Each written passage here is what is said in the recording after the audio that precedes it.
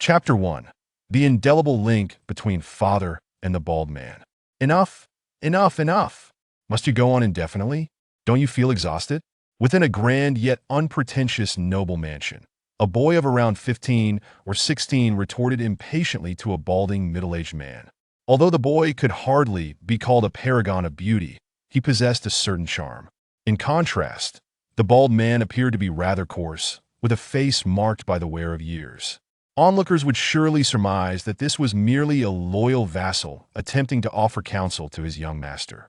Brat, I urge you to cultivate for your own good. Just look at yourself, you have a fine foundation. Yet at 16, you are only at the third-year level. Look at your brother. Now look at yourself, the middle-aged man said, seemingly realizing his error as he trailed off. The boy's face twisted into a sardonic smile. Go on, continue. Yes, I'm well aware of my brother's prowess. Now let's see who else has something to say. By the end, the boy nearly shouted the last four words. The middle-aged man's expression darkened, but the boy, undeterred, pressed him relentlessly with scathing words. As the confrontation escalated, the middle-aged man's composure began to fray, and he started to retaliate, reigniting a familiar argument between them. This may seem puzzling. How could a vassal treat his lord so insolently without being cast out of the household after all these years? Perhaps his abilities were so impressive that even the head of the family could tolerate such behavior. Just then, another voice interjected, revealing the true nature of the relationship. Jack, father, please, no more fighting. What if outsiders overhear? It would only become a joke. What? Those two are father and son? Goodness, how could a bald man like you possibly father such a somewhat handsome child? Cough, cough. Are you completely certain he's truly your blood? Hearing the escalating altercation, a young man promptly rushed in from a room where he had been attending to military affairs. Observing the scene before him, a tall figure beside a boy felt an overwhelming headache. This young man bore some resemblance to the boy he had referred to as Jack, though his demeanor exuded a calmness tinged with wisdom. However, to assume he was merely a feeble scholar would be a grave misjudgment. He was, in fact, the elder brother, renowned for his exceptional prowess in both martial and other fields. He was considered one of the best within the empire, if not the entire world, among his peers, with only a handful of others his age capable of rivaling him. Thus, it was no wonder he was the measure against which their father compared Jack. Elder brother, you must understand, this stubborn bald man keeps unnecessarily provoking me. I have no intention of inheriting his title as Duke. Whether or not I cultivate is my business. It has nothing to do with him. The family has you to inherit the title. What does my cultivation matter? With his elder brother stepping in, Jack's demeanor softened slightly, revealing a level of respect for his sibling. Although he still peppered his words with expletives, his tone had become noticeably calmer. Brat, mind yourself, I am your father. Have you ever referred to your father as stubborn bald man? Before Jack could respond, the middle-aged man exploded, and it was hardly surprising what father could remain composed when subjected to such disrespectful taunts. Try calling your own father that if he were bald, and see how quickly he loses his temper. Get as far away as you can. Father? You stand idly by while our mother and sister perish. How can you even call yourself a father? And now you fall silent. When it comes to this topic, no words? You think acting pitiful will absolve you of your misdeeds? It's utterly repulsive. Jack spat onto the floor, his contempt evident, before storming out, leaving his father and elder brother with expressions of helplessness tinged with an indescribable sorrow. Jack, whose full name was Sojas v. Blustane, was 16 years old this year. His father, Bogas, the bald man, was the current head of the Blustane family and also the navy commander of the Fran Empire, known as the Strongest. His elder brother, Raymond, served in the military as well and had achieved the rank of colonel at just over 20. Despite his youth, Raymond was exceptional in every regard, and no one believed he had reached his position solely due to family connections. Regardless of opinions about their family, none spoke ill of Raymond. Raymond was indeed a source of pride for the Fran Empire, representing the pinnacle of the younger generation. As for Sojas, according to their father, he was currently a third-tier swordsman, a remarkable achievement for a 16-year-old, though still somewhat underwhelming compared to Raymond's own accomplishments at that age. It was clear that Soja's sporadic dedication to his training was reflected in his abilities. Thus, It was understandable that Bogas was anxious about his son's dedication to cultivation. Any father would be frustrated watching their child squander their talent. Even without familial ties, any reasonable observer would lament such a waste of youthful promise. Of course, rivals observing this scene would either revel in misfortune or seize opportunities to add insult to injury. Unfortunately for Sojas, he had no shortage of rivals, and his social standing among peers was not as illustrious as one might expect, despite being among the strongest of his age group. Storming out of the house, a dark scowl on his face, Sojas encountered passers-by, who quickly made way for him. Anyone who had heard of his name understood that he must have just had another spat with his father. Provoking him at such a moment would be exceedingly unwise. Bah! What's so great about being the Navy commander? It's all complete nonsense. Ninth tier, you think that's impressive? If you're so capable, why didn't you save mother and sister? To speak such words in front of his father, then repeat them after leaving, suggests that the conflict between Sojas and his father went far deeper than simply pressuring him to practice. It likely stemmed from other deeply rooted issues troubling them both. Chapter 2. It is justifiable to resent you. Am I not reasonable? This world exists in the age of exploration, comprising 7 continents and 9 vast oceans. Each continent is governed by a powerful empire, collectively known as the 7 Great Empires. They are the Alonso Empire in the Twilight Sea, the Corte Empire in the Five-Colored Sea, the Saint Content Theocracy in the Crystal Sea, the Longyuan Kingdom in the Azure Sea, the Winter Kingdom in the Frigid Ocean, the Fianna Empire in the Dreamland Sea, and lastly, the Fran Empire, where Sojas resides, located in the Sacred Beast Sea. In addition to the 7 great empires, there are numerous relatively weaker kingdoms scattered throughout their seas, some of which are independent, while others have become vassals of the empires. Despite the current animosity between Sojas and his father, he once idolized his father in his childhood. Whenever his father returned home, he would eagerly run to him, requesting tales of his father's heroic exploits. As a father, Bogas could not help but relish his son's admiration. Being the naval commander of the empire and one of the world's few formidable warriors, Bogas had countless tales of valor to recount. After sharing these stories, he would encourage his youngest son to aspire to become a great naval officer in the future. It was believed that such a blissful life would persist indefinitely, until 8 years ago when Soji's mother, Catalea, took him and his sister, Alice, to the founding celebration of the Fianna Empire. They assumed that visiting an allied nation would pose no danger, especially considering the considerable size of the fleet escorting them. Thus, Catalea succumbed to her youngest son's pleas and brought him along. However, who could have foreseen that this seemingly safe place would suddenly turn treacherous? Without any warning, the Fianna Empire launched an attack on Soji's family. Had it only been an attack, Sojas might not have blamed his father. Yet, the real tragedy lay in the fact that spies embedded within the Fran military poisoned the very ship carrying Soji's family, resulting in the death of all aboard.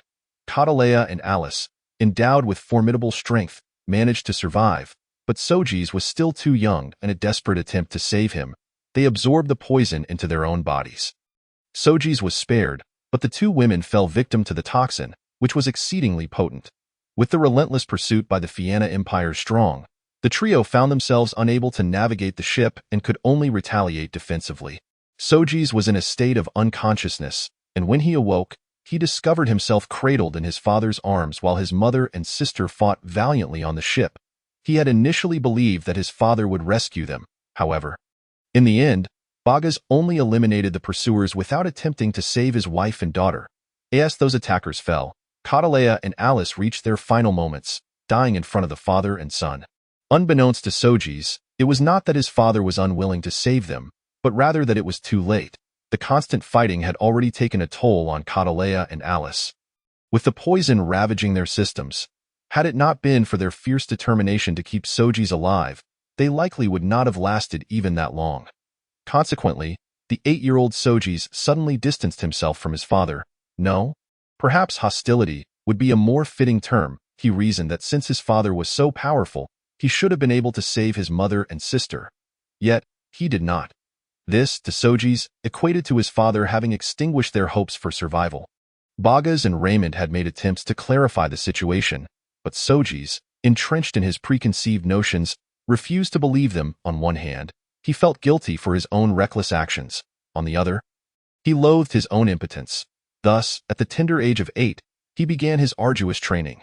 The 3 younger generations of the Bruston family were prodigious, and within just a few years, Sojeas had achieved the rank of a second-tier swordsman by the age of 11. His extraordinary prowess at such a young age shocked everyone. Sojeas, feeling a sense of pride, decided to personally guide his son's training. However, much to his surprise, Sojeas' intervention did not elicit gratitude from Sojeas. As time passed, Sojeas' dissatisfaction with his father morphed into resentment. Rather than emerging as a more formidable warrior, he stubbornly halted his training out of spite. "You wish for me to become a naval officer? Then I shall defy your wishes. If you have the capability, strike me down. After all, you have already caused the deaths of my mother and sister. What difference does my life make?"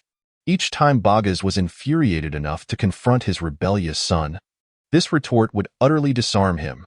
Thus, this strained dynamic persisted for 5 long years, during which the cumulative time Sojeas dedicated to earnest training barely exceeded 3 months. It is evident how deep his resentment towards his father had grown. Although he harbored ambitions of vengeance against the Fianna Empire once he attained sufficient strength, he simultaneously sought to thwart his father's desires. This complex mindset led to a sporadic commitment to training, interspersed with a tendency to squander time. Upon entering the Imperial Academy at the age of 12, Sojeas' second-tier status garnered considerable attention from the faculty, who used him as a benchmark to inspire the other students. However, this treatment placed him under immense scrutiny, as many noble offspring at the academy were not only proud but also disdainful. They could overlook the first few instances of his standing out, but with daily reminders, their animosity towards Sojeas began to fester. Thus, Sojeas' troubles commenced. During the 8 months he spent at the academy each year, he faced constant provocations. Over time, his normally temperate demeanor began to fray, resulting in retaliatory actions. Given his superior strength, no matter the provocation, he emerged victorious. Within half a year, he had bested nearly all the noble students in his year. The faculty, while exasperated by Sojeas' antics, understood that the fault did not lie with him. They worried, however, that since he had not engaged in training since his enrollment, he might not reach his full potential in their eyes. If Sojeas were to apply himself, he could become another Sojeas, or perhaps even surpass Raymond. Though Raymond was also exceptional, his temperament did not lend itself to inspiring the morale of his subordinates. His role as a marksman further limited his ability to lead from the front. In contrast, Sojeas was the true heir to the Bruston family's martial legacy. Despite his apparent disinterest in training, by the age of 16, he found himself pursued by several distinguished noble youths. Yet, should he truly give his all, even a group of them might struggle to defeat him, and the most likely outcome would be that he would remain the sole survivor in the dueling arena. Chapter 3. Exploration of the ruins. Having departed from home, Sojeas proceeded directly to the Imperial Academy, situated on the outskirts of the eastern side of the imperial capital. This location facilitated practical training for the students.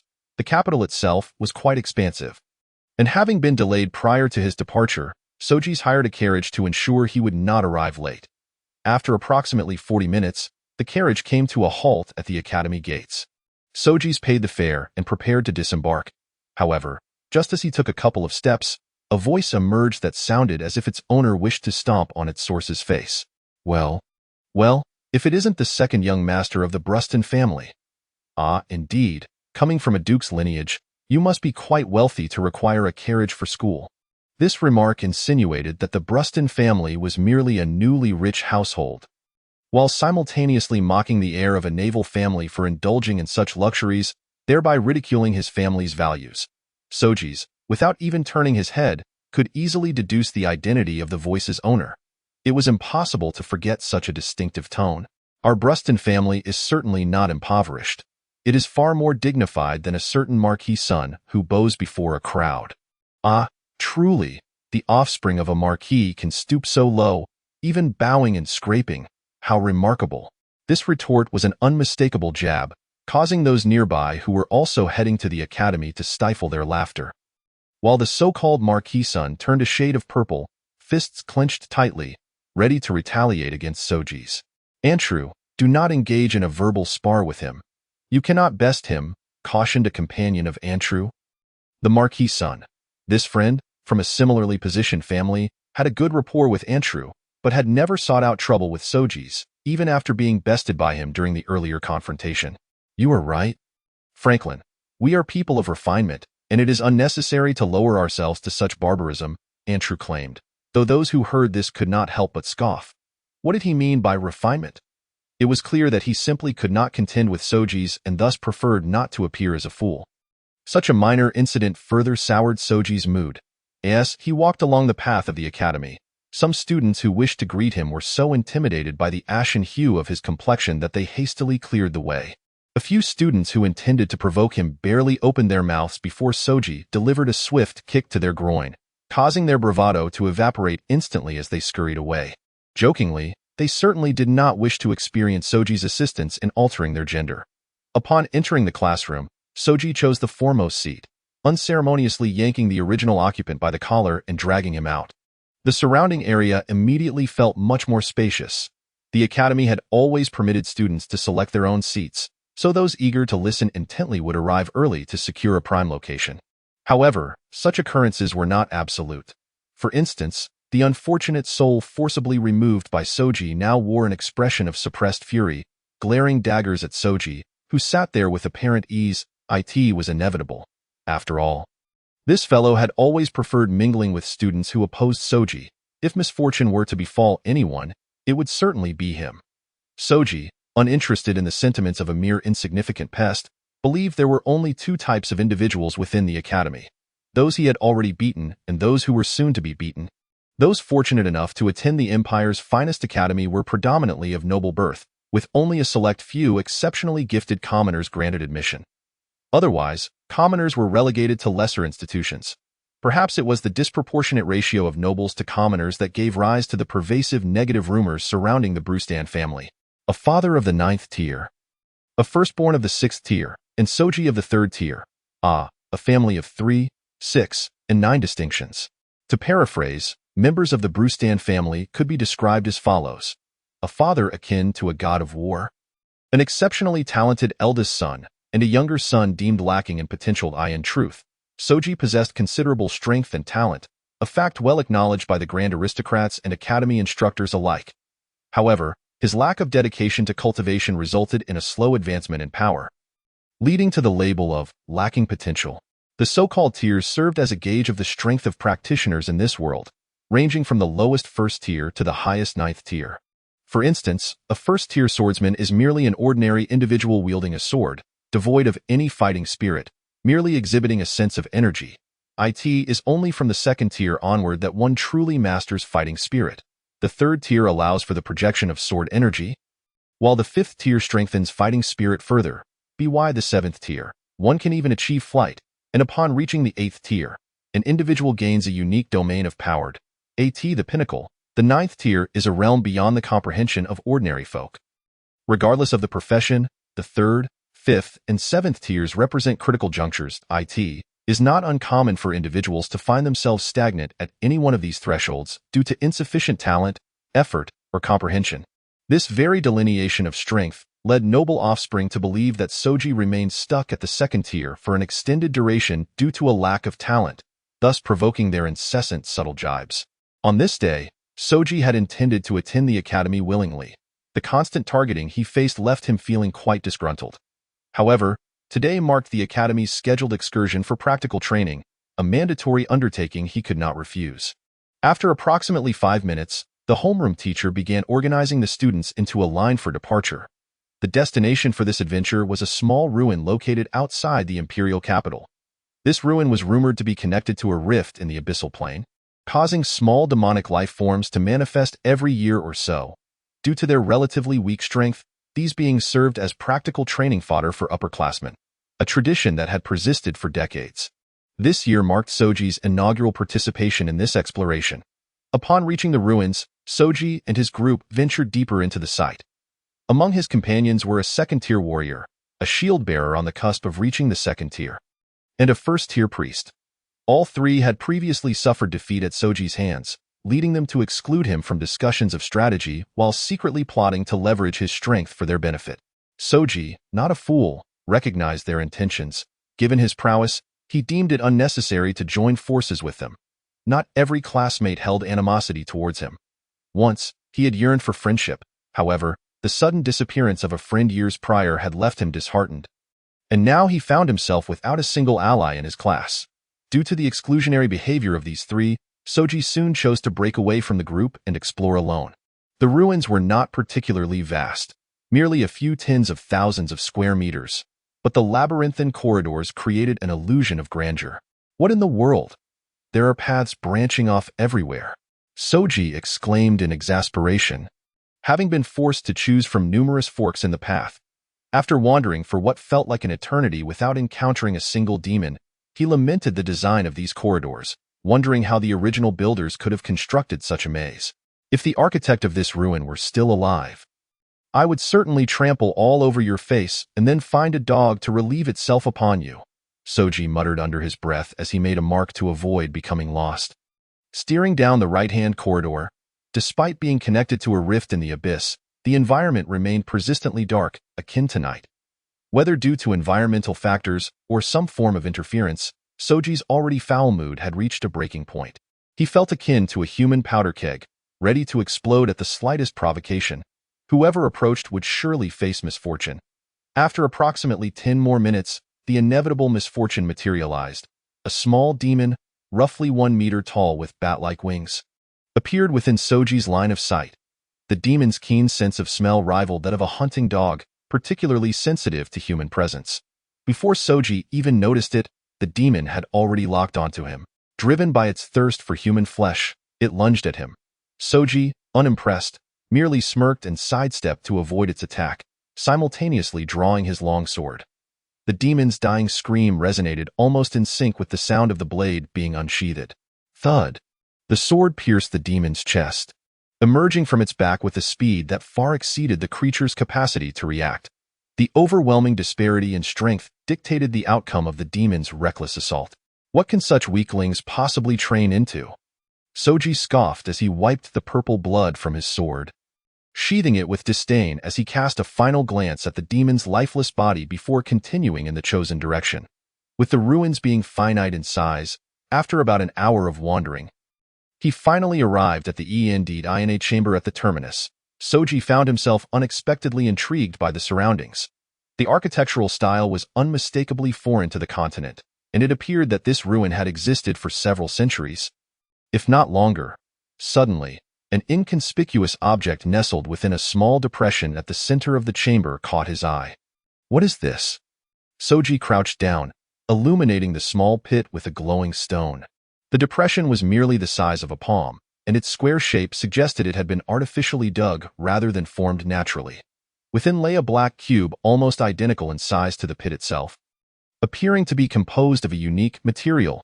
Driven by curiosity, Soji extended his empty right hand toward it. What the hell? What's happening? As soon as he placed his palm near the cube, a violet glow abruptly emanated from it. Startled, Soji instinctively withdrew, but it seemed the glow had a mind of its own, shooting directly towards his forehead. Soji was unable to evade in time as the light surged into his mind. Ah! A deep howl escaped his lips. Even Soji, typically resolute, found himself kneeling, clutching his head in agony. The violet glow, as if possessing a life of its own, invaded his mind, causing a collision that rendered him nearly senseless. Had it not been for his ironclad will, he would have succumbed to the unbearable torment, losing consciousness.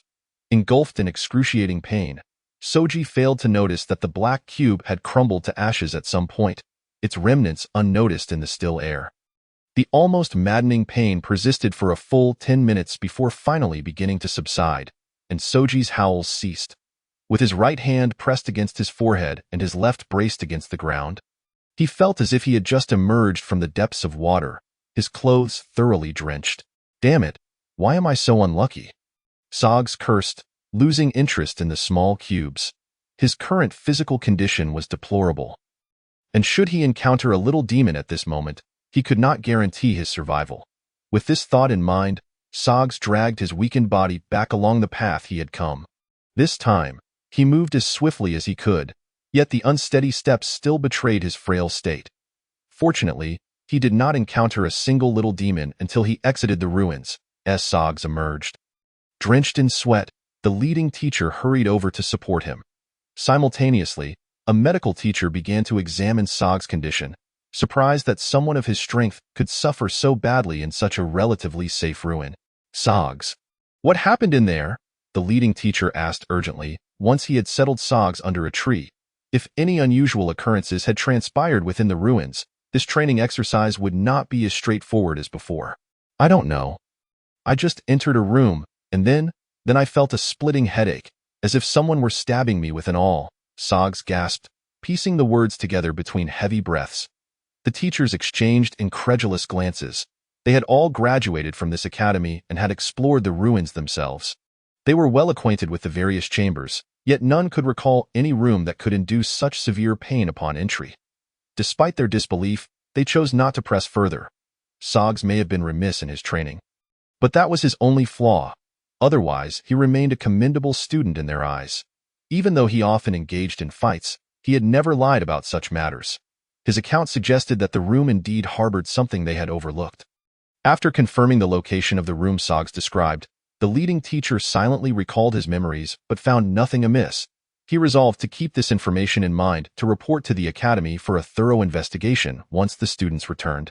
Little did they know that even if they were to investigate, they would uncover no explanation, for the small cube that was the root of the issue had already been destroyed, rendering any similar incidents impossible. Following Sog's experience, the idle teachers entered the ruins to forcibly bring back the remaining students. Should any accidents occur, it would not be a trifling matter.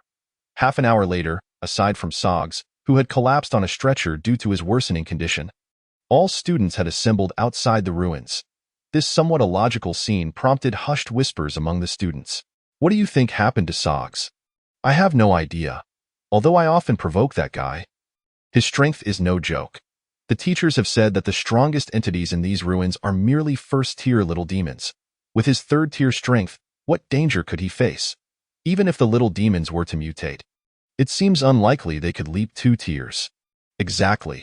Could it be that some life forms other than little demons have appeared in the ruins? That must be it. Otherwise, I can't fathom how he could be in such a state. While the students murmured, Sogs was oblivious to their speculations. Upon his exit, the relief allowed the pain that had dulled to intensify once more. This new wave of agony was even more acute, clouding his senses. The medical teacher attending him felt his forehead and discovered a dangerously high fever, prompting him to rush back to the academy for treatment. Upon returning to the academy, even the venerable headmaster could not discern the root of Sog's ailment.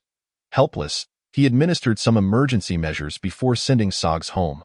The boy, who had left exuberantly, shouting alongside Bogas, returned looking as though he were on the brink of death. The butler, seeing this, became frantic, hastily notifying Bogas and Raymond, who were still at the military headquarters. Upon hearing of Sog's serious condition, they rushed back. When they arrived, they found Sog's face was not only pale but his body was also turning red. Although he was awake, he remained unresponsive to their calls. Quickly, summon the best doctors and the finest priests, Bogas shouted, frantic. Despite any rebelliousness, Sogs was still his son. The usually formidable Bogas, feared on the battlefield, displayed a rare vulnerability at that moment. Witnessing Sog's torment filled him with dread. He had already lost his beloved wife and an exceptional daughter and could not bear to lose another child. Oblivious to the turmoil around him, Sogs was grappling with his own thoughts. If someone could delve into his mind, they would realize that his predicament was not as dire as it seemed. However, this apparent lack of severity was solely from a medical perspective. From other viewpoints, the complexity of his situation had reached an insurmountable level. Is it possible that besides this world and the abyssal realm, there exist other dimensions? In the recesses of his mind, Sogs was taken aback. Upon returning home, a new memory had surfaced, a memory belonging to a condemned prisoner from Earth. After his execution, the fragmented soul inexplicably found its way into this realm.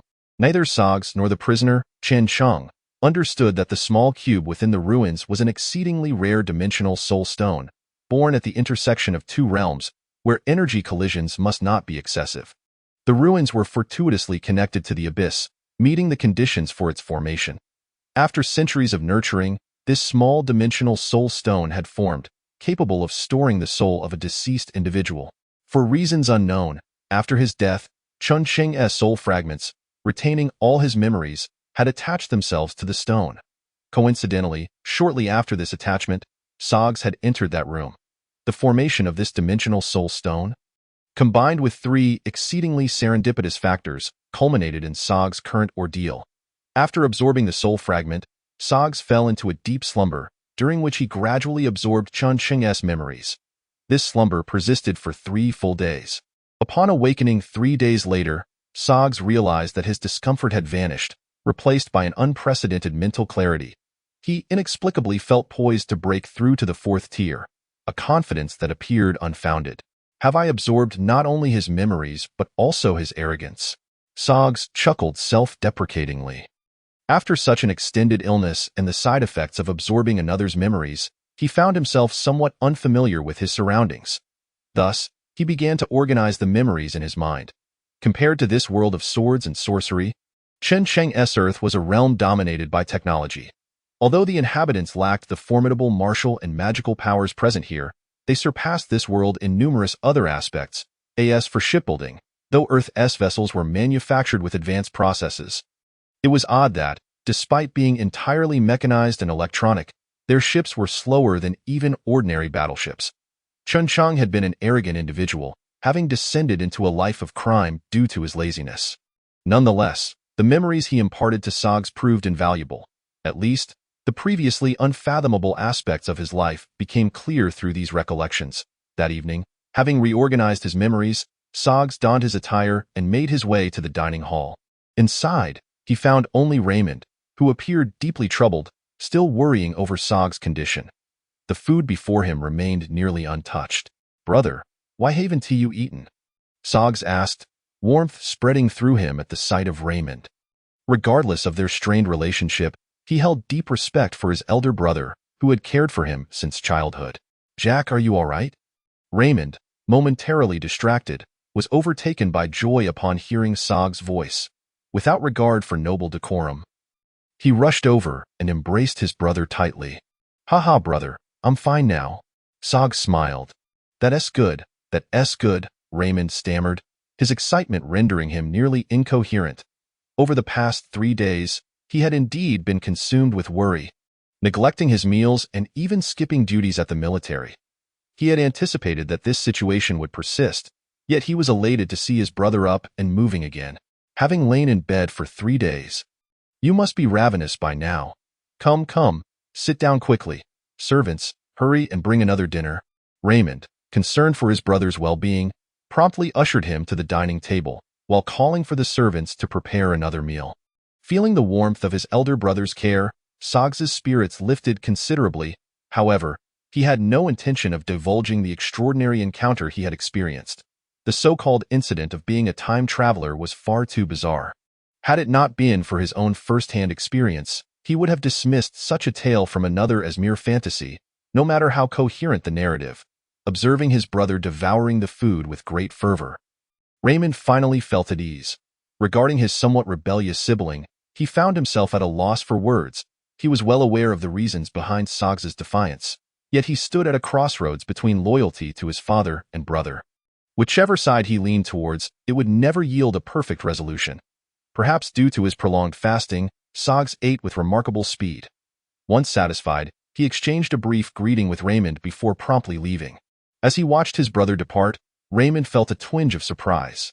It had been a considerable time since Sogs had dedicated himself to rigorous training. How curious that, after falling ill, he would choose to return to the training grounds. Gripping his sword tightly, Sogs, although still a bit frail from his recent illness, found no hindrance in resuming his practice.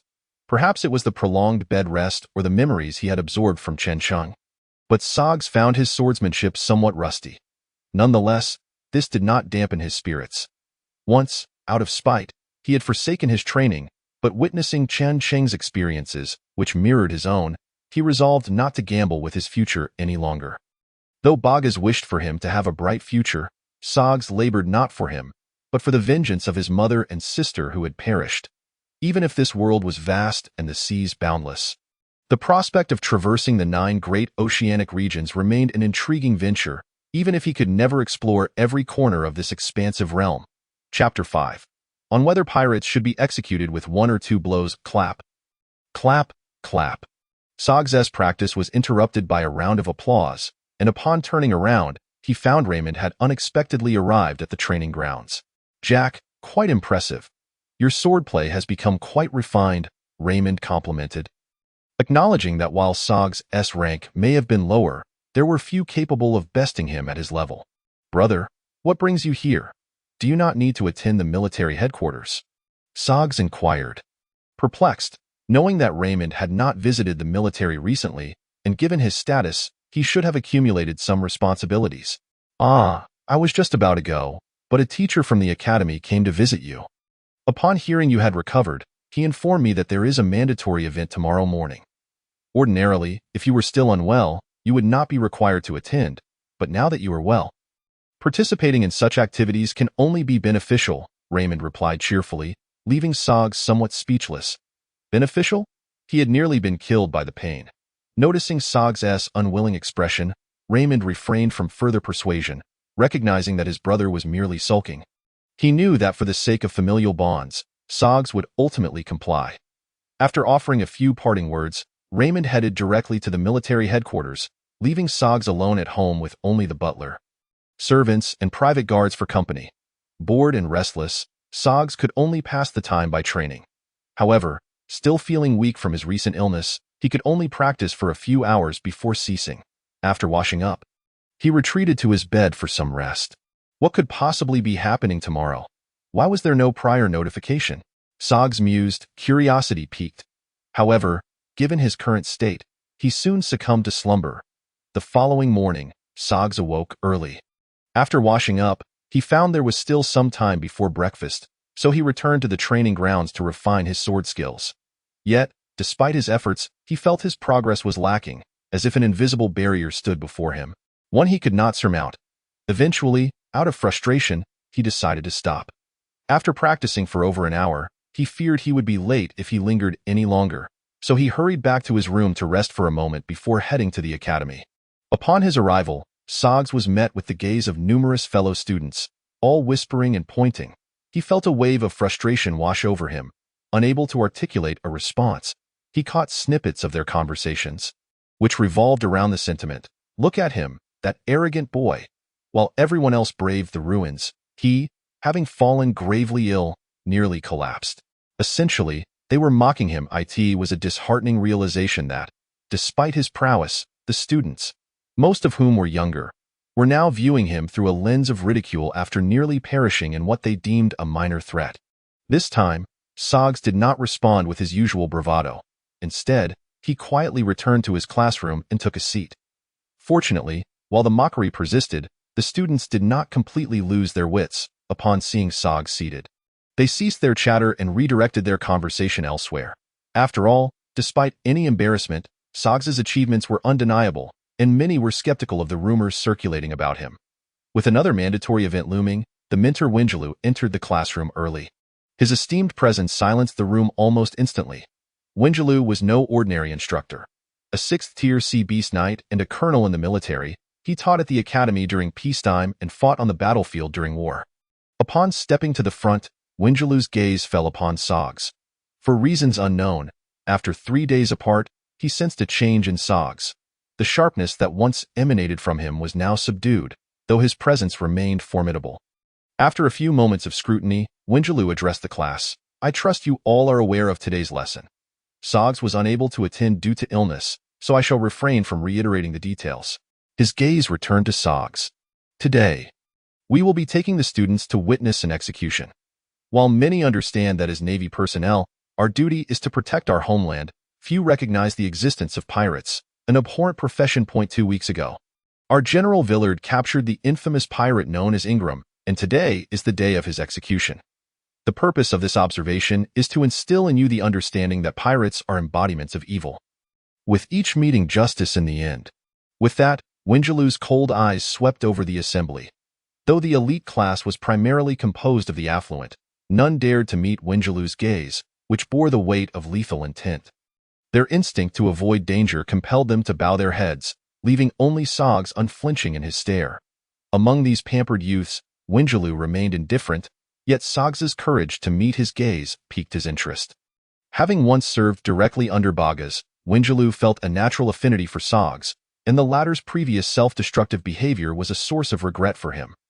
What a promising talent, wasted by the treachery of the Fianna Empire. Winjaloo lamented inwardly before organizing the class to proceed to the Imperial execution platform. The platform was situated on the southern coast of the Imperial capital.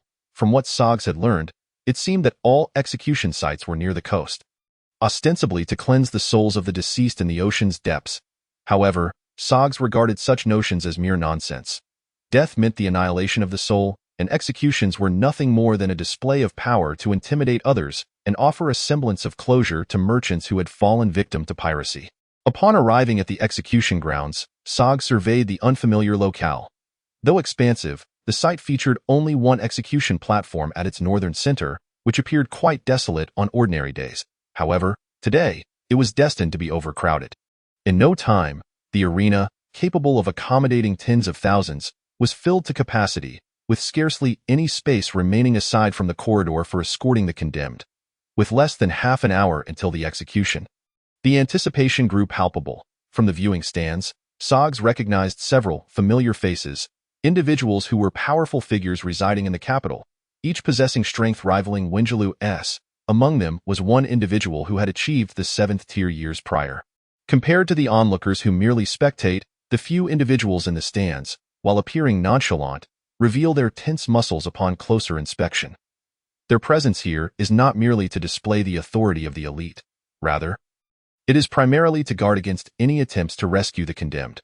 Shortly thereafter, a brown-haired man, shackled at all 4 limbs, is brought forth by the Navy.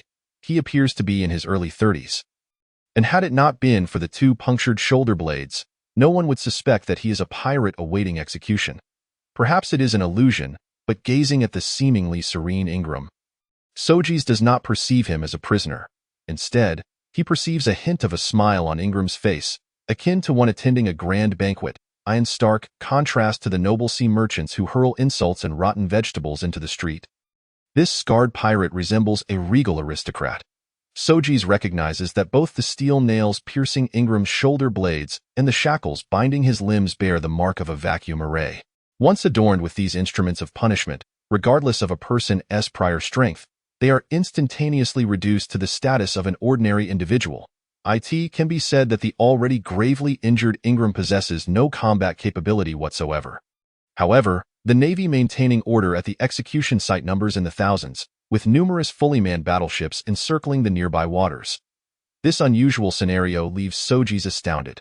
Clearly, the Navy is not concerned about Ingram himself, but rather about the remnants of his pirate crew.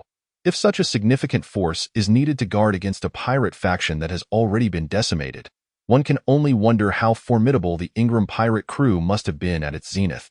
Sojeas had previously envisioned pirates as a disorganized rabble, possessing but a few ships, seizing merchant vessels, and fleeing from the Navy.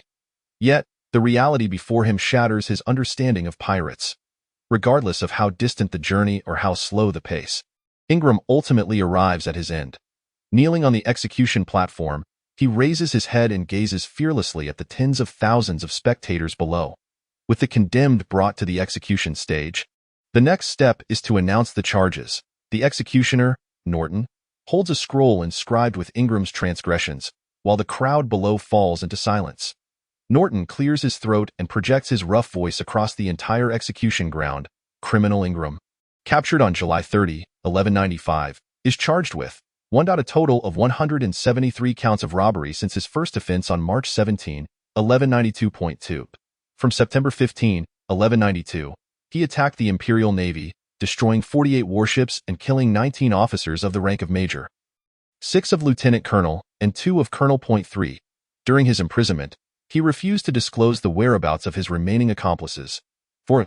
As a member of the Fran Empire's navy, he betrayed his homeland and descended into piracy. A crime of the highest order. The aforementioned charges constitute serious violations of the laws of the Fran Empire and have significantly impacted the lives of the citizens of Farah. According to imperial law, it is decreed that Fry Ingram shall be executed at noon on August 14, 1195, with immediate effect. Following the pronouncement of Ingram's crimes, he pays no heed to the cheering rabble. Sojeas is astonished by Ingram's audacity. A pirate crew capable of committing such heinous acts. Could this truly be just a pirate? My goodness. I never imagined he could appear so refined while being so ruthless. What does it matter? Just because he looks honest doesn't mean he is. That logic is absurd. Well, I don't care about any of that. Even if Ingram hadn't betrayed the Empire, I've heard he committed a vile act, framing a rival of his same stature to ascend the ranks. But what happened later? The evidence was uncovered, and he felt he could no longer remain. Thus turning to piracy. Geez, looking at it this way, he truly deserves death. Of course, I'm currently speculating whether he'll die from a single stab or two. Such scum deserve nothing less than death. Nearby, a group of gossiping civilians loudly discuss the matter. Initially indifferent, Sojeas becomes intrigued upon hearing mention of a rival. He vaguely recalls that his sister had a lover before her sacrifice, a student of Sojas, who was once a prodigy of unparalleled talent. However, he later vanished under mysterious circumstances. Could it be that the gossiping civilians are indeed referring to his sister's former fiancé? Observing Ingram kneeling on the execution platform, the officer at the center of the stand sighs. Once, Ingram was a rising star of the Fran Empire, his influence rivaling that of the current Raymond, and in terms of personal strength, he even surpassed him. Alas, while the seas are home to many naval talents from various nations, they are equally a haven for pirates drawn by the allure of the unknown. Ingram is not the first naval officer to fall from grace. Nor will he be the last. Hearing the sigh from behind him, Ingram smiles. Is it difficult for you to confront a former comrade, Lord Jacob? Jacob approaches him slowly, speaking in a somber tone. I merely reflect on what force could lead someone like you to willingly descend into depravity. I cannot fathom what mysteries the sea holds that would compel you to abandon your homeland, knowing full well that your end would be grim. Can you tell me why you chose this irrevocable path of piracy? Contemplating his former comrade, Ingram pauses for a moment before smiling again. As one who yearns for freedom, only the vast ocean can be our true home. Jacob remains silent, their stances diverging. To him, justice supersedes all, while for Ingram, freedom reigns supreme. Perhaps in Ingram's eyes, individuals like Jacob, bound by royal and noble ties, are the truly pitiable ones. The time has come. Execute. At the executioner's command, the soldiers flanking Ingram aim their bayonets at his back. Just as they are about to plunge them in, a gunshot rings out. Yes, merely a single gunshot, and a blood hole appears in the foreheads of both executioners. The sudden turn of events sends the civilians into a panic. Yet, for reasons unknown, despite their fear, they seem more exhilarated. Thus, although screams echo throughout the execution ground, few flee. Perhaps their long residence in the imperial capital has instilled in them a sense of pride and a nearly blind sense of security. With the sound of the gunshot, as if signaling a cue, Sojeas observes figures emerging from the corners of the execution ground, remnants of the Blackwing pirates hidden among the crowd. Chapter 6. The Daydreams Set Sail. Damn it, they have indeed come, Jacob curses under his breath, swiftly organizing his soldiers to confront the enemy. The soldiers assigned here are certainly not of ordinary caliber, yet his furrowed brow reveals his doubts about their ability to withstand those seasoned fighters whose notorious names echo across the 9 seas and are inscribed on the bounty lists of the 7 empires. Only those of exceptional skill could survive such a siege. Jacob sighs internally, yet he knows the objective of the opposing force. He dares not make any moves, for he understands that the vice-captain of the Blackwing pirates is also one of the survivors of that battle. The cold shot that claimed the lives of 2 soldiers was fired by him. A 6th-tier gunman can inflict fatal harm on a 7th-tier practitioner. Gunmen are inherently suited for slaying foes beyond their rank. Unless they reveal themselves, those specializing in telekinetic shooting are difficult to detect. Pitiful souls, Ingram muses, fully aware that his subordinates would risk their lives to save him. However, his lament is not directed at them, but rather at those foolish civilians who find thrill and excitement in the pirates' rescue attempt. Although the rescuers are skilled, they number only in the hundreds, while the defending soldiers are in the thousands. Outnumbered and outmatched, Ingram sees no chance of victory. Mere minutes into the clash, he witnesses his weaker subordinates falling one after another. The once quiet execution platform erupts into laughter. This mirth emanates from the increasingly feeble Ingram. White Snake, Old Bear, Knife Demon, I know you are all here. Cease your actions and listen to me. His robust voice commands silence throughout the execution ground, with only the clash of weapons between the Blackwing pirates and the Navy resonating. Brothers of the Blackwing pirate crew, especially you, White Snake, I know you are still nearby, searching for an opportunity to rescue me. However, if you still regard me as your captain, then heed my final command. Retreat. Upon this decree, all the sailors were momentarily stunned, and the civilians were equally perplexed. Years of imperial propaganda, coupled with the persecution many had faced at the hands of pirates, led them to believe that pirates were nothing but despicable scum. Steeped in malevolence, weak yet bullying the feeble, and cunningly opportunistic. Yet, Ingram's orders shattered their preconceived notions.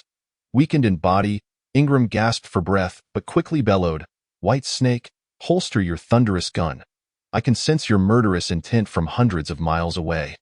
You have followed me since my days in the Navy, my old comrade, and you should know what I desire. Freedom. That is all I seek. While I may not live for freedom, I am willing to die for it. And that is commendable. As a pirate, one cannot expect a noble end. White Snake, you ought to understand this truth." White Snake, the vice-captain of the Blackwing pirate crew and a sixth-tier marksman, once served as Ingram's direct deputy and is also the crew's chief strategist. Understanding his old subordinate and comrade well, Ingram realized that White Snake had not taken his words to heart, prompting a bittersweet smile. Yet, who could assert that this smile did not carry a tinge of solace and pride? With a newfound determination, a peculiar light ignited in Ingram's eyes. "Brothers, I know you fear not death, but as your captain, I cannot bear to see you sacrifice your lives for a battle devoid of hope. Remember, even as we tread the line between the mortal realm and the underworld, pirates must still cherish life. A pirate, wherever they roam, is the most unrestrained of groups. Only those who act on their whims and seek vengeance are true pirates." With those words, Ingram coughed up black blood and subsequently collapsed upon the execution platform. Nearby, a mournful wail echoed as a robust man with one arm fired his weapon repeatedly. From the stance alone, Sojas believed he could rival his elder brother's strength. Without question, this one-armed giant was White Snake. As Ingram's old comrade, he was privy to all the captain's secrets. Hidden within Ingram's molar was a small poison sac containing a heart-corroding toxin, typically shielded by a layer of corrosion-resistant gold paper. Ingram possessed a unique ability known as dual venom fangs, which enhanced his combat prowess after being poisoned. The purpose of the poison sac was to allow him to sacrifice himself in dire straits, granting his comrades a chance at survival. Regrettably, this time he was captured by an 8th-tier superpower, and before he could shatter the poison sac, he was rendered unconscious. The heart-corroding toxin was fatal upon contact.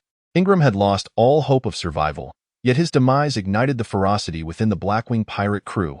At that moment, fewer than 50 members of the Blackwing pirate crew remained, but even on the brink of annihilation, not a single pirate chose to retreat. Even though they understood that retreating might allow them to survive amidst the chaos, Jacob had already engaged White Snake in battle, having left the execution platform. Although White Snake's marksmanship remained precise and powerful, Jacob no longer feared him. The reason a marksman could fight beyond their rank lay in their extraordinary range, formidable weaponry, and uncanny calmness. Despite White Snake's gun still posing a lethal threat, he had lost the vital composure that a marksman needed after the captain's death. Furthermore, Jacob had closed the distance, rendering White Snake no match for him. Bang! White Snake unleashed the Death's Declaration, a phantasmic shadow erupting from the barrel. Reminiscent of the Grim Reaper. Battle-hardened, Jacob recognized the terror of this move. The shadow was merely an illusion created by telekinesis, leading the target to misjudge the timing of the bullet's trajectory and falter in their defense. Yet, in that moment, Jacob chose not to evade but instead shielded his forehead and heart with his arms. He understood that for a proud marksman, the most lethal target was the most worthy of attack. As anticipated, the bullet struck Jacob's left arm, but its tremendous force not only pierced through, but also obliterated the aura he had been channeling at his forehead. Even with Jacob's strength, the aftermath of the Death's Declaration left him momentarily dazed. Nonetheless, as a man of resolute will, he instinctively retaliated with a right hook, shattering White Snake's last glimmer of hope. White Snake fell, witnessing the last of his brothers perish beneath the Navy's onslaught, and he lost the will to rise and fight again. He suddenly felt that dying on the same day as his captain was In fact, a commendable choice. On August 14, 1195, what began as an ordinary day would be etched in history due to a singular event. The venomous fangs of the pirate elite, Ingram, were executed by the Frankian Empire, and his Blackwing pirate crew was obliterated in the battle to rescue their captain. The remnants of the Blackwing pirate crew were thoroughly eradicated, signaling the conclusion of this endeavor. After the disbandment, Sojas returned home, harboring deep disdain for Ingram's final words. Indeed, it was not admiration but contempt he felt. Despite Ingram's impassioned rhetoric upon the execution platform, if he truly cared for his brothers, why did he not end his own life sooner? Why wait until he was on stage to utter such noble sentiments? Had he taken his own life earlier, there would have been no execution scene today. White Snake and his crew would have known that their captain was already dead. They would either have disbanded or allowed White Snake to assume command. In any case, upon confirming their captain's demise before their arrival, they would not have recklessly thrown their lives away. Nevertheless, Ingram had calculated everything meticulously, knowing he was doomed that day. Why not portray himself as a figure of righteousness, ensuring that after his death, he would leave behind a commendable legacy? After all, it was because he had loyal subordinates who would risk their lives, even if it was merely to retrieve his corpse. With such devotion, Ingram could consider himself a noteworthy figure. Thus, Sojas regarded Ingram with scorn, increasingly convinced that he was the one who had orchestrated his own brother-in-law's downfall years prior. Did he not hear the executioner enumerate the charges? Just the ships he had destroyed from his own nation numbered 48. If he had merely been a commoner, one could overlook it, but he was a Frankian officer. Instances of betrayal had occurred before, yet how could he justify targeting his own country's vessels? Regardless of his reasons for treachery, he owed his very existence to the Frankian Empire. Not only did he fail to repay his debts, but he also turned against his homeland. Even after capture, he had the audacity to speak with such lofty ideals. Yet, there was some merit to his arguments. During the battle before the execution platform, civilians had gathered too densely, resulting in over 300 fatalities among them, most due to trampling, while others were used as human shields by the pirates. In contrast, although the Navy suffered greater losses, many of their dead were also victims of hesitation, killed out of concern for hostages. Despite any discord with Sojas, Sojas held a respectful attitude toward his nation's navy. The following day was a rest day, and Sojas remained at home to train. Having witnessed the clashes among the powerful, he found his perspective broadened once again, and his training speed noticeably improved, filling him with inner joy. This elation made even the simplest sword practice yield greater effectiveness than usual. Haha, I initially doubted your brother's claim that you had been training, but it appears you have truly come to terms with it. Haha, well done, my Sojas. Silence. I am not like your unscrupulous father. Without turning, Sojas instantly recognized the voice's owner, feeling as if he had swallowed a fly, his stomach churning. How was it that he could not shake him off? You. The newcomer was indeed Sojas. It was not only Sojas' day of rest. He had also returned home to recuperate after a series of demanding tasks. The military headquarters, after Raymond reported Sojas' recovery, he mentioned that his brother had recently resumed rigorous training, prompting Sojas to rush to his training grounds, filled with skepticism yet eager to see the progress. However, before he could express his pride, Sojas had already shot back at him, leaving Sojas momentarily speechless. Ha, Sojas expressed disdain. I cultivate for you, for heaven's sake. Are we even familiar? You are my father, the remarkable one who caused my mother's demise. Does such a person have the right to bear that title? Anger surged within him, and the moment Sojas heard Sojas' voice, the remnants of his earlier good mood dissipated. His thoughts became chaotic, rendering him unfit for training. Thus, he sheathed his sword and began to walk back, forcefully bumping into Sojas with his shoulder along the way. This action ignited Sojas' fury completely. Normally, he could tolerate cold jests and even harsh insults. But today, daring to provoke him, his own father, was intolerable. Would he be next to wield a knife against him? Stop right there. Sojas bellowed, his voice strained as he shouted. Perhaps due to his anger, sweat poured from his forehead, making his bald head shine even brighter under the sun in the midst of battle. Such a roar would usually instill terror in his opponents, yet today, the only one unmoved by his wrath was his own son. Despite his father's furious shout, Sojeas continued to saunter towards the training grounds exit, swaying as if unaffected, his steps unyielding and steady. On any other day, Sojeas would have easily exited the training grounds without hindrance from Bagas. However, today, Bagas's emotions fluctuated violently, his anger burning hotter than usual, prompting him to act without a second thought. In the blink of an eye, his massive form had already blocked the entrance 100 meters away. Step aside. I have no desire to train today. Sojeas frowned, startled by this unprecedented behavior. What madness had overtaken this man? He failed to consider what he had done to provoke his father's wrath. Have you gone mad? Bagas managed to squeeze out through clenched teeth, his fists, as large as cooking pots, cracking ominously. Feel free to hit me. I cannot hope to defeat you, Sojeas retorted, maintaining his infuriatingly nonchalant demeanor. This time, however, Bagas could no longer contain himself, and with a swift motion, he struck Sojeas, sending him sprawling to the ground. Crack! Bagas's furious slap, imbued with all his strength, could have easily felled a 7-tiered diamond mammoth known for its defense. Yet, he retained a modicum of restraint, lessening the force to a fraction. Nevertheless, the blow still sent Sojeas flying 6 or 7 meters to the right of the training grounds entrance, his cheeks swelling as if an apple had been lodged within. Pa! Sojeas spat out blood but did not cry out in pain. Rising, he brushed off the dust from his clothes and passed by Bagas without a single glance, as if merely stung by a wasp, treating his father as nothing more than a stranger. Chapter 7. Setting sail. Bagas's disappointment in his son led him back to the Navy headquarters. Upon returning, he encountered Raymond, who did not inquire further, as his father's expression of helplessness spoke volumes.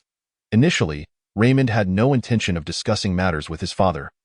But his brother's recovery was certainly a positive development, and he wished for his father to be reassured. However, he had not anticipated such a reaction from Bagas, and by the time he wanted to intervene, it was too late. Remarkably, it had been less than 20 minutes from his departure to his return, yet he appeared utterly dejected. I wanted to advise you against rushing back. Jack's emotional turmoil hasn't been resolved. Returning now would be counterproductive. Raymond shared his frustrations regarding his brother. He had consulted numerous renowned doctors and formidable priests, yet only an old scholar specializing in psychology provided a semblance of insight. In essence, the answer boiled down to allowing time to heal wounds. Adults and children think differently. While adults may believe that since death was inevitable, they should protect the child, children struggle to grasp such realities even when faced with stark truths, particularly when Caterlia was still alive at that time. Reflecting on this, Raymond acknowledged the validity of the scholar's perspective and chose to wait. However, Bagas's impulsive nature drove him to act hastily, inadvertently provoking Sojeas, which resulted in their current predicament. Sigh, we'll discuss it upon our return. Who would have thought that the world-renowned Bagas would display such vulnerability when faced with familial bonds? Observing his father's expression, Raymond felt a pang of sorrow, yet as he said, they could only await the outcome upon their return. But would they truly have that opportunity? Despite having been struck, Sojeas displayed no visible anger on his face. Instead, he busied himself in his room, gathering the wealth his family had provided over the years. The total amounted to over 4,000 gold coins, a seemingly modest sum. Yet even a fraction of that, entrusted to a capable manager, could ensure a lifetime of comfort for their small family. Having organized the funds, Sojeas promptly departed for the imperial port. The slap he received had awakened him to the realization that he could no longer afford to adhere to a regimented training routine. Otherwise, he risked either severing ties with his family completely or gradually losing his edge due to the passage of time. For a young man, losing that edge equated to losing the drive to strive. It is time to venture out and see the world. Remaining here will only lead to further grievances. However, given the current circumstances, it seems I may have to resort to piracy. Although Sojeas felt aggrieved, his mind remained clear in this age of grand exploration. Encountering ships of uncertain allegiance meant that even sinking them would attract no blame. Thus, rather than becoming an adventurer, it would be more advantageous to openly declare himself a pirate. After all, recruiting crew members would be far easier under the pirate's banner than as an adventurer. As one of the 7 great empires, the port of the Fran Empire was exceptionally prosperous. Even though the Fran Empire was not primarily known for its shipbuilding, it still boasted several sizable shipyards. Gazing at the array of single-masted and double-masted sailboats, galleons suitable for combat, and oared ships designed for boarding, as well as the battleships and ironclads that formed the backbone of the imperial military, Sojeas felt an overwhelming urge. Being a member of a naval family, he had often seen and boarded many vessels, yet he had never owned one himself. Upon inquiring about the prices, he soon realized he would have to postpone his plans. Even the cheapest single-masted sailboat cost 3,000 gold coins. Though Sojeas could afford this sum, it would leave him unable to recruit sailors. Just as he contemplated haggling, the shipyard manager's next statement heightened his sense of caution. "Young Master Sojeas, you will undoubtedly become an outstanding naval officer one day. Why would you settle for these small boats? Shall we explore some magical vessels?" Magical vessels, fundamentally different from ordinary ships, relied on magical energy cores for propulsion, allowing them to unleash attacks far surpassing those of typical ships. The quantity of magical vessels a nation possessed was often indicative of its power, with even higher-tiered magical battleships existing beyond them. Though such considerations were beyond Sojeas's current concerns as a novice at sea. "I am merely here to fulfill the task left by my mentor. As a competent officer, one must not only contemplate tactics but also assess the cost-effectiveness of every choice made at sea. My purpose here is to compare the prices, maximum capacities, and firepower of various ships. Only the one with the best overall ratio will be the most suitable for purchase in the future. This is also an essential quality for an officer." Sojeas spun a convincing lie, though his reasoning held some merit, as the shipyard manager nodded in agreement. "What a hassle! This damned identity makes it impossible to go anywhere without being recognized." Sojeas cursed inwardly. Ingram, back in the day, had been a mere school-level officer and the eldest son of a noble family destined to inherit a title. Comparatively, his status was far superior to Sojeas's. However, the former had just been executed. And if Sojeas were to boldly buy a ship and recruit crew members, he would undoubtedly attract unwanted attention. Considering the potential consequences of such actions sent a shiver down his spine. He was resolved to set sail, unafraid of death, yet facing the threat of being labeled a traitor before even embarking would be a tragic fate. "It seems that if I wish to go to sea, I must settle for a small vessel. Once I reach the territorial waters of Fran, I can then seek to recruit crew members." Sojeas was not one to stubbornly fixate on a single location. His sailing skills were commendable, and he believed that even with a small boat, he could navigate it with ease, albeit without much grandeur. Nevertheless, it would at least allow him to escape the oppressive environment he found himself in. With determination, he set out to a relatively smaller dock. Compared to the imperial port, this place was indeed much less bustling, typically frequented by fishermen or small merchant ships. Here, it was common for various vessels to be sold for various reasons. And soon enough, Sojeas found his eyes set on a modest, single-masted sailboat. Though referred to as a sloop, the truth is that the vessel's navigation primarily relies on oars, apart from a modest cabin. The ship boasts no other structures, rendering its space rather pitifully small, capable of accommodating no more than 10 individuals at most. Ironically, it is precisely this diminutive craft that is currently the most suitable for Sojeas. The owner of the vessel is a middle-aged man nearing his 50s, whose life has evidently revolved around the sea for several decades. Yet now, he finds himself seated upon the ship, a "for sale" sign erected. With not a soul showing interest. "Boatman, how much for this vessel?" The inquiry naturally comes from Sojeas, whose gaze scrutinizes the craft. Though the mast appears somewhat antiquated, it remains sturdy. What piques Sojeas' interest, however, is the fact that this clearly outdated model has shown no signs of repairs over the decades, a testament to the owner's adept sailing skills and, simultaneously, the vessel's exceptional quality. Upon hearing the question, the owner hastily descends from the ship, a sycophantic smile on his face that starkly contrasts with his appearance. "Young master, this ship is priced at 500 gold coins." He rubs his hands together, a somewhat awkward demeanor evident. Upon hearing the price, Sojeas appears somewhat disheartened. In a wonder it remains unsold. Such a small vessel could only be worth around 300 gold coins. At most 350. Theo demand 500 coins for it.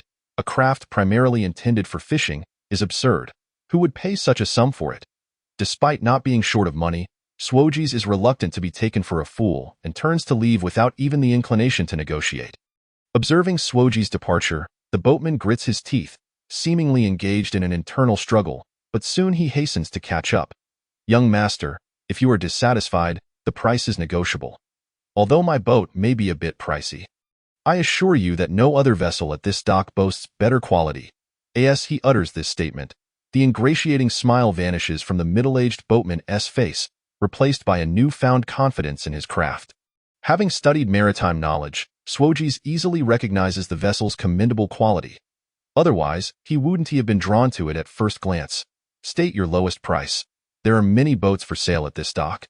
Implicitly, he conveys that there is no necessity for him to purchase from this particular seller. Sojeas' forthrightness puts the boatman in a difficult position, yet he tentatively proposes a figure, 450. As soon as these words leave his lips, he notices Sojeas' expression darkening, prompting him to hastily explain, "Young master, do not be disheartened by the seemingly high price. The hull is crafted from ironwood, the deck from red sandalwood, and both the mast and keel incorporate a mix of ironwood and birch. You should know that ironwood is resistant to corrosion and desiccation, impervious to marine pests, making such a vessel a rarity at sea. Thus, while the price is higher, it is certainly a worthwhile investment." The boatman's explanation softens Sojeas' demeanor, yet the price still feels somewhat exorbitant. After a moment of contemplation, he unfastens a pouch of gold coins from his waist and tosses it to the boatman. This contains approximately 400 gold coins, which shall suffice for the purchase of your vessel and additionally for procuring enough provisions to fill its maximum capacity. You are well aware of the necessities for sustenance at sea, and ensure that ample fresh water is included. Everything must be arranged within 2 hours. Should you fail to comply or abscond with my money, you are aware of the consequences. With that, Sojeas narrows his eyes. After all, he hails from a noble family, and the imposing presence he has cultivated over years at the academy is palpable. This mere gesture sends a chill down the boatman's spine. Initially, the boatman hesitates to refuse, but upon reconsidering the offer, he finally grits his teeth. "Young master, 400 coins is simply too. Then return the money to me. There are plenty of better boats at this dock." "Do you truly think I am blind?" Sojeas retorts angrily. "Indeed, among the vessels at the dock, this one's quality can only be deemed above average. However, the reality is that those of superior quality are larger and not as easily maneuverable by a single individual." With Sojeas' ultimatum laid bare, the boatman has no choice but to acquiesce. In truth, he does not suffer a loss. The vessel's value hovers around 380 coins, and considering Sojeas' need for supplies, the 400 coins correspond closely to the ship's actual worth, neither undercutting nor profiting him. Having spent years navigating coastal waters, the middle-aged boatman is well acquainted with numerous merchants and swiftly acquires the requisite supplies. Within an hour, nearly every inch of the cabin is filled with provisions, leaving scarcely any room aside from that required for sleeping and cooking. After dismissing the boatman, Sojeas takes possession of the cabin key, finalizes the purchase contract, locks the cabin door, and returns home to gather some resources. Since he is embarking on a maritime journey, the first items to procure are nautical charts and navigational compasses. Next, he delves into the family archives to identify any potentially hazardous marine flora within the Sacred Beast Sea, as well as recent weather reports. In terms of peril, the sea is far more treacherous than land. On land, encountering formidable foes allows for the possibility of escape, but at sea, should one encounter a powerful adversary without the ability to fly, the speed of retreat depends solely on one's sailing skills and the vessel's velocity. These merely represent ordinary threats. Should a storm or tsunami arise, given Sojeas' current capabilities, disaster would be inevitable. Departing from the aforementioned dock, with the current speed of this small vessel, it is estimated that it will take 2 days to elude the watchful eyes of Bagas and reach a safe harbor. The nearest kingdom should be the southern kingdom of Roa. Based on the available provisions, we can manage approximately half a month at sea. While half a month may not suffice to escape the bounds of Fran, it will certainly allow us to endure until we reach a port in a neighboring province. As Sojeas sifts through the materials, he contemplates a suitable route. He is acutely aware that the navigation knowledge acquired at the academy and from his family is merely theoretical. In reality, he has never once engaged in a true maritime expedition. Time is of the essence, and he does not linger at home for long.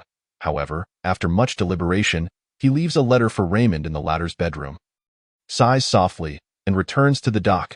With the sails lowered and the anchor retrieved, Sojeas embarks on his first solo voyage. Under the combined force of human and wind propulsion, the small vessel sails swiftly westward. Before long, the architecture of the imperial capital fades from view, and at that moment, Sojeas finally experiences a sense of liberation.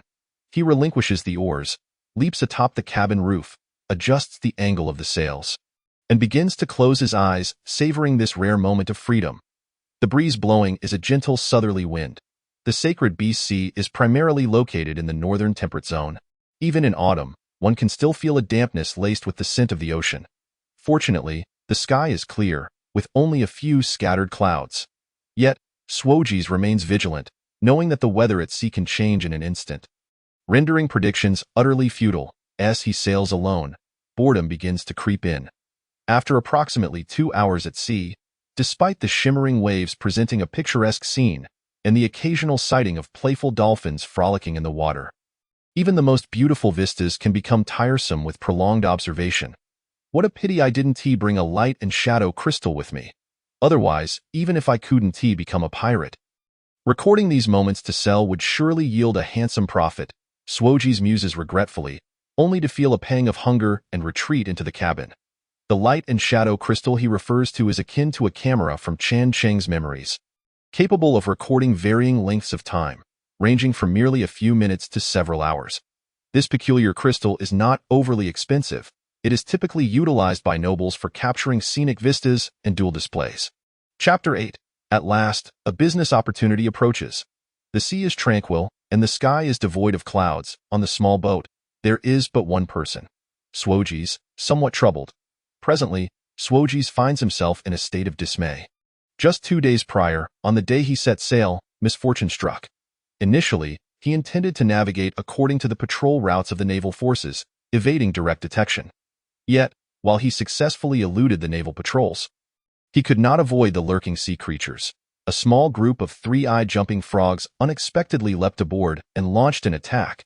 He certainly did not anticipate encountering such creatures so close to the mainland and its adjacent waters. The three-eyed jumping frog, a type of sea creature situated at the lower end of the food chain within the sacred Beast Sea. Generally, frogs do not inhabit marine environments. However, the three-eyed jumping frog is a remarkable exception. Not only can it thrive in this habitat, but it also flourishes. Similar to ordinary frogs, it possesses 2 eyes at the front that can only perceive moving objects, while the solitary eye atop its head enables it to detect life forms from various angles through light reflection. The tri-eyed jumping frog's manner of movement in the sea resembles that of a leap, which is also the origin of its name. This creature, capable of capturing only small marine worms and fish, possesses a maximum strength of merely the first rank, with the majority falling even below that threshold. Should such an opponent encounter Sojeas on land, they would likely be dispatched with ease by a single punch. However, at that moment, a sudden gust of wind stirred, causing the ship to sway uncontrollably. Unsteady on his feet, Sojeas was unable to harness his full strength. Faced with a dozen tri-eyed jumping frogs, he found it quite a challenge to fend them off. Ultimately, he managed to slay them all, yet the ship sustained some damage. What a blunder! Why didn't I think to purchase an additional stock of timber for backup? Sojeas lamented, thumping his head in regret. Although the extent of the damage did not hinder navigation, a worsening situation would not bode well. Fortunately, the barrels of fresh water and provisions remained intact, at least for the next few days. He would not have to suffer from hunger, despite needing to stay alert. What a nuisance! They say pirates are unrestrained ruffians. Well, I have certainly experienced that freedom. Yet, even a ruffian like me struggles to unleash chaos. That Ingram keeps saying that pirates are reckless wherever they go. Damn it, what about a bunch of frogs to wreak havoc on? He failed to consider that, despite Ingram's lofty rhetoric, pirates fundamentally remain a band of criminals. There may be those who cherish adventure among pirates, yet they are a minority.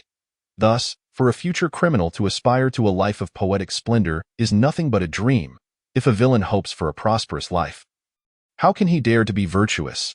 Ideals and reality often diverge significantly. Take Sojeas, for example. Before embarking on his voyage, he was brimming with confidence, aspiring to be a fourfold pirate, a term denoting a pirate leader with ideals, influence, wealth, and beauty. However, looking at his current circumstances, aside from the hold brimming with food and fresh water, he possesses nothing else and is left to contend with solitude. This perhaps echoes a phrase from Chan Cheng's memory, Heaven will place great responsibilities upon this person, and must first temper their heart and resolve. Whether Sojeas can evolve into such a person remains uncertain. Perhaps the heavens did not wish to see him so dejected. On the 13th day after setting sail, while crouched atop the cabin pondering his predicament, he vaguely discerned the shadow of a ship to his right front. Rubbing his eyes and peering intently, he soon realized that the ship's outline grew increasingly distinct. Oh, what splendid fortune! Finally, I have encountered another soul. Damn, after so many days, I feel like I'm about to burst. Even if it's a pirate ship, I'll take it. Sojeas exclaimed fiercely, promptly adjusting the sails and leaping onto the deck to row with all his might. As he drew nearer, he could make out the vessel's design. A medium-sized, two-masted, square-rigged ship, approximately 40 meters long. In comparison to Sojeas' small fishing boat, it was akin to a grandparent beside a grandchild. However, this ship would soon bear the surname Brewstan. Though ruthless, Sojeas was not a bloodthirsty individual. He recognized the red skull flag flying from the ship and felt some discomfort at the thought of slaughtering innocent people. However, he would harbor no hesitation in vanquishing fellow pirates. The speed of the two-masted square rigger naturally surpassed that of Sojeas' single-masted fishing boat. It was evident that the other party had noticed his small vessel, while it may not hold much value. For many small pirate crews, no wealth, however meager, could be overlooked. Before long, the larger ship was charging directly toward him. Having anticipated the move, Sojeas calculated the height and distance from the cabin to the enemy's deck. He resolved not to evade as the ship approached. Instead, he leapt, narrowly landing on the railing of the enemy vessel just as his own ship was capsized by the pirate ship's collision. Phew! Fortunate that I kept my coin pouch on me. Otherwise, killing these ruffians would have left me at a loss, Sojeas mused, casting a wistful glance at his small boat, rendered useless in less than half a month. However, his disregard for the crew aboard the pirate ship incited the ire of many. This audacious act stunned the fierce pirates on board, providing Sojeas a moment to assess the crew. The ship was nearly filled with bloodthirsty pirates. Around 90 in total, and at the center stood a man in his 30s, bearing a scar across his face. The triangular hat atop his head signified his captaincy. Knowing full well that a battle is imminent, he hides among the crowd. This captain seems rather unimpressive, Sojeas thought disdainfully. Strength and courage determine success. The captain wielded a sword in his left hand and a pistol in his right. Such an incongruous armament either indicated he was a formidable master or merely a coward lacking even the first rank of strength. The captain's reluctance to lead in battle suggested his own weakness and a lack of loyalty among his subordinates. Truly a rabble. Had the Navy possessed such officers, they would have been executed long ago. Yet, this suited Sojeas just fine. They would serve as his first targets. Weighing the strengths of both sides, Sojeas felt a surge of confidence. His calm demeanor only served to infuriate the pirate captain, who pushed aside the pirates in front of him. I am Klein, captain of the Hell Pirate crew. You, little thief, dared aboard my ship? Are you tired of living? Sojeas did not even glance at the blustering captain. Instead, he fixed his gaze on the youth standing behind Klein. Although the young man exuded no palpable aura of combat, he remained at Klein's back, positioned such that he would not obstruct the captain's movements. A coincidence? If not, then this lad could be a promising recruit. Sojeas assessed inwardly. Klein's mounting fury from being repeatedly ignored reached a boiling point.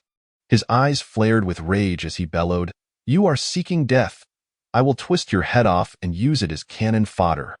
No sooner had the words left his mouth than Klein raised his right hand, ready to pull the trigger, only to find his vision blurred in an instant.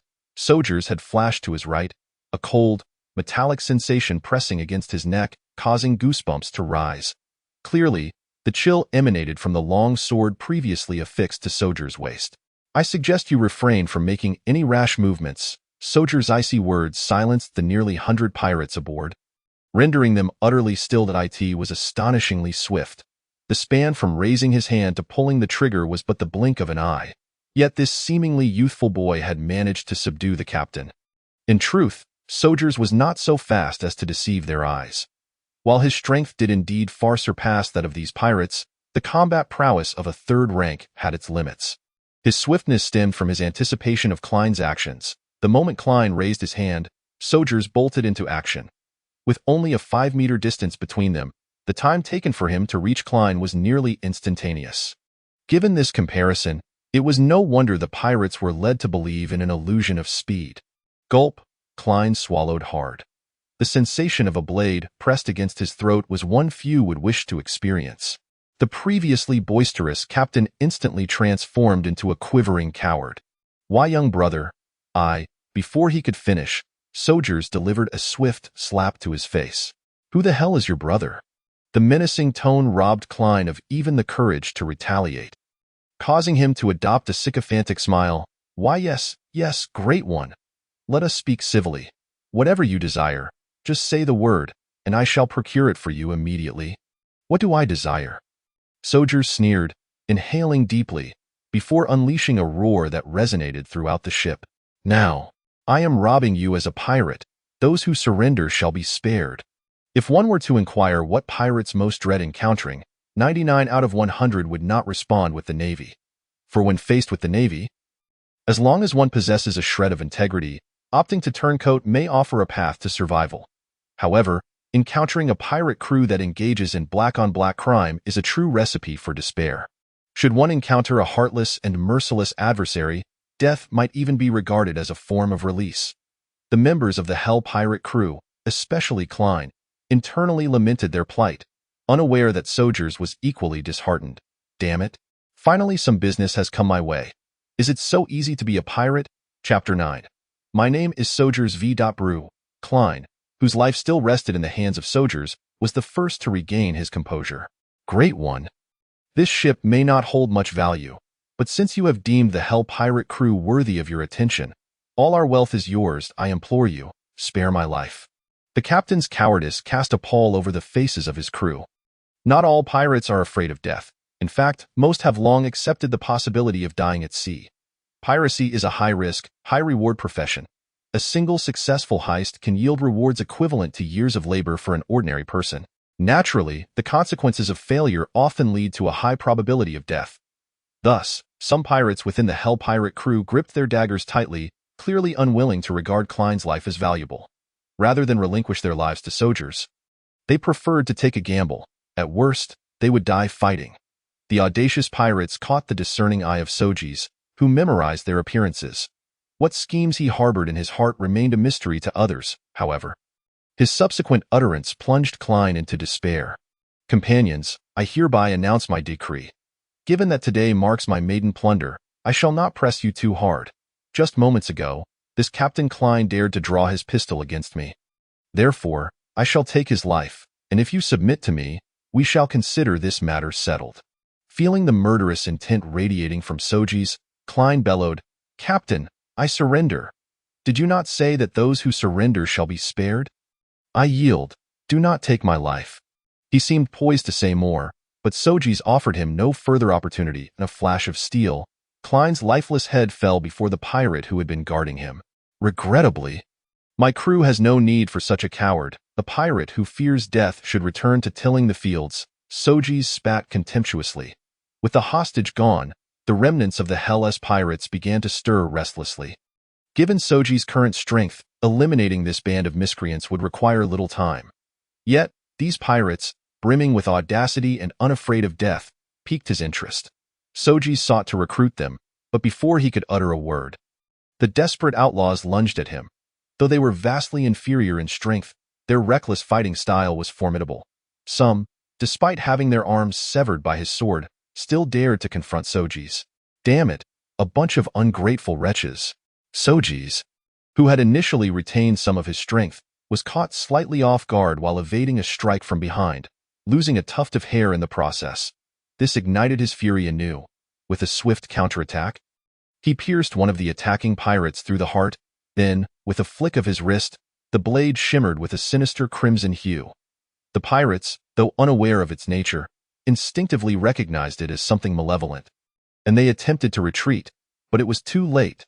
A swift flash of sword light ensued, and 5 pirates, caught off guard, had their throats punctured simultaneously, erupting into a mist of blood as the crimson haze dissipated. It revealed the 5 with identical gaping wounds at their throats. This technique, known as blood kill, was one Sojeas had learned years ago from Wendell. If Wendell were to know that Sojeas had employed his taught sword technique to slay pirates, he would surely feel a sense of pride. Seizing the moment of chaos among the pirates, Sojeas grasped a fuse bomb. The pirates watched in astonishment as he swung his sword, igniting the fuse through the friction. With the pirates finally subdued, Sojeas let out a sigh of relief. This silence signified a chance for negotiation. I ask again, do you not comprehend my words? I previously stated that those who surrender shall not face death. How dare you, a rabble of no rank, challenge me, a third-tier swordsman? As he spoke, another slash of his sword cleaved a hapless soul in two, spilling entrails and blood upon the deck. Sojeas understood well that both pirates and naval forces shared a commonality: to compel obedience. One must exhibit an overwhelming strength that leaves no room for hope of victory. Against such desperate outlaws, merely appealing to virtue would only invite perceptions of weakness. Indeed, the trademark sword energy of a third-tier swordsman extinguished any flicker of rebellion within the pirates. Though they were unafraid of death, this did not equate to a desire for pointless self-destruction. Sojeas' piercing gaze swept over the now demoralized pirates as he continued in a menacing tone. Your courage earns my respect. Yet your lack of wisdom repulses me. I have declared myself a pirate. Aboard my ship, there is no place for cowards like Klein. My ambitions extend across the 9 great seas. Should anyone fear death, I shall grant them passage ashore, but if you wish to continue your exploits across the world, then follow me. And of course, Sojeas adopted a more sinister tone. Should you wish for further conflict, I am more than prepared to oblige. With that, he unleashed another wave of sword energy, this time severing the Hellas pirates' emblematic red skull flag above them. The bomb's fuse had dwindled to a third of its length, yet Sojeas remained unfazed. As if the impending explosion held no significance for him, this audacious display finally stirred the once silent pirates. I'm in, the young pirate who had guarded Klein exclaimed.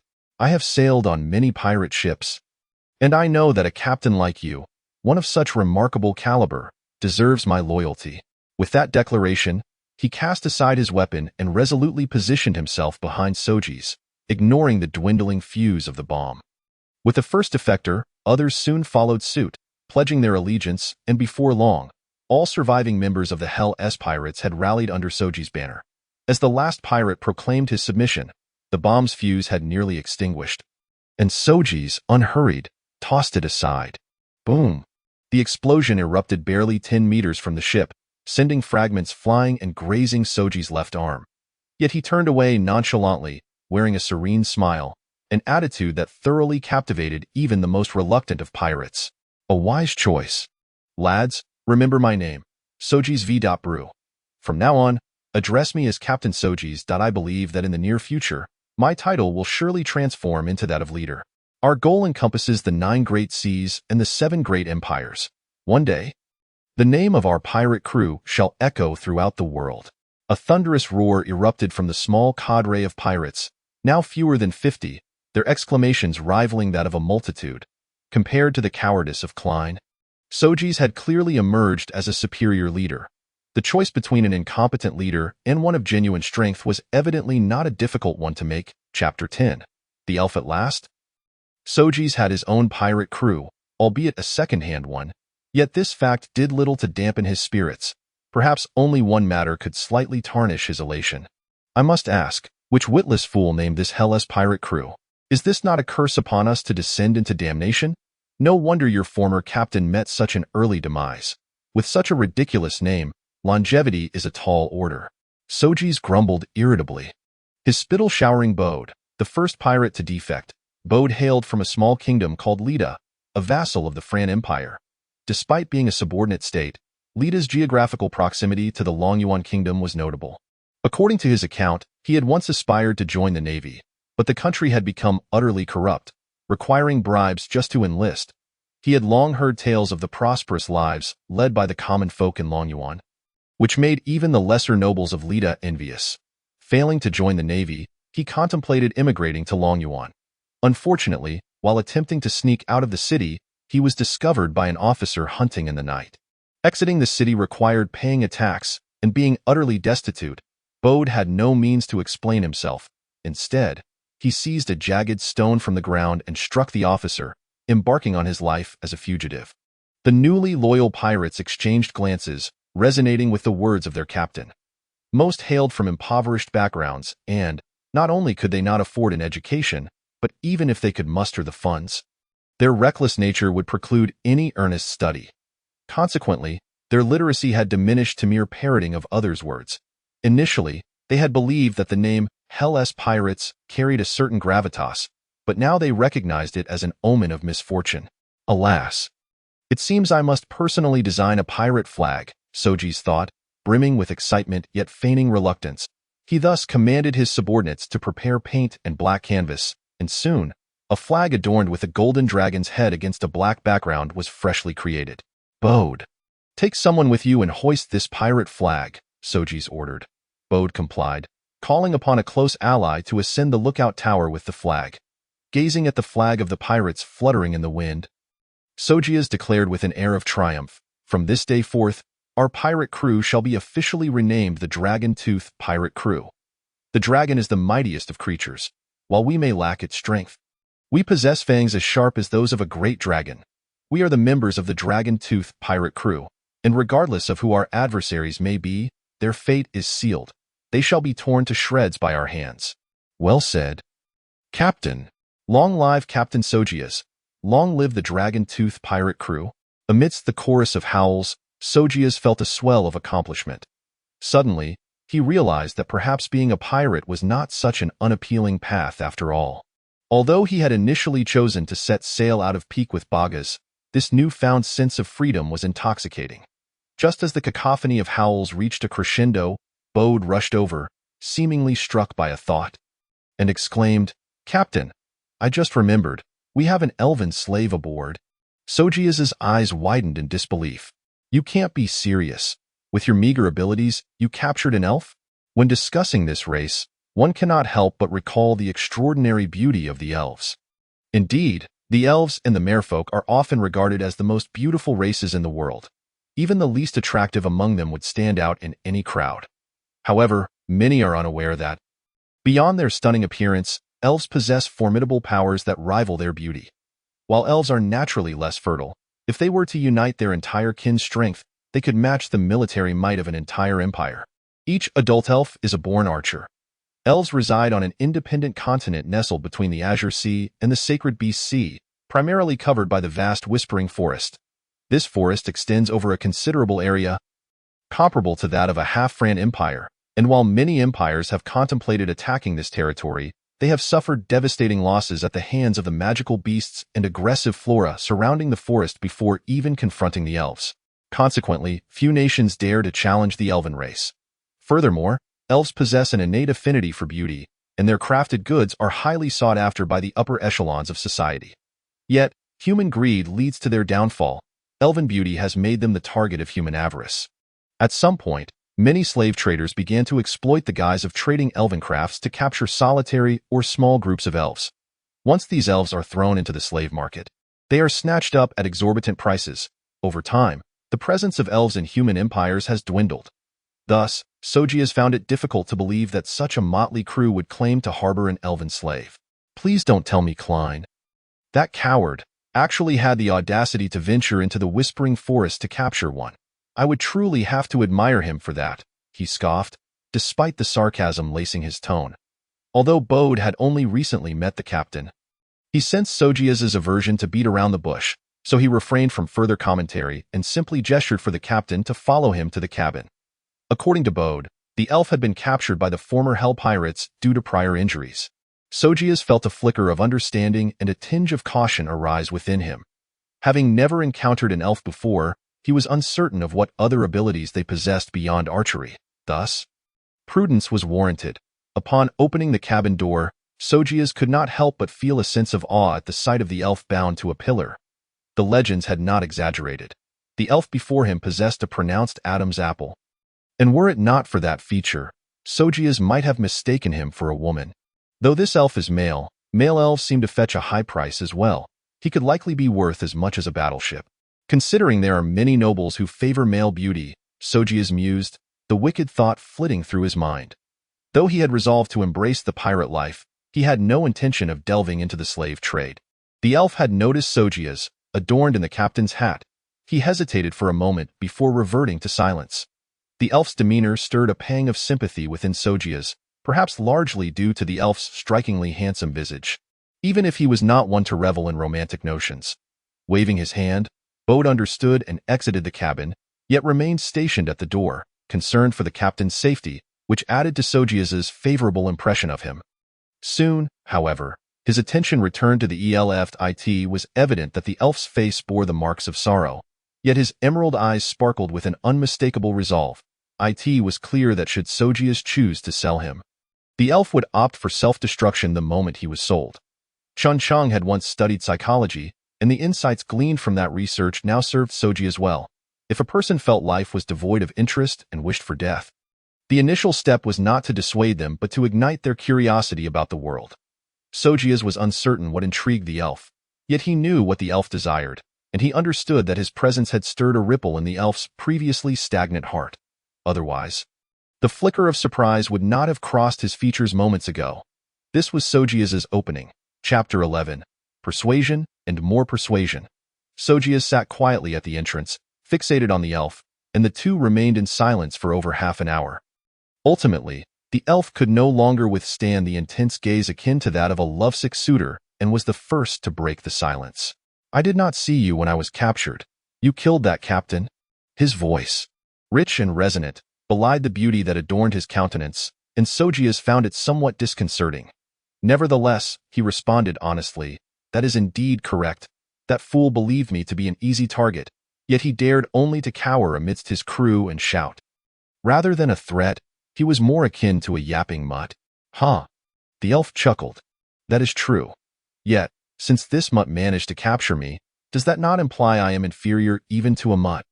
The self-deprecating remark revealed the elf's acceptance of his fate. And Sojeas noted that if this elf were to survive, his mindset would surely lead him to greatness.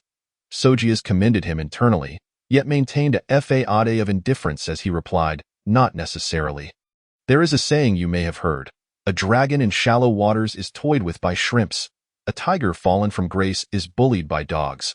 I can see that you were merely injured previously, which is why you could not contend against a multitude of pirates. The circumstances were different, and thus so were the outcomes. It is not a reflection of your worth, merely a twist of fate." After delivering this insight, Sojeas did not wait for a response before continuing, "You are a proud elf, and I assume you would not conceal your name. I am Sojeas V. Bruce. Might I know your name?" The elf regarded Sojeas with a knowing expression, a hint of amusement playing on his lips. "While I do not mind sharing my name, I wonder if you might be withholding some information, Mr. Sojeas V. Brew. Am I really that well known?" Sojeas mused, hiding his face behind his hand. However, he did not argue but simply stated, "I must say, dear elf, a clever person would feign ignorance. You surely understand the repercussions should a member of the Bruce family be discovered engaging in piracy."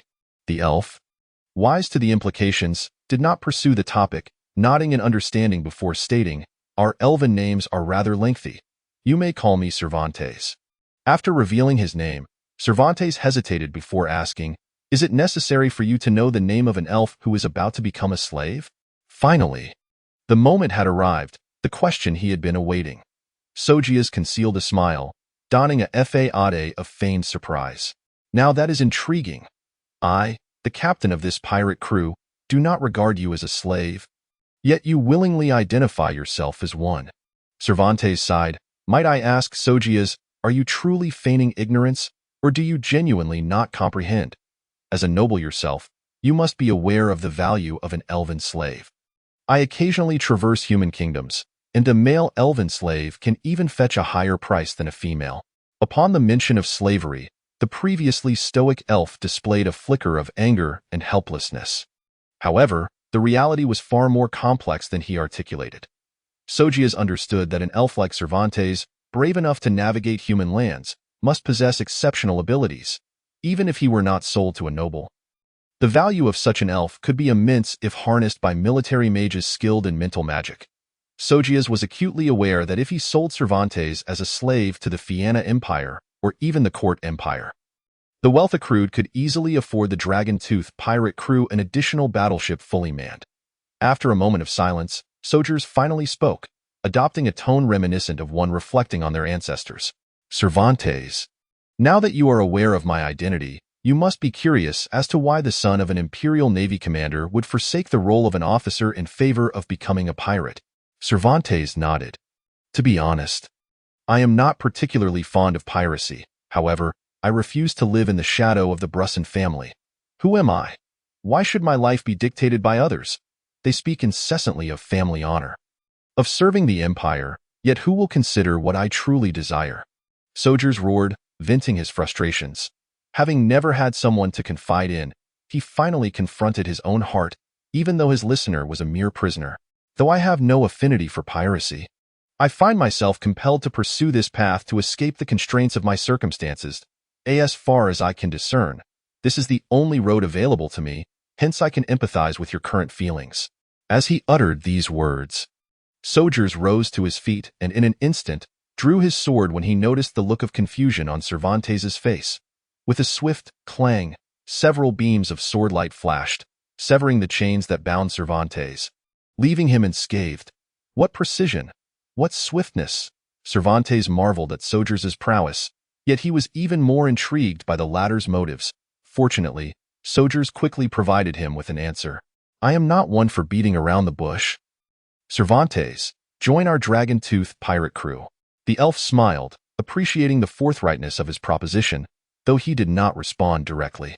Tell me, what is your reason for wanting to recruit me?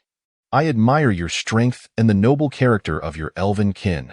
Unlike humans, elves do not know the meaning of betrayal. You've witnessed my abilities. I am but 16 years old and have only recently attained the 4th tier. I believe I can break through my limitations to become the 3rd 9th tier swordsman. At that point, the entire sea will be our playground. As a member of my crew, I can assure you that any adversary of the elven race will be our eternal enemy. Sojeas's grandiose ambitions were, in essence, mere dreams. While they represented his aspirations, they were beyond what the dragon-tooth pirate crew could currently achieve. However, Cervantes, being an elf, possessed a temperament akin to calm waters, which dictated that he would not overthink matters until he had experienced more of the world. It was evident that he had been swayed by Sojeas's words, yet he still sought to ascertain the latter's resolve. What if I choose not to join? Damn it! Sojeas exclaimed, his earlier bravado dissipating in an instant.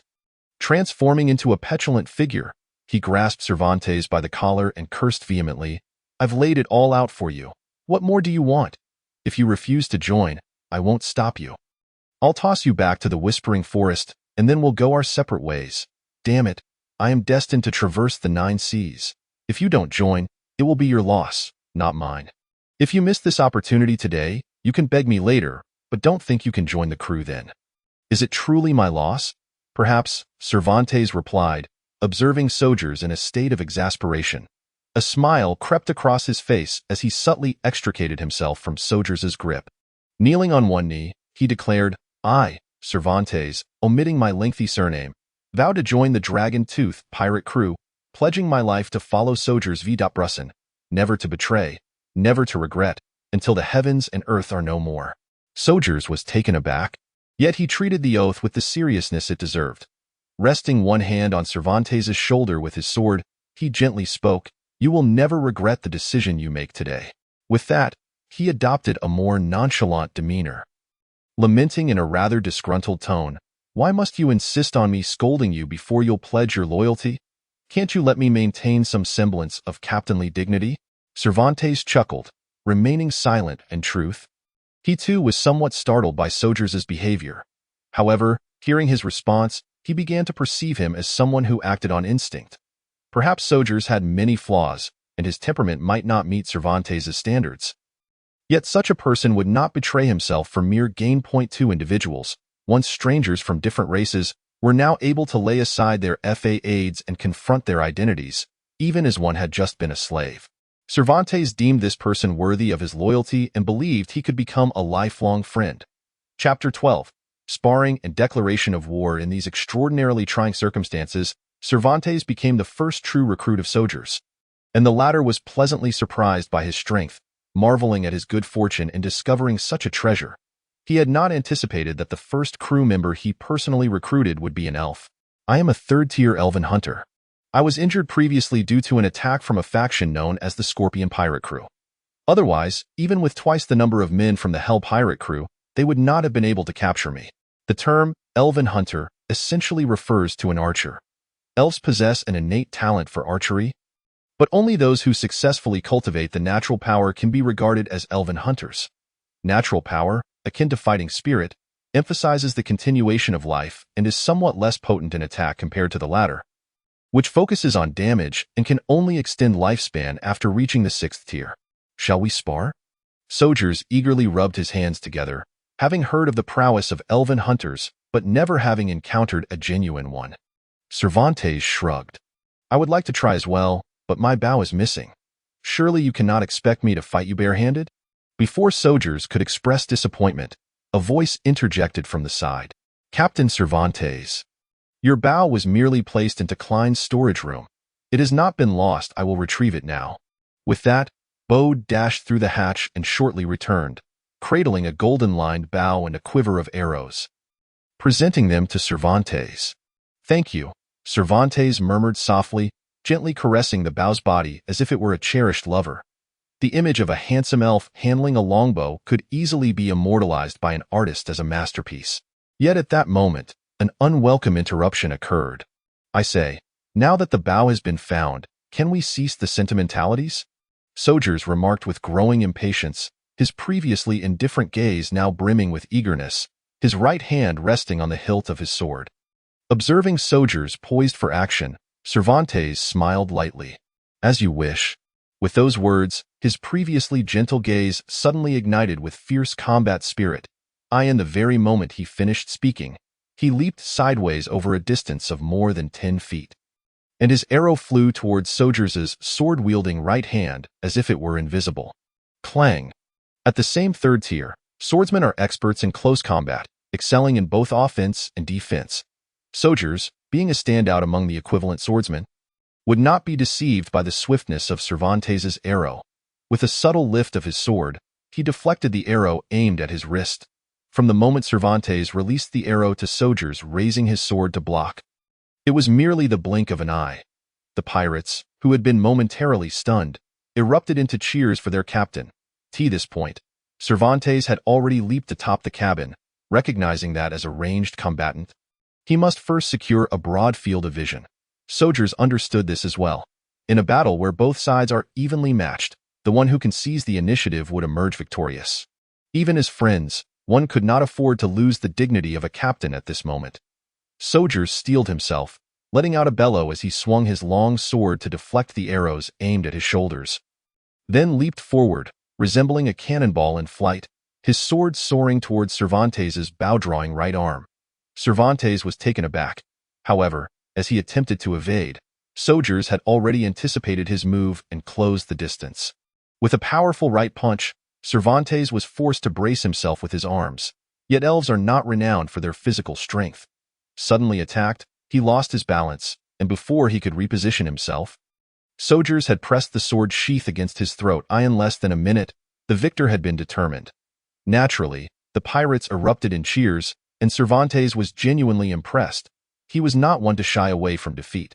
Following a captain whose strength surpassed his own was far more advantageous than following one inferior to him.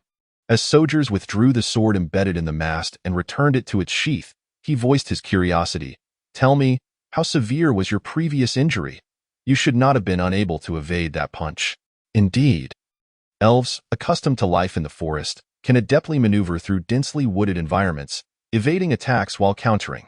Cervantes nodded in acknowledgement but refrained from fully endorsing Sojeas' assessment. I was indeed injured. During the pursuit by the Scorpion pirate crew, I sustained burns to my back from cannon fire. Had I not been wounded, I might have evaded your earlier attack. However, your speed is not inferior to mine, and over time, losing the distance advantage would still render me unable to match you. Having mentioned the Scorpion war pirates twice in succession, Sojeas suddenly felt a curiosity to uncover the extraordinary traits of this pirate crew. However, the answers he received left him astounded and filled with a quiet resentment towards the Fran Empire for concealing such numerous truths. From Cervantes' account, Sojeas realized that the Scorpion war pirates were not significantly superior to the Dragon-Tooth pirates. Their captain was merely a third-tier fighter, yet they commanded a formidable battleship with a full complement of 350 crew members. The disparity in vessels completely compensated for the advantages brought by Cervantes joining the Dragon-Tooth pirates. Furthermore, according to him, the Scorpion War pirates were originally a fully staffed crew, meaning that even after suffering some losses at the hands of Cervantes, their numbers still hovered around 300. In contrast, the Dragon-Tooth pirates appeared weak and outnumbered, with barely 50 members against 300. Perhaps their only advantage lay in the courage that Sojeas begrudgingly acknowledged in the former. Although the involvement of the Scorpion War pirates had led to Sojeas acquiring this exceptional elven hunter, he resolved to declare war on the Scorpion War pirates to avenge Cervantes. "Did everyone hear Captain Cervantes' words?" he inquired. "We did," came the reply. "So? What shall we do about the audacious Scorpion War pirates who dare to bully our Dragon-Tooth pirates?" Sojeas awaited the pirates' response in silence. If they displayed any hint of cowardice, he would not hesitate to dispose of them. His ship had no need for such timid souls, nor for comrades who would remain silent while their brethren were assaulted. Fortunately, these audacious pirates did not disappoint him. "What are the scorpions to us? Let them become dead scorpions. What else can we do? Let's smash them to pieces. Indeed, let us all smash them to pieces." The pirates' fervor did not wane in the face of an impending formidable enemy. Rather, it surged to new heights. Sojeas expressed his satisfaction with their response, and once they quieted down, he spoke with resolute conviction. "Remember, from this day forth, it is only we, the Dragon-Tooth pirates, who shall bully others. No one shall dare to bully us. Though we may be few, we possess qualities that many pirate crews lack. Unity, we are a cohesive entity. They are merely a rabble. Numbers do not intimidate us, do I need to say more? Forward, lads, towards the dreaming seas. Roar." With a commanding shout, the Dragon-Tooth pirates unilaterally declared war on the Scorpion War pirates. As Sojeas had stated, a pirate may lack strength, but a true pirate must possess a heart devoid of fear. It is this strength of spirit that forges the path of future champions. Chapter 13. The state of the seas. When Sojeas set sail, he instinctively chose to navigate towards the western dreaming seas. Thus, after the captain of the Hell Pirates was replaced, they found themselves sailing until dusk, with the potato nearing the edge of the sacred beast seas.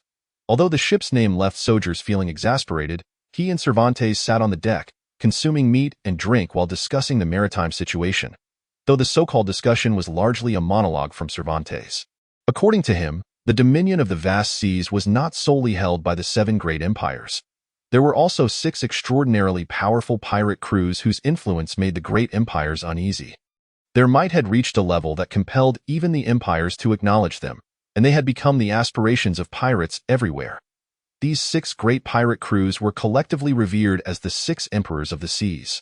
Among these, the most representative was the universally recognized strongest pirate crew, the Throng pirates, led by the formidable Lidas, often hailed as the strongest in the world.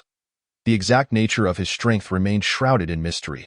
Some claimed he was a 9th-tier warrior, while others insisted he had reached the 10th tier, possessing a lineage with half-orc blood. He had once triumphed over 4 9th-tier warriors during the Allied assault on the pirate city by the 4 great empires. Simultaneously, he was considered a living fossil among pirates, having risen to fame over 4 centuries ago. His vice-captain, the Sword St. Lloyd, had also attained 9th-tier status several years prior, and their flagship, the indomitable Dragon Armor, was one of the mightiest magic warships of the age. The establishment of the pirate city 300 years ago had greatly enhanced the pirate profession, and the Throng pirates had grown so powerful that they no longer needed to raid merchant convoys, merely collecting tributes from nations instead, suggesting an implied collusion with the empires. Collecting tributes from empires, how exaggerated could that be? Sojeas thought, astounded by the financial prowess required to establish a pirate city.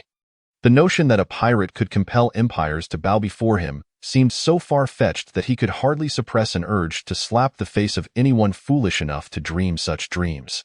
As for the second most powerful crew, it was the Elven pirate crew, the Surf Riders, led by the elven hunter known as Flying Eagle Arubas. The peace-loving elves, despite forming a pirate crew, primarily aimed to protect their kin. Out of necessity, Arubas, who often traversed the human realm, established the Surf Riders to plunder slave ships and secure resources for his people. The remaining 4 crews each possessed unique characteristics. Among them, the overlord Chang Yifeng led the Skywalker pirates. Stationed in the Azure Seas, originating from Longyuan Kingdom, he seemed to have only established his crew to defend against external pirates, delivering devastating blows to any who dared to rob merchant vessels of Longyuan Kingdom. Additionally, there were rumors that Chang Yifeng was one of the very few who knew the secrets of the Pirate King and shared a close friendship with beast leaders. The soul-piercing pirates, led by the gun Saint Brian, were renowned as the most powerful gunmen in the world. Brian radiated an air of superiority befitting his prowess, having mastered psychokinesis to an extraordinary degree. Coupled with his innate long-range vision, he became a terrifying assassin, particularly after acquiring the divine gun Starfall in his later years, enhancing his strength to unprecedented heights. With psychokinesis at his disposal, his shooting range could rival that of the main cannons of magic warships. However, the distinction between the soul-piercing pirates and the Skywalker pirates lay in the former's near absence of weaknesses. Their composition of magical, melee, and supportive roles was commendable. Their flagship, the Dreamwalker, served as a formidable deterrent against all hostile forces. The Purgatory Pirates, led by the Butcher Osnick, a 9th-tier beast soul fighter, caught Soldier's attention when he noticed a flicker of fear in Cervantes' expression upon mentioning the name. Osnick, the foremost expert among the beast folk, was a staunch racist who vehemently opposed the alliance between the beast folk and the Alonso Empire. He was a nightmare for non-beast races across the 9 seas, employing extremely bloody and brutal tactics. The Holy Canton Empire had attempted multiple military campaigns against the Purgatory Pirates but had returned in defeat. However, no conflict had ever arisen with the Beastfolk pirates. To the Beastfolk, Osnick was a hero. To other races, he was an unequivocal demon. Yet, Cervantes' next words left Soldier's pondering. Although he harbors hostility towards humans, Osnick, as a king of his generation, is also a man of discernment. He does not hold grudges against humans who do not discriminate against beastfolk, and he would even risk his life to repay those humans who have shown him kindness. It seemed that despite his extremism, Osnick still had a sense of reason, which constituted Soldier's initial assessment. The 5 pirate crews previously mentioned had already ignited Soldier's blood with exhilaration, and the last one piqued his interest even further. The final of the 6 emperors. The Ice Whisper Pirates, led by the Ice Queen Olaras, was evident from her name to be a formidable female pirate.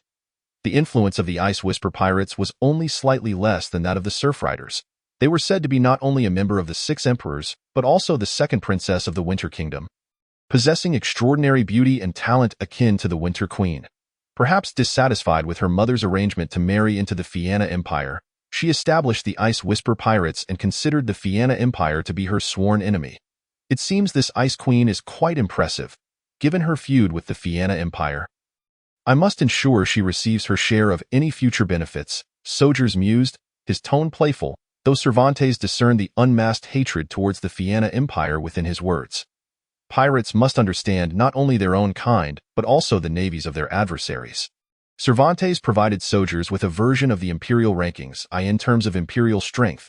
The Alonso Empire reigned supreme, with its naval commander, Trollos, being a formidable figure, second only to Lida's, having once clashed with Chang Yifeng, with neither gaining the upper hand. Following closely was the Court Empire, which, unlike the declining Alonso Empire, thrived in the 5 color seas, the nation with the most magical professions in the world. The 5 color seas were named for the dense presence of the 5 primary magical elements: thunder, wind, fire, earth, and ice, resulting in frequent elemental tides upon the ocean. This rich elemental energy made it easier for the people of the Court Empire to commune with the elements and consequently become magicians. Ranking 3rd is the Saint Content Empire, located in the Crystal Sea, colloquially known as the Holy Kingdom. Rather than being an empire in the traditional sense, it is more accurately described as an immensely vast religious organization that venerates the Lord of Radiance. Its faith has even permeated the other 6 great empires. Thanks to the offerings from its devout followers and its geographical bounty of various mineral resources, its wealth far surpasses that of the other empires. In 4th place is the Longyuan Kingdom, situated on the Dragon Continent in the azure waters of the east. Although its technology for magical machinery ships pales in comparison to that of the other empires, its navy's individual combat prowess is indisputably the strongest, likely attributable to their exceptionally rigorous training and strict discipline. Rarely engaging with the other empires, it seems that the other 6 powers are reluctant to confront the iron-blooded soldiers of Longyuan. who fight with fearless tenacity. Furthermore, the quality of life for the commoners in Longyuan is widely acknowledged to be the best, as evidenced by the fact that only members of the Skywalker pirate crew hail from this kingdom. Fifth is the Winter Kingdom, established in the farthest northern reaches of the world. The harsh environment of the Arctic Ocean has fostered a fierce national character among its people, and it is also the cradle of ice mages. The royal family even selects heirs based on the strength of their ice lineage. Only the strongest may inherit the throne. This extreme practice has resulted in relatively low political competence. Yet their strength is undeniable. In sixth place is the arch-nemesis of the Fran Empire, the Fianna Empire. Rumors abound regarding Fianna's close ties with the merfolk of the Dreaming Sea, a sentiment that Sojas has heard as well. Perhaps this is why Fianna ranks above Fran. Finally, we arrive at Soja's homeland, the Fran Empire. However, according to Cervantes' assessment, despite its last-place ranking, Fran's shipbuilding technology for common vessels can easily place it among the top 3. Moreover, the Fran Empire boasts unique sea beast knights. In his view, if the Fianna Empire lacks a trump card, then Fran's overall strength is certainly superior to that of its bitter rival. Furthermore, should the Winter Kingdom not rely on its geographical advantages, it could well find itself at a disadvantage against Fran. Chapter 14. The Scorpion Pirate. Cervantes' description essentially conveys that the pirate profession is currently on the rise, and the pirate city built by Lidas in the Sea of Sin has established a home for the vast pirate community. However, Sojas is no fool. He understands that despite the imposing reputation of the 6 empires, their combined strength still does not measure up to that of the 7 great empires. The Fongtooth pirates might leverage their notoriety to challenge one of the empires. But if Lidas does not engage in battle, they will inevitably face defeat against the empire. The existence of such nefarious forces persists primarily because the empires are in a state of mutual hostility. Perhaps there are exceptions, but they are undoubtedly rare. It is precisely this mutual restraint among the empires that has allowed the 6 empires to develop rapidly, and one could argue that their growth is, in a sense, a desired outcome for the empires. For instance, the realm of the Gun St. Brian lies between the Twilight Sea and the Five-Colored Sea, and his presence somewhat deters large-scale conflicts between the Alonso Empire and the Court Empire. Should either nation wish to initiate war, they would need to pay tribute to enlist the services of Brian's soul-piercing pirate crew. Thus, an intriguing dynamic has emerged. While the empires seek to eradicate the 6 empires, they simultaneously rely on them to balance the conflicts among themselves, wary of the 6 empires' strength and uncertain of how much power they would retain after their destruction. Conversely, the 6 empires maintain the stance that anyone who dares to strike them shall face retaliation. Consequently, the world now witnesses frequent skirmishes rather than full-scale wars. However, the specifics of these situations are beyond the comprehension of Sojas, a mere shrimp in the vast ocean. Rather than discussing those lofty powers, Sojas eagerly engages with his companions on how to outmaneuver the Scorpion pirates. They are not foolish. Given their limited numbers, a direct confrontation would undoubtedly lead to their annihilation. Yet they possess one advantage: Cervantes, the newly joined elf. After a lengthy discussion and much bustling about, Sojas suddenly changed his expression, raising his fist to strike the elf's handsome face. Cervantes appeared caught off guard and fell to the ground. Soon, an unusual scene unfolded aboard the Potato, where a striking youth was seen vigorously pounding the beautiful elf. After a long bout, Cervantes was left bruised and battered, while Sojas, exhausted, sat on the ground, instructing his subordinates to bind the elf with chains. Just then, a lookout's urgent shout snapped him to attention. "Captain, a ship has been spotted at 40 degrees to port, moving at high speed." Sojas hurriedly commanded the pirates to spring into action, grabbing the spyglass from his belt to survey the direction indicated by the lookout. Black hull, red scorpion emblem. Indeed, it is the Scorpion pirates. Damn, they're swift. Sojas felt a surge of anxiety. The previously devised plan was far from perfect. However, pirates are the most adept at adapting to changing winds. If they were to reveal their current formation, conflict could erupt before they even had a chance to negotiate. "Our strength is simply too lacking," Sojas sighed. But faced with the situation, he resolved to fight with all his might. Aware of the disparity between their strengths, Sojas discreetly cut his palm with his sword, allowing blood to flow. He then tore a small piece of wood from the railing and applied his fighting spirit to the wound.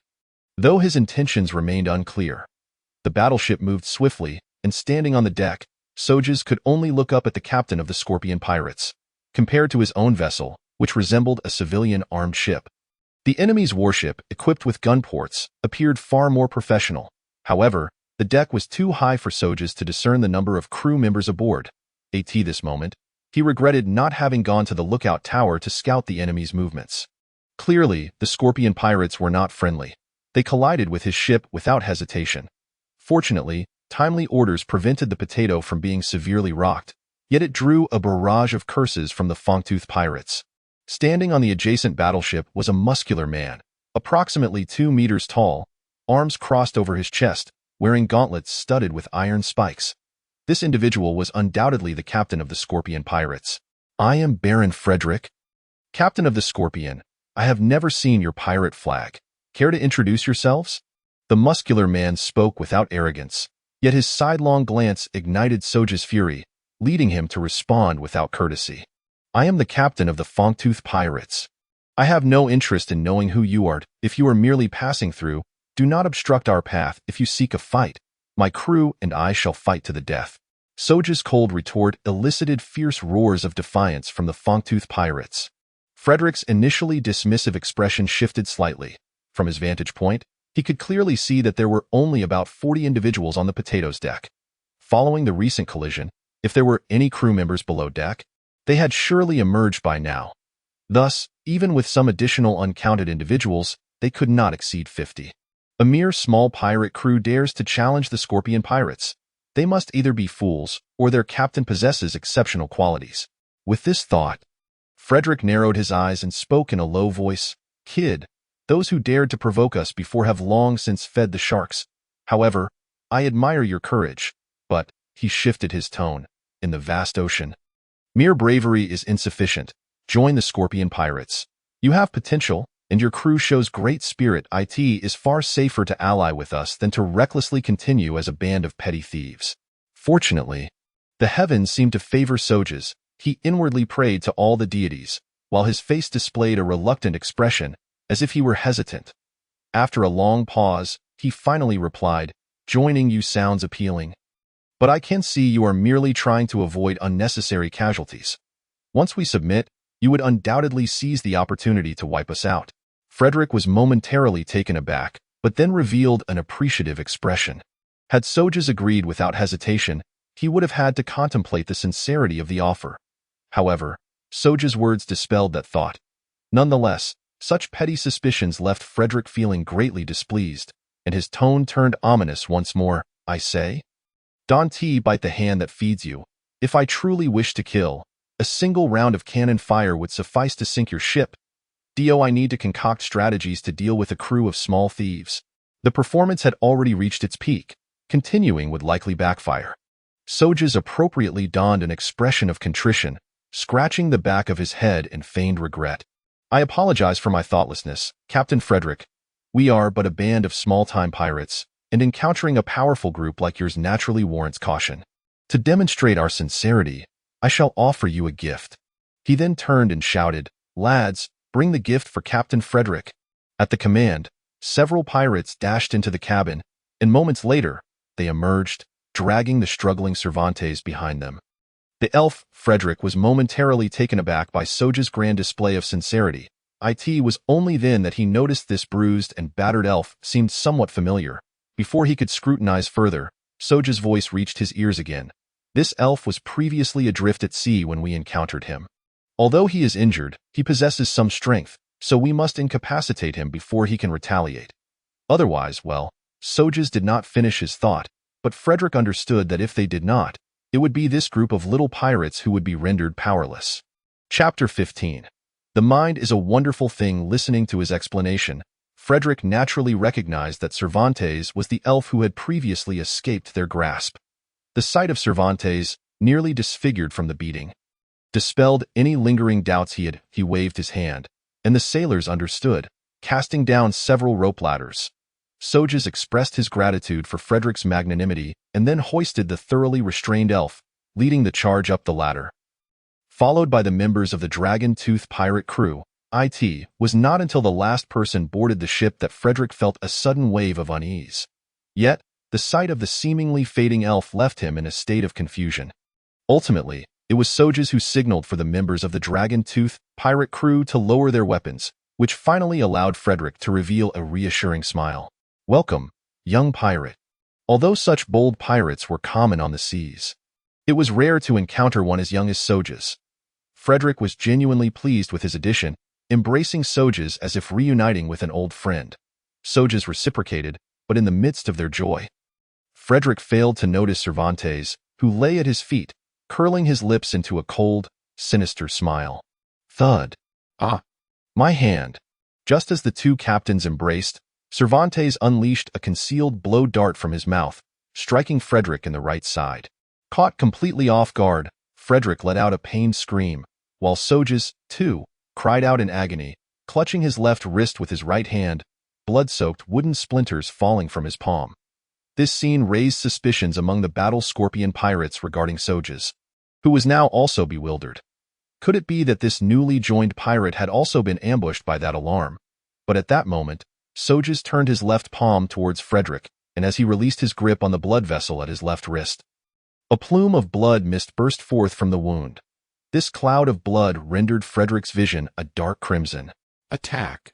That very cloud of blood served as the signaled in fact, before Sojas could even issue the command. All members, including the shackled Cervantes, erupted into action upon seeing the signal in this sudden onslaught. The Battle Scorpion pirates suffered dozens of casualties. "Ah!" Frederick let out a furious roar. Temporarily blinded, he instinctively swung his fist, the force of which compelled Sojas to evade. As he dodged, he kicked up a fallen sword from the ground, grasping it and charging forward. With the momentum of his run, he suddenly thrust the sword upward. However, Frederick was a third-tier fighter, forged in the crucible of battle. Hearing the sound of slicing air, he remained composed, raising his fists to protect his jaw, successfully blocking Sojas' attack. The powerful counterforce nearly sent Sojas' sword flying. Sojas remained silent, his left hand forming a fist as he struck Frederick's wounded side. The added injury caused Frederick to momentarily lose focus, but Sojas did not grant him a moment's respite. He lunged forward with his sword, forcing Frederick to retreat continuously before abruptly retracting his blade, releasing crescent-shaped sword energy that struck Frederick's abdomen. Even though a warrior's physical strength is formidable, the relentless barrage of sword energy left Frederick with numerous wounds on his stomach, exacerbating the injury to his right side. Although no organs were protruding, he felt dizzy from excessive blood loss. Meanwhile, Cervantes had already freed himself from the previously tampered chains, although he lacked a longbow. As a third-tier elven hunter, his agility allowed him to evade detection by the remaining lackeys of the Battle Scorpion pirates, who fell one by one in terror. The morale of the Battle Scorpion pirates plummeted following Frederick's injuries and the significant casualties suffered at the onset. The pirates from the Dragon-Tooth crew had previously concealed daggers in their boots or sleeves, whereas the Battle Scorpion pirates had not anticipated that this seemingly minor pirate crew had been meticulously preparing against them from the very beginning. Observing Frederick, who was now no longer a threat, Sojas refrained from delivering a fatal blow. Instead, he shattered Frederick's gauntlet with sword energy and pierced his eyes with the tip of his sword, commanding his pirates to launch another assault. The captain's triumph greatly invigorated the Dragon-Tooth pirate crew. Seeing Sojas return, Cervantes finally breathed a sigh of relief, leaping back onto the potato ship in the ship's hold. He retrieved his golden-threaded bow and quiver, taking position on the lookout to shoot arrows. With an average of 2 arrows released each breath, their trajectories were nearly impossible to discern, and despite entering the fray last, he outperformed Sojas in eliminating foes. At this point, the situation had become unequivocally clear. Except for a few pirates who had rushed too recklessly into the fray and were cut down, the rest took advantage of the enemy's dwindling morale to dispatch opponents with minimal losses. In less than 10 minutes, the Battle Scorpion pirates had dwindled to fewer than 30 sailors who had completely surrendered. Just moments ago brimming with bravado, they had now become prisoners. Some of the more cowardly pirates could no longer hold back their tears. For these individuals, Sojas felt no sympathy, instead piercing their hearts with his sword. Cervantes frowned at this but refrained from commenting. The elven race, known for their love of peace, naturally despised needless slaughter. Sojas regarded this action with understanding and admiration. But that did not mean he would comply. After wiping the bloodstains with the corpses of those cowards, Sojas slowly remarked, I say, Shoes, stop glancing around. I am addressing you. Noticing the elf's distracted gaze, Sojas emphasized his words. Your name is a bit lengthy. Henceforth, I shall refer to you as Shoes in return. You may call me Jack, as my family does. After this, Sojas returned to the matter at hand. When I slay such cowards, do not mistake me for cruel. In truth, these individuals are the most contemptible. Their previous attitude towards us mirrored how we now regard them. But now, when faced with defeat, their true nature is revealed. Having been timid, what were they doing when they were slaughtering others? They were reveling in their power, filled with exhilaration. Thus, I would rather spare those who bully the weak than forgive these despicable cowards. Upon finishing this statement, Sojas glanced at a pirate, clearly terrified and on the verge of wetting his pants, desperately attempting to leap overboard to escape. However, before Sojas could pursue, Cervantes had already shot him through the heart with an arrow, pinning him to the ship's railing. Gazing at the still bruised and battered elf, Sojas gave a thumbs up. Cervantes merely shrugged in response, saying, While I do not relish killing, I must admit, you were right this time. Rather than being slain by cowards due to a love for peace, it is better to fiercely battle strong foes to protect my companions. The elf's voice was low, yet it ignited the bloodlust of every member of the Dragon-Tooth pirate crew. Well done. Captain, who says elves can only be slaves? Our captain is a true man. Indeed, let those who look down on elves go to hell. Ignoring the raucous cheers of the pirates, Sojas approached Cervantes, extending his left hand and stating solemnly, From now on, I shall count on you, Shoes. Ha ha. Cervantes chuckled, returning the gesture with a firm grip on Sojas' bloodied hand. Mutual, Jack. Chapter 16. No way, just a minion. Though the scene was not particularly beautiful, it stirred the hearts of the Dragon-Tooth pirate crew, who yearned for the camaraderie shared between the two key figures. However, they seemed to have forgotten that there were still other living souls aboard the ship. Ha ha, ha ha ha, cough cough. What noise is that? Sojas paused, thinking, could it be that vengeful spirits were here to claim him? Ha ha, they still have the presence of mind to think about comrades. How ridiculous. The voice belonged to Frederick, who lay beside the mast. Being a third-tier fighter, he exhibited remarkable vitality, yet it appeared he was nearing his end. Sojas, wielding a long sword in one hand, strode over to the wretch with a disgruntled expression, cursing, You pestilent wretch, what are you blabbering about? If you wish to die, do so quietly and cease your desperate attempts at relevance. To his surprise, Frederick, upon hearing these words, responded not with anger but with a sardonic smile, the dying man somehow managing to display a mocking grin. Heh heh? Do you truly believe this ship represents the entirety of the Scorpion pirates? Upon uttering this, Cervantes' expression shifted dramatically. He suddenly recalled the unsettling implications of Frederick's earlier words. I am the captain of the Scorpion. Baron Frederick. Damned was he for having overlooked such crucial intelligence. Furious, Cervantes ground his teeth, the ominous sound causing Sojas to shiver involuntarily. He turned and asked, I say, Sojas, you aren't actually intimidated by a soon-to-be dead wretch, are you? Cervantes, still gritting his teeth, replied vehemently, Do you not recall his self-introduction? He claimed to be Baron Frederick. What of a baron? Even if he were a duke, I would not be fazed. Sojas wore an unconcerned expression, leaving Cervantes momentarily speechless. Was this fellow's identity as the naval commander's youngest son even genuine? Nonetheless, he elucidated the matter. Jack, do not forget, he flies the pirate flag. For a pirate to audaciously declare himself a baron implies that this pirate crew has been recognized as the premier pirates of an empire. What is a premier pirate? Sojas inquired, genuinely perplexed. A premier pirate is one whose crew has reached a significant level of power, leading to an imperial pardon, along with the granting of a title and imperial insignia, thus exempting them from capture by the nation's navy. However, the price is that they must provide military support during wars involving the empire and cannot plunder their own nation's merchant vessels. Is that so? Sojas had indeed never heard of such matters, and it was no wonder. He typically paid little heed to political affairs and had scant dealings with other nobles. Nodding, Cervantes asserted, Generally, A crew must possess a minimum strength of 5 ranks to be considered premier pirates. Given Frederick's status as a 3rd rank, it is impossible for him to have been recruited. It merely indicates that the Scorpion pirates have a stronger core force. There was one detail he withheld. Though a 5th-rank pirate may be recruited, they would only receive the title of Viscount, with only the 2 strongest members, aside from the captain, being granted the title of Baron, meant to sow discord within the crew. However, he intentionally concealed this. For the purpose was clear. Having provoked a formidable foe, it was prudent to overestimate their capabilities and prepare for the worst. Sometimes, excessive optimism yielded devastating losses. Ha ha ha, cough cough. It's too late to be afraid. You will all join me in hell sooner or later. Frederick, evidently prideful of his pirate crew, had barely relished his triumph when Soldier's next words caused him to spit forth a mouthful of blood. After all that effort and theatrics, it turns out you're just a petty lackey. With that, he kicked Frederick's rear, as one might a pig awaiting slaughter. You. That remark was infuriating. Frederick, already grievously wounded and on the brink of death, was driven to an untimely demise by those words.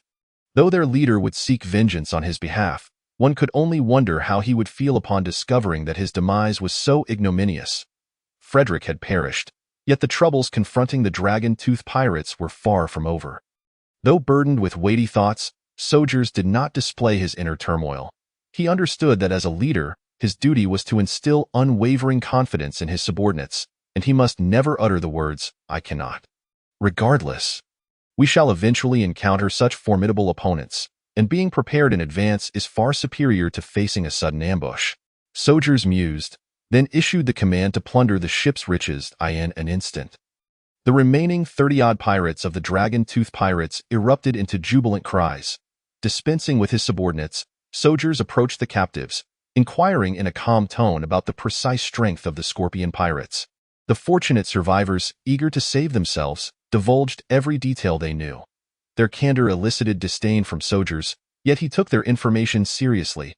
The Scorpion pirates. Captain Nathan, a premier pirate of the Fianna Empire. A 5th-rank swordsman. Aside from him, there was a 4th-rank beast tamer serving as vice-captain, though his magical pet was merely a 3rd-rank wolf, placing their combined strength between 3rd and 4th rank. The entire Scorpion pirates comprised 7 professionals. Aside from the captain and vice-captain, only the deceased Frederick was of 3rd rank, while the remaining 4 were merely 1st rank. Although Nathan's prowess posed a challenge to Sojas, he remained unperturbed. Melee-focused professionals could only excel in close-quarter or land combat until they reached 6th rank. Otherwise, they would have to obediently serve as commanders at sea.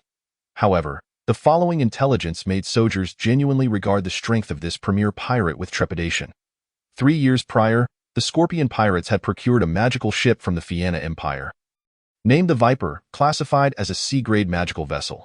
While its rank was modest, Nathan had once annihilated a pirate crew of 4 battleships using only the firepower of this ship.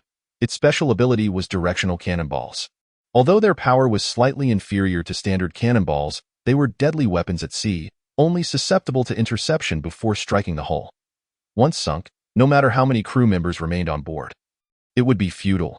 After relaying the intelligence, a clever pirate, with a glimmer of hope, asked, "Captain, may I join your ranks?" This inquiry prompted the others to express their desire to defect as well. Sojas sighed softly, stating, "Do not blame me for my ruthlessness. You possess too much information about us. Furthermore, if you could betray Frederick, you would similarly betray me before the mightier Nathan. I prefer to eliminate potential threats." With that, he waved his sword, and a crimson line appeared around the necks of the pirates.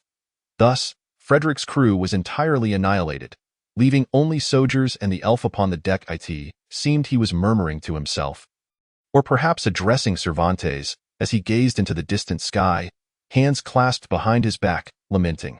At sea, even a man deemed invincible cannot contend against the world that a man, even devoid of possessions, can seize everything he desires if he possesses the courage to fight. In the midst of the ocean, losing the courage to fight to the death signifies one has already succumbed to the relentless tide. Chapter 17. Nathan as a captain under the premier pirate's banner.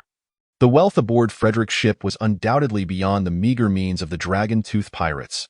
The treasure chest containing approximately 8,000 gold coins nearly dazzled Soldier's eyes. Even Cervantes, who cared little for riches, bore a smile upon his face. Some may claim to disdain wealth, yet aside from those who live off the land and water, no one truly lacks need for money. Damn money. It is but refuse. If money is refuse, then I would rather be a lavatory. Soldiers scorned the words uttered by the missionaries from the Holy Khotan Empire. This haul was indeed bountiful, including the jewels and other plundered goods. The total value approached 10,000 gold coins. In high spirits, the captain generously declared that each pirate would receive 50 gold coins. Even those who had perished in battle were not excluded. The captain's generosity sparked jubilation among the crew. Do not underestimate the significance of 50 coins. A small fishing vessel is valued at around 300 gold coins, and while 400 coins had already been discussed, 50 coins, though significantly less, could still provide a person with a comfortable life if managed wisely. Yet, one sailor expressed curiosity regarding the captain's latter statement. "Captain, why do the deceased brothers also receive a share of gold?" Not only he, but even Cervantes found the reasoning puzzling. "Once aboard my ship, they became brothers of the dragon-toothed pirates. They perished on my command, and even in death, they deserved to partake in the fruits of victory." Soldier's act of winning hearts bore fruit. The pirates were more obedient. Even if unspoken, their loyalty to the captain had increased. If he was not stingy even towards the dead, how could he be so with the living? This was the sentiment echoed in the hearts of these pirates. The fallen pirates were each bestowed with a pouch containing 50 gold coins before being cast into the sea. This scene prompted soldiers to reflect. The ocean, while a stage for dreamers seeking freedom, also served as a grave for warriors. With only 30 or so still alive and fewer than 20 having perished, the waste was no more than 1,000 gold coins, a sum he could afford to squander. Especially in the face of formidable foes. With a diminished crew, greater loyalty would enhance their chances of survival. With less than 1,000 gold coins, the situation has shifted from what seemed almost certain death to a state of slight hope. Yet, all were oblivious to the falcon that alighted atop the mast of this ship, soaring westward at the moment of Frederick's demise. After approximately half an hour of flight over the dream sea, a handsome middle-aged man sat leisurely on a deck chair, savoring a glass of red wine. Opposite him was a woman with feline ears, her innocent and beautiful face marred by a cruel smile. Behind them, several pirates were chained to the mast. "I must say, my esteemed captain, the pirates in this vicinity are utterly useless. In just a few days, they have already met their demise," the cat girl declared, shaking her goblet filled with red wine, her words seemingly mingling the wine with the essence of blood. The middle-aged captain appeared unfazed by her brutality. Rather, his tone, though flat, issued a direct death sentence to the pirates. "If they are worthless, then it is of no use to keep them alive. Let them be slain." Desperately, the unfortunate pirates wept and cursed as they approached. "Nathan, you dog, you navy lapdog, may you suffer a most wretched fate." Ignoring their cries, Nathan continued to relish his wine. Suddenly, the cat girl's expression shifted, prompting Nathan to furrow his brow. "What is it, Fiona?" he inquired. The cat girl, no, Fiona, did not respond but fixed her gaze upon the eastern sky. Soon, a falcon landed on her shoulder. The return of the falcon finally stirred a frown upon Nathan's otherwise calm demeanor. Fiona was not only his woman, but also the vice-captain of the Scorpion Pirates, a fourth-tier beastmaster. She could command multiple lower-tier creatures as long as her main battle beast was of lesser rank. The falcon was one such creature. Besides their ship, the Viper, every other vessel in the Scorpion Pirates fleet also bore a falcon. Whenever a captain perished, the falcon would return. Who did this?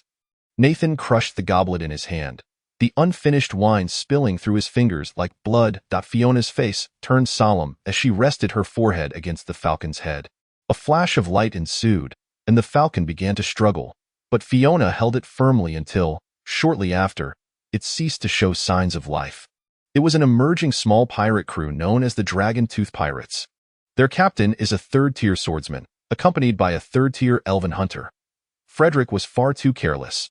The enemy had merely a single two-masted medium-sized sailing ship with only 50 crew members. Yet not a single one of the 300 pirates survived, Fiona recounted. Her face etched with shock. It was no wonder. In terms of firepower and numbers, Frederick's detachment far surpassed that of the dragon-tooth pirates. Yet she had gleaned from the Falcon's memories that the enemy had suffered fewer than 10 casualties. The dragon-tooth pirates? Nathan murmured, the anger on his face dissipating.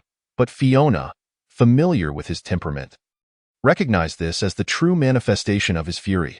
She added, their pirate flag is black, adorned with a dragon's head emblem.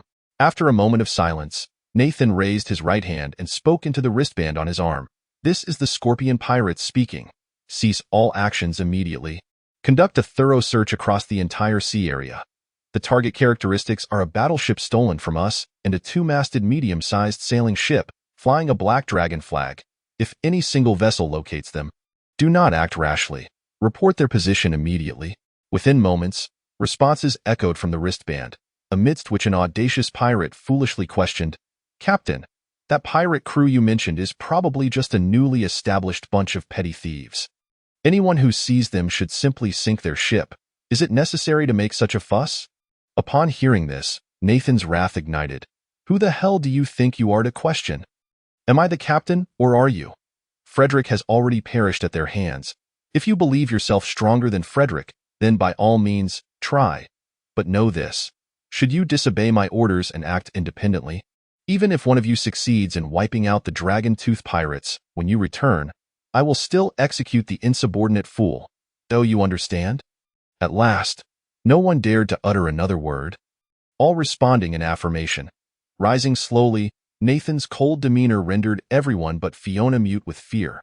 The captain was typically affable, treating his subordinates well, but when enraged, he transformed into a volatile powder keg, ready to explode at the slightest provocation. Whoever crossed him would find themselves in dire straits.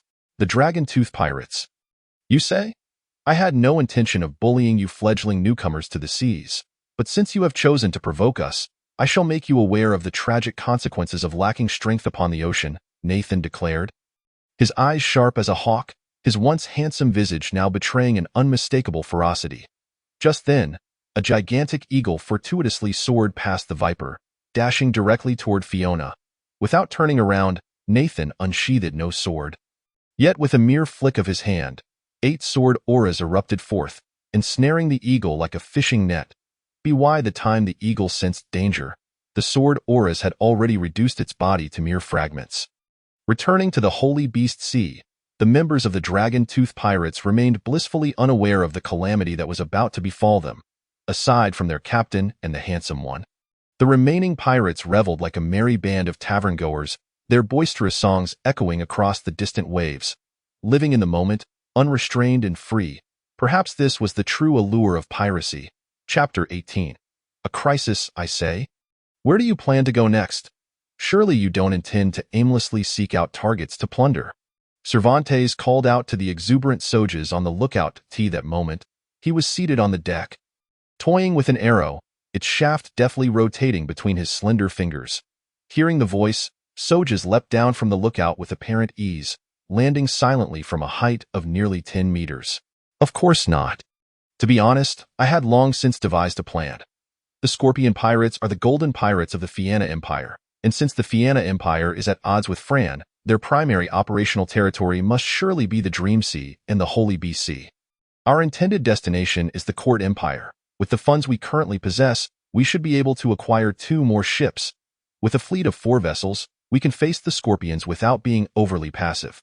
Soja's confident response pleased Cervantes, who felt reassured that their captain had a plan in place, rendering further commentary unnecessary. It was late September, and the clear skies uplifted spirits, yet the scorching midday sun of early autumn made it difficult to keep one's eyes open. Their lookout, however, failed to notice a fleeting shadow of a ship nearby under the blinding light. After a day without incident, the skies suddenly filled with ominous clouds, and the sea breeze intensified by 2 levels. Bored, the pirate crew gathered on the deck to drink and play games. Sojas, having never experienced such an atmosphere, eagerly joined in, yet as a novice, he was no match for the seasoned crew, ultimately being the one who drank the most among the dragon-tooth pirates. With a northeastern wind propelling them swiftly, the dragon-tooth pirates neared the edge of the Dream Sea, just hours away from the Five-Color Sea, and their spirits soared at the prospect of leaving this expanse behind. However, at that moment, Cervantes, who had been observing the crew's revelry, sensed something flash within his field of vision. Initially dismissing it, he instinctively glanced back at the lookout, only to be met with a stark realization. The lookout was deserted. The watchmen having joined the others in their merriment on the deck. A foreboding feeling gripped Cervantes. He shouted, "Maintain vigilance! There may be trouble nearby." His shout startled the crew, prompting them to hastily return to their positions. Sojas, seemingly intoxicated, staggered over. "What is all the fuss about?" he slurred. But before he could finish, a punch from an elf struck him on the head. "Have you lost your mind? We just saw a ship's shadow nearby." Cervantes retorted impatiently. Sojas rolled his eyes. "So what if there's a ship?" Suddenly, his eyes widened, the remaining haze of inebriation dissipating as he remembered they were still in the dream sea. He rushed to the railing. Pulling out a telescope to survey the vicinity, lo and behold, just behind their ship, Sojas spotted two vessels, devoid of any flags, maintaining a consistent distance from them. Most crucially, the design of these ships bore an uncanny resemblance to the battleship they had previously seized from Frederick. Those who could navigate a battleship possessed considerable wealth. Either navy, pirates, or affluent merchant groups could afford such vessels. Yet, the absence of flags on both ships indicated a significant issue. Setting down the telescope, adopting a cautious yet resolute demeanor, Sojas called out, "Lads, we have company approaching." Signal the potato to advance at full speed. Fortunately, they enjoyed a favorable wind. Otherwise, the potato's speed would have paled in comparison to that of a battleship. The enemy approaches with formidable intensity, and with the absence of the Viper, Sojas finds himself hesitant to engage recklessly. However, he cannot help but ponder how both sides, possessing only two ships, could have coincidentally sought to plunder one another. How, then, did the adversaries identify them? A single battleship cannot serve as conclusive evidence, for there are countless instances of identical models navigating the vast ocean. Seemingly reading Sojas' thoughts, Cervantes interjects, "It is likely that their deputy commander has taken action." Beastmasters can control additional creatures as long as their primary battle beast does not exceed their own domination limits. If I am not mistaken, their beastmaster hails from the orc tribe, known for possessing a secret technique that allows them to access the memories of the creatures they dominate. It is probable that our previous operations were not thoroughly cleaned up, and some birds akin to carrier pigeons may have returned to report. Cervantes, a seasoned wanderer, articulates the situation with striking clarity. Enlightened by this revelation, Sojas comprehends the reasoning behind their predicament. Yet, facing the might of the Scorpion pirates, he feels utterly powerless. A counterattack against those two battleships is undoubtedly unfeasible. Setting aside the uncertainty surrounding the Viper's movements, the two vessels, fully crewed, are not a match for the Dragon's Tooth pirates. Their prior success in ambush was a stroke of fortune, but now that the enemy is aware of their initial advantage, employing the same strategy a second time against the same faction is simply untenable. Clearly, venturing towards the Court Empire has now lost its significance. They may very well encounter the Court Imperial Navy before being overwhelmed by the Scorpion pirates. Alas, what choice do they have, given that their flag is that of a pirate? In this moment of despair, an old pirate suddenly speaks up, "Captain, if you are uncertain of where to head, I suggest you navigate to the pirate city in the Sea of Sin." "Oh!" Soji's eyes light up as he gazes with keen interest at the old pirate with grizzled whiskers. He recalls this old rogue, Weeble, who had previously triumphed in every drinking game, earning the title Sea Loach among pirates. He has plied the seas for nearly 30 years. With a grin, Weeble takes another swig of his drink before continuing. The Sea of Sin borders the Rainbow Sea. You can temporarily ride the sea breeze into the chaotic sea, and from there, venture into the Sea of Sin. Once you reach the pirate city, no pirate may take a life. Even personal grievances must be settled beyond the jurisdiction of the city. Otherwise, it would be deemed a provocation against the Fong pirates. Moreover, the armed forces in the pirate city rival those of any empire, and one can procure high-quality ships there, making it easier to recruit sailors and pirates. Sojas holds Weeble in high regard. His prowess is undeniable. But it is his extensive experience as a pirate that garners his respect. Yet, he hesitates at the thought of the chaotic sea and queries, "The chaotic sea, is that the realm devoid of any natural order?" Before Weeble can respond, Cervantes interjects, "Indeed, for the chaotic sea lies at the heart of the other 8 major seas, bordering 7 of them." The varying climates influenced by the sea winds render the weather in the chaotic sea unpredictable. Even on a clear day, one may encounter a tornado. Fascinating, Sojeas remarks with a smirk. I, the captain, wish to explore the chaotic sea. What say you? Ha ha, Cervantes chuckles lightly, his previously swollen visage now brightened by a smile, casting a glimmer of sunlight upon the gloomy sky. I have pledged my lifelong loyalty to the Dragon's Tooth pirates. Your command is the direction of my journey. The captain speaks truth, Weeble interjects, letting out a hearty burp. Once one chooses the path of piracy, there is no room for fear of the dangers of the sea. To attain wealth, one must bravely confront it. Those who cower should return to tilling the fields.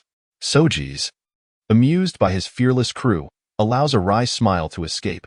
Feeling a swell of gratitude, in a booming voice that reverberates across the ocean, he declares, Lads, heed my command. We shall set sail for the chaotic sea. Roar. Chapter 19. The chaotic sea. After issuing the command, Sojeas renames the battleship Hope, seeking a fortuitous omen. Weeble's maritime expertise proves invaluable. Upon entering the chaotic sea, he discerns the presence of reefs merely by the sound of the waves. Sojeas, still a novice at sea, is filled with admiration. If I survive this venture, Weeble, I shall appoint you as captain of the next ship. For those with talent, one must provide appropriate rewards. Otherwise, the camaraderie may merely be fleeting. After all, loyalty cannot be expected indefinitely without reciprocation. Sojeas' generosity brings comfort to old Weeble, who had intended to share his own history. Once a captain of a fleet of over 20 vessels, including 3 formidable warships, only to have lost everything due to a disaster that reduced him to an ordinary man. Stripped of his former prowess, to meet a captain like Sojeas in his twilight years is a consolation for his decades of toil upon the sea. The terrors of the chaotic sea are no mere tales. As they step into its depths, Nathan's Viper pursues them, but the Scorpion pirates, outnumbering them significantly, initially launch targeted cannon fire. Yet, after Sojeas' sword energy and Cervantes' rapid-fire arrows intercept the attack, they plunge into the chaotic sea, where Nathan and his Viper noticeably reduce their speed. Ha ha ha. What chaotic sea? It is nothing but a myth. Sojeas laughs wildly, though perhaps this bravado is a natural inclination to taunt. Just as Weeble, who had intended to caution the captain against being overconfident, furrows his brow and warns, Captain, the scent of the sea breeze has changed. Issue orders swiftly. The tornado is imminent. A tornado? Sojeas blinks in disbelief, glancing at the sky, which is only dotted with a few clouds. However, Cervantes ascends the lookout, his gaze fixed on the northwest. After a few moments, he leaps down and urgently announces, Jack, there are dark clouds to the northwest. Old Weeble's warning is likely accurate, even if it is not a tornado. A storm is coming, we must prepare. With only a handful of crew members aboard the 2 ships, Sojeas forces a wry smile at the daunting task ahead. Nevertheless, his resolute spirit leads him to make a surprising decision. Old Weeble, have the Hope and the Potato aligned for docking. Command Bode to transfer all supplies onto the Hope. Weeble is taken aback, puzzled. But what of the Potato? After the supplies are relocated, everyone will board the Hope. We shall turn the Potato around to serve as bait for the Scorpion pirates. With the tornado approaching, it is better to concentrate our resources on one vessel to minimize potential losses. This audacious command inspires admiration in Weeble. Should they encounter a tornado from which escape is impossible, the heavier the ship, the greater the chance of survival. Clearly, placing their hopes on the more valuable Hope is a wiser choice than on the smaller Potato. Without hesitation, Weeble ascends the lookout to relay the orders. While Bode's sailing skills are not remarkable, he is obedient. Upon seeing the signal, he promptly leads a handful of sailors from the Potato to assist. Within 3 minutes, the supplies have been transferred, and the Potato is on a course directly towards the Viper. A minute later, the sky is entirely shrouded in ominous clouds, and from the northwest, Cervantes, stationed at the lookout, observes a white line on the sea, seemingly connecting the heavens. Though it appears trivial now, it is rapidly expanding. Jack, we must act. The tornado is upon us. Sojeas, alerted, promptly initiates countermeasures, commanding the sailors to set a full sail toward the southeast at maximum speed. While Weeble, undeterred by Sojeas' warnings, insists on remaining atop the lookout to monitor the situation. He, after all, is the most experienced sailor aboard. a responsibility he feels compelled to uphold. After approximately half a minute, the wind intensifies, and torrential rain lashes against the Hope, while the potato, serving as bait, hurtles towards the Scorpion Pirates formation. Nathan, in a frantic bid, narrowly maneuvers to avoid it, but the delay leaves them vulnerable to the full brunt of the tornado. Weeble, observing from the lookout, cannot help but chuckle at the misfortune of the Scorpion Pirates, loudly exclaiming, "Ha ha! The Scorpions are doomed." His booming voice, even amidst the tempest, carries clearly to every member aboard, and for a moment, the crew of the Hope erupts in jubilant celebration, as if they are not bracing for a tornado, but rather preparing for a grand feast. Though the members of the Longya pirate crew may be few in number, they are united and fearless, much like a pack of wolves. Their shared resolve to face the storms alongside Sojas profoundly moves them. Previously, Captain Klein of the Hell pirate crew was known for his motto, "I feast while you perish." Such pirate crews are not uncommon upon the seas, which only serves to highlight Sojas' loyalty and camaraderie. For pirates, even if the captain is a nightmare, as long as he embodies such qualities, he is a true man of the sea in the chaotic ocean. The greatest adversary is not the navy or rival pirates, but the sea itself. Although it harbors countless opportunities and treasures, it behaves like a capricious beauty, captivating yet prone to fits of temper, evoking both love and hate. Amidst the tempest, the once mighty Hope appears as a wretched fowl, and the calamities wrought by the storm are far from over. "Captain, give the order quickly. Activate our battle aura. The bloodthirsty mosquitoes are upon us. Those with battle aura, unleash it. Those without, cover your heads with your cloaks. Move swiftly." Even as a tornado looms, the usually composed Weeble finds himself shouting hoarsely. Sojas, not daring to slacken, promptly channels his battle aura to shield himself. While Cervantes and the sailors follow suit, before long, a red mist emerges from the tornado. Sojas perceives no immediate danger, yet the keen-eyed elves recognize the horror. It is not mere mist, but a swarm of millions of bloodthirsty mosquitoes. Bloodthirsty mosquitoes are zero-tier magical beasts, uniquely categorized as magical creatures despite lacking ranks, mainly due to their staggering numbers. Their instinctual ability to ride the winds of a tornado renders them a formidable presence in the chaotic seas. Typically, small groups struggle to contend with a tornado, and encountering the more terrifying bloodthirsty mosquitoes leaves them utterly powerless. Fortunately, these mosquitoes primarily target the nearer and more obvious prey, the Scorpion War pirates. Although Fiona is a beastmaster, she cannot exert control over these instinct-driven creatures. For pirates, what constitutes happiness? Discovering gold and silver treasures? That seems rather mundane. A discerning pirate like Sojas would tell you that true happiness lies in facing disaster together. I am outside the storm, while he is within it. Thus, I am a fortunate pirate. Chapter 20. The Pirate City. Often, calamity can also present opportunity. The Hope, influenced by the tornado, successfully evades the pursuit of the Scorpion War pirates. However, the superior capabilities of the Scorpion crew allow them to catch up once more, with their battleship even firing upon the Hope. Yet, thanks to Sojas and Cervantes' intervention, no significant damage occurs. Fortunately, divine providence seems to assist them once again, as a whirlpool suddenly appears between the two pirate crews, forcing the Scorpion crew to change course and forfeiting their chance to pursue the Hope. 15 days later, the Hope finally traverses the chaotic sea and enters the Sea of Sin. Legend has it that this region was not always known by this name. It garnered such a moniker only after the establishment of the Pirate City, which wielded immense influence. After approximately 4 days, the Hope reaches the outskirts of the Pirate City. Even from the periphery, one can faintly discern a fortress-like silhouette cloaked in a perennial natural black mist, imparting a sense of mystery without being overtly sinister. Indeed, the Pirate City is aptly dubbed a gathering place for evil. A common saying among sailors is, if the 9 great seas are the battlegrounds for pirates, then the Pirate City is their final bastion and the sole sanctuary where they may truly relax. Over 300 years ago, Lidas, the captain of the Fong pirate crew, seized control of this maritime domain. Utilizing the formidable defenses of the S-class magic battleship, the fearless dragon armor, alongside Lidas's unparalleled combat prowess, he established this impenetrable pirate city on the Forsaken Island within the Sea of Sin. Here, there are no navies, no taxes, and most importantly, no battles occur. were it not for the fact that the inhabitants are lawless pirates.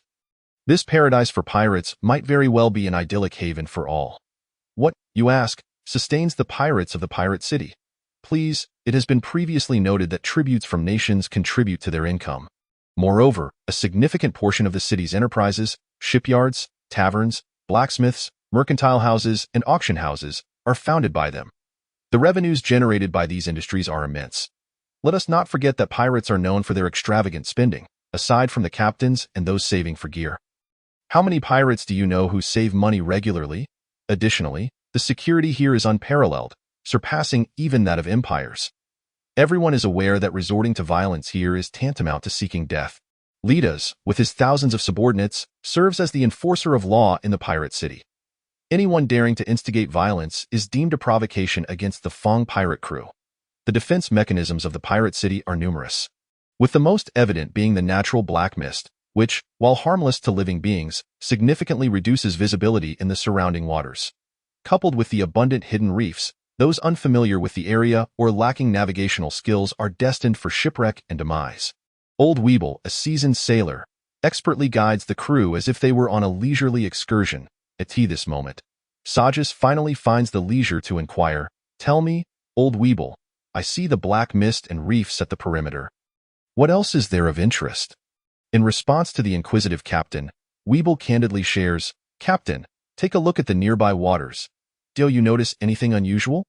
Sojas, upon hearing this, observes carefully, but just as he intends to test the waters with a strike of sword energy, Weeble frantically interjects, "Captain, do not act impulsively. The seabed here is home to giant bone rockfish.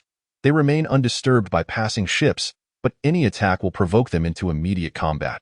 Giant bone rockfish, second-tier sea magical beasts, measuring approximately 4 meters in length and weighing around half a ton. Their skeletal density is exceedingly high. Though they swim slowly, they possess formidable strength. A full-force strike from their tails can shatter seabed rock, and they can also utilize the recoil to launch themselves, inflicting significant damage on vessels." After hearing Weeble's warning, Sojas refrains from reckless actions and listens attentively to Weeble's guidance. Seeing the captain quiet down, Weeble breathes a sigh of relief. The perimeter of the pirate city primarily relies on natural defenses. Even in his youth, he would not have dared to confront them head-on, let alone now with Sojas being merely a third-tier swordsman. As the hope gradually advances, it draws ever closer to the city's entrance, which happens to be the most perilous area, the last natural barrier, the Nine-Spirit Sea which, allegedly, she was Lidas's first vice-captain, who perished in a confrontation with the Imperial Navy. Due to her deep-seated obsession, she transformed into a sea witch upon death. Possessing the ability to create duplicates, she launches fierce assaults against any unruly pirates or invading navy, with each witch boasting at least 7th-tier capabilities, while the true number of her manifestations remains unknown. As the journey continues, guided by Weeble's insights, they gradually approach the threshold. Having navigated through the main activity zone of the Nine-Spirit Sea Witch, they find no more reefs ahead. Exhausted, the crew, at Sojas's command, retires to rest, leaving 2 watchmen to maintain vigilance. After sailing for 2 full days within the outer waters, they finally reach the entrance to the pirate city. This entrance alone astounds Sojas, accustomed to the grandeur of imperial architecture. While the Hope is considered a sizable vessel, this entrance could easily accommodate dozens of such ships side by side. Old Weeble selects the eastern entrance, which, due to its proximity to the chaotic sea, sees few ships passing through. As they approach the entrance, an eagle-clad figure swoops down. According to Weeble, this individual serves as the gatekeeper of the pirate city, responsible for issuing temporary identification tokens. With this token, every arriving pirate can dock their ship in a designated area, known only to the captain. Upon departure, they need only surrender the token to the designated custodian. With formidable strength and meticulous regulations in place, it is no wonder this place is hailed as the sole haven for pirates. After docking the ship, the group finally steps onto the main thoroughfare of the city, where prosperity exceeds that of even the grandest empires. Here, one encounters a variety of races rarely seen elsewhere, including merfolk who have transformed their tails into legs. Upon encountering the enchanting mermaid, a band of pirates, recently indulging in the spoils of their misdeeds, became as frenzied as lustful bulls. Bode, in particular, seized Soji's hand with a fervent grip, pleading in a tone reminiscent of desperation. "Captain, now that we are safe, might I suggest?" His eyes, filled with longing, darted towards the mermaid, who had yet to vanish from their sight. Merely 16 years of age. Sojeas, still somewhat naive, failed to grasp the implications behind Bode's gaze until the softly spoken words of Cervantes reached his ear, revealing the answer that left the somewhat bashful Sojeas in a bemused state as he declared the crew's disbandment. This command sent the Longfong pirate crew into a state of unrestrained revelry. Thankfully, prior to their descent from the ship, a rendezvous point had been established. Otherwise, with the minds of these lust-driven ruffians clouded by desire, it might have taken them a year and a half to locate their captain again. Nonetheless, the remaining trio harbored deep doubts about whether this group of scoundrels could even remember the designated meeting place after the night's escapades. What was intended as a leisurely interlude had devolved into a collective debauchery, leaving only the underage Sojeas, the morally upright elf, and the weary old weeble, who found themselves at a loss for how to pass the time. They ultimately decided to procure a vessel from the shipyard. It is worth noting that the standard shipbuilding techniques in Pirate City do not fall short of those found in any empire, yet the craftsmanship of magic ships and warships is markedly inferior. This disparity arises from the latter's long-standing evolution, bolstered by the continuous influx of youthful magical engineers and ongoing technological advancements. In contrast, while Pirate City possesses the capacity to nurture magical engineers, the number of individuals who settle down and raise families here pales in comparison to that in the empires, resulting in a scarcity of talent in this regard. Aside from the discontented youth, it is rare for magical engineers to seek refuge in Pirate City. Fortunately, the Longfong pirate crew's current finances permitted only the purchase of a standard ship. Due to the absence of taxation, the prices of battleships here are generally about 10% lower than those in the empires. Moreover, the shipyard boasts experts who can appraise the value of jewels, facilitating bartering even in the absence of sufficient gold coins. A battleship's base price hovers around 6,000 gold coins, while Pirate City's quote stands at 5,300. Each battleship comes equipped with 15 cannons, making the price seem reasonable. However, after their recent share of the spoils, the Longfong pirate crew found themselves with only approximately 8,000 gold coins, and with Soji's personal treasury totaling a mere 12,000. While the price allowed for the acquisition of 2 battleships, it would leave them unable to fully recruit sailors. Thus, Soji's was compelled to settle for a 3-masted rowing sailboat instead. Following the completion of all transactions, the Longfong pirate crew's operational funds dwindled to less than 4,000. It is no wonder that the pirates, initially eager to embark on adventures, found themselves resorting to plundering. Indeed, currency proves to be a transient entity. Perhaps the words of a renowned economist ring true: only wealth in motion can generate value. Chapter 21. The fallen, plague god. Having procured a vessel, Sojeas felt a weight lift from his shoulders. Under the guidance of the shipyard manager, he learned that Pirate City was home to many mercenaries without purpose. Some were locals, while others were sailors whose captains had perished. Go recruit sailors. One merely needed to make their intentions known at the docks. However, for those seeking skilled seamen, the taverns were the best places to seek fortune. If you're unsure of where to go, I recommend the Rue Guet Tavern. It's run by a friend of mine and serves the finest and most delectable rum. Just exit the shipyard, walk straight until the second intersection, and take a right. It's the first establishment you'll see, the manager advised as Sojeas departed. Recalling the manager's recommendation, Sojeas arrived at the Rue Guet Tavern in Pirate City. Taverns and inns share the same facilities, each boasting considerable size. It is no surprise, then, that while pirates may struggle to retain their wealth, they excel at generating profit. The Rue Guet Tavern is a 4-story establishment, with the upper 3 floors offering accommodations and the ground floor serving food and drink. It was evident that the proprietor had invested considerable effort into the establishment. While such venues abound in Pirate City, the high foot traffic here speaks volumes. Upon entering, Sojeas was immediately enveloped by a distinct atmosphere. The expansive ground floor, covering approximately 700 square meters, resonated with the cacophony of chatter. Even in the morning, the tavern was at least half full.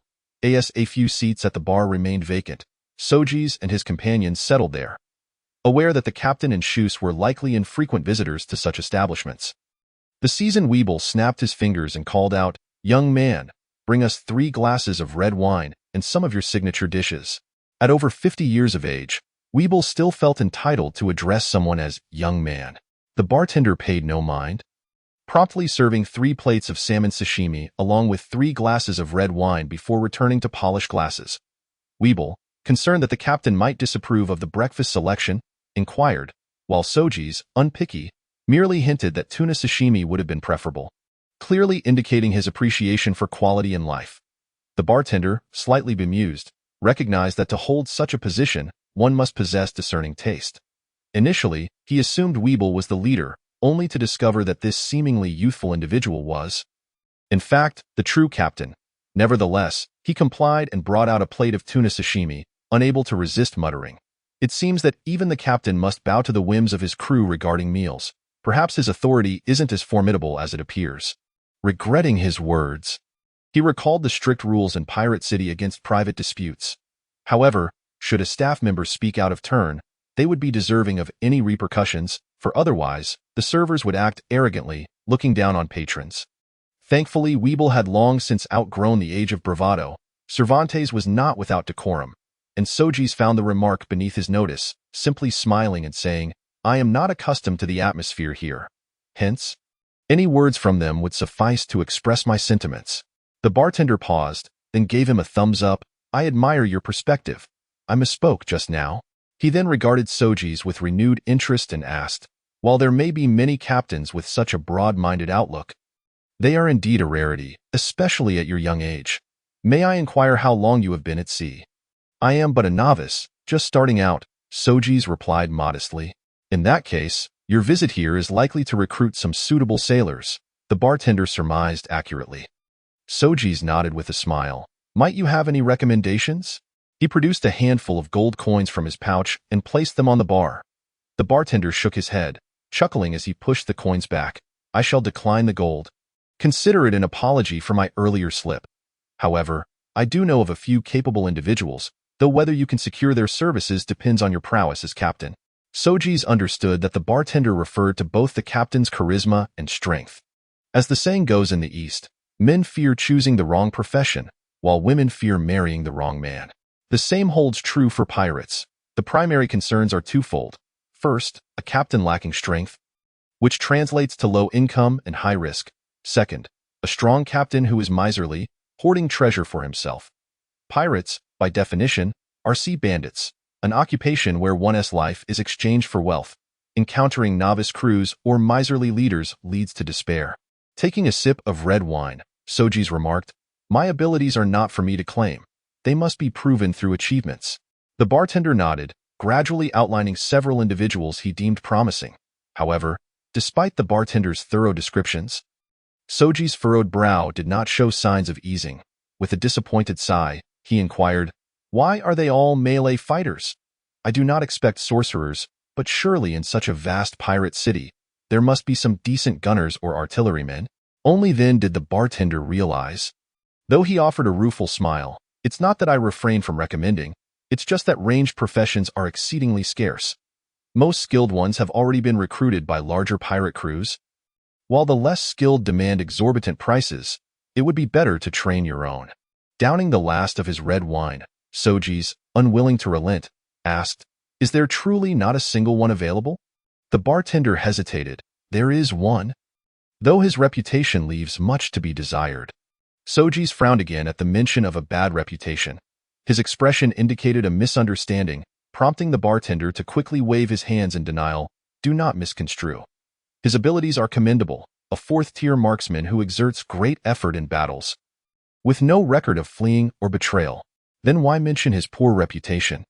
Sojeas queried, intrigued.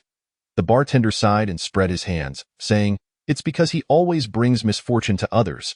Do not be deceived by his fourth-tier strength. Currently, no one dares to invite him aboard in Pirate City. Nearly everyone who has heard of him refers to him as the Plague God." Hearing this, Cervantes scoffed. "It is absurd to think that good fortune at sea comes without the necessity of preparing for calamity. Those captains who lack strength themselves tend to shift the blame for their failures onto their crew." Sojeas nodded in agreement, recalling how they had previously escaped from the Scorpion pirate crew. Although luck played a role, without old Weibel's unique experience and decisive decisions, they would likely have perished either in a whirlwind or under Nathan's cannon fire. "Only the weak rely on luck," he declared. "I knew you would say that," the bartender muttered, yet proceeded to explain the origin of the nickname. The plague goddess' real name is Will. Most gunners possess a calm and steady demeanor, often serving as a half-advisor, and Will is no exception. However, he has followed 10 different pirate crews, and each one has met its demise for various reasons: grounding, tornadoes, turbulent seas, whirlpools, and even unexpected encounters with the Navy. Such occurrences might be dismissed if they happened once or twice. But if 10 crews perish in succession, with only Will surviving, it certainly raises eyebrows. Many are aware, including the bartender himself, that this is merely coincidence, yet no one is willing to gamble on such luck. Those who do not care are usually quite formidable and do not mind a fourth-tier gunner like Will. As for those who do care, it goes without saying that Will, despite his considerable strength, remains overlooked. It must be said that while some strive at sea for their dreams, many pirates simply become literal pirates for the sake of wealth. Ultimately, who the true victor is remains ambiguous. Perhaps only those who survive until the end can be deemed the real winners. Chapter 22. You are not as wretched as I. According to the bartender's account, Will generally awakens only by evening, and upon waking, he drowns his sorrows in alcohol, languidly drifting through life. Clearly, he has abandoned any intention of promoting himself. With time still on their side, and having sailed for quite some time, the three each took a room upstairs to rest as the sun dipped below the horizon, while Sojas and the others remained deep in slumber. The door to the adjacent room quietly creaked open. A middle-aged man emerged, his hair tousled like a bird's nest, beard unkempt, and his gaze somewhat bleary. "Ah, you're still as punctual as ever," the bartender greeted, setting out prepared snacks and rum on the bar. The middle-aged man said nothing, quietly taking a seat without so much as glancing at the snacks, simply indulging in his drink. Observing the once taciturn man, who now bore a determined gaze, it was hard to fathom how he had fallen to such depths. The bartender sighed regretfully, almost to himself. Who would have thought that a man in his prime, looking older than some elderly folk, would find someone to take notice of him?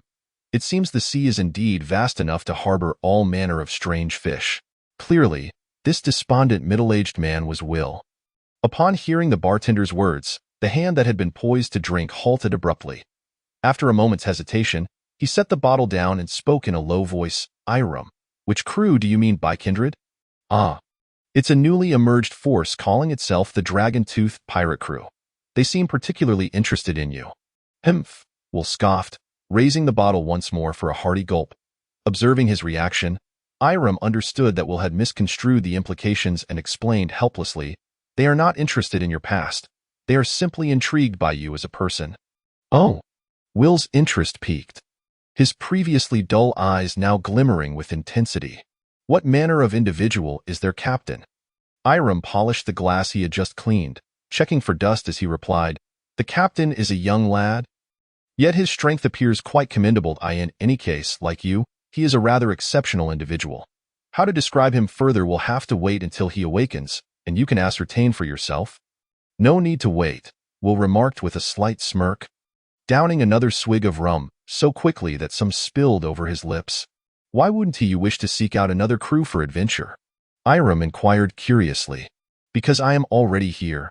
The bartender turned his head, and indeed, Sojas had just taken a seat beside Will, grinning as he snapped his fingers. "My friend, bring me another round from the menu I ordered earlier."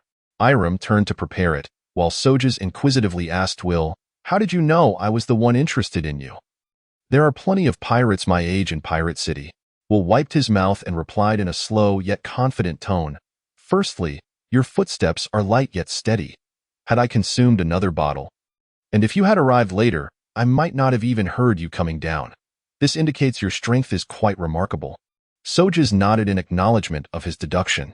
"Secondly, though Iram is not a professional, he has been a bartender for over a decade, so he has discernment.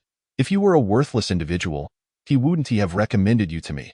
Thirdly, you just arrived this morning, had your meal, and immediately went to sleep, suggesting you have been sailing for quite some time and have only just docked. Given the general quality of new pirate crews, less than half managed to arrive safely here. And among those, none would be stronger than you. The timing of your appearance, with no one else descending for dinner, makes it evident.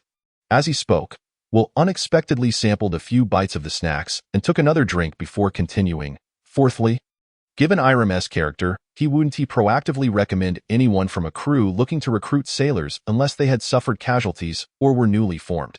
Only such crews would be specifically recruiting professionals. Seasoned pirate crews would not seek me out, leaving only the new ones. At this, Will turn to smile. When all these reasons are combined, tell me, why shouldn't I be certain that you are indeed the captain interested in me? Sojas laughed. He realized that his wait had not been in vain. The evening crowd was growing, yet Iram had yet to serve Sojas his drink. He didn't complain. Instead, he took a generous swig from Will's half-finished rum. Ah, indeed, rum is the way to go. Sojas wiped his mouth and formally introduced himself. Brother Will, a pleasure to meet you. As you have surmised, I am indeed Sojas V. Brew, the captain of the Dragon Tooth pirate crew, and a third-tier swordsman. Will nodded, a look of approval crossing his face. At Soja's age, achieving third-tier strength was indeed remarkable. Furthermore, he was indeed a special individual, as Iram had indicated. However, that alone did not sway Will.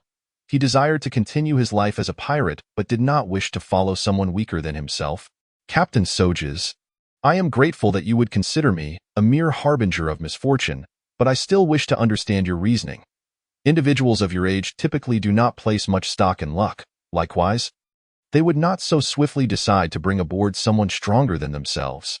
Indeed, every gunner is no fool, Sojas thought ruefully, as he recounted the saga of their conflict with the Scorpion pirate crew. Will, who had initially held a higher opinion of him, found himself utterly astonished by Soja's narrative, and after a long pause, he could only manage a wry smile. I see now. It seems my title of plague god is not without merit. I once doomed my crews, and now I bring misfortune upon myself. Upon hearing this, Sojas inwardly thought, there's an opportunity here, but he merely smiled and retorted, you may be the plague god, but I am even more ill-fated. What do you mean? From my perspective, though you've crossed paths with the Scorpion pirate crew, this is merely the nature of piracy. One is either pursued by the Navy or targeted by stronger pirates. That hardly qualifies as misfortune. With the plague god about to board and formidable foes lurking around, would you not say my situation is worse than yours? Will nearly spat out his drink, coughing for a while before finally managing to look at Sojas. I don't recall ever declaring my intention to join you. Oh, your words carry little weight. I declare you have joined us. Therefore you are now a member of the Dragon Tooth pirate crew, Sojas asserted with a serious face while speaking in a cheeky manner.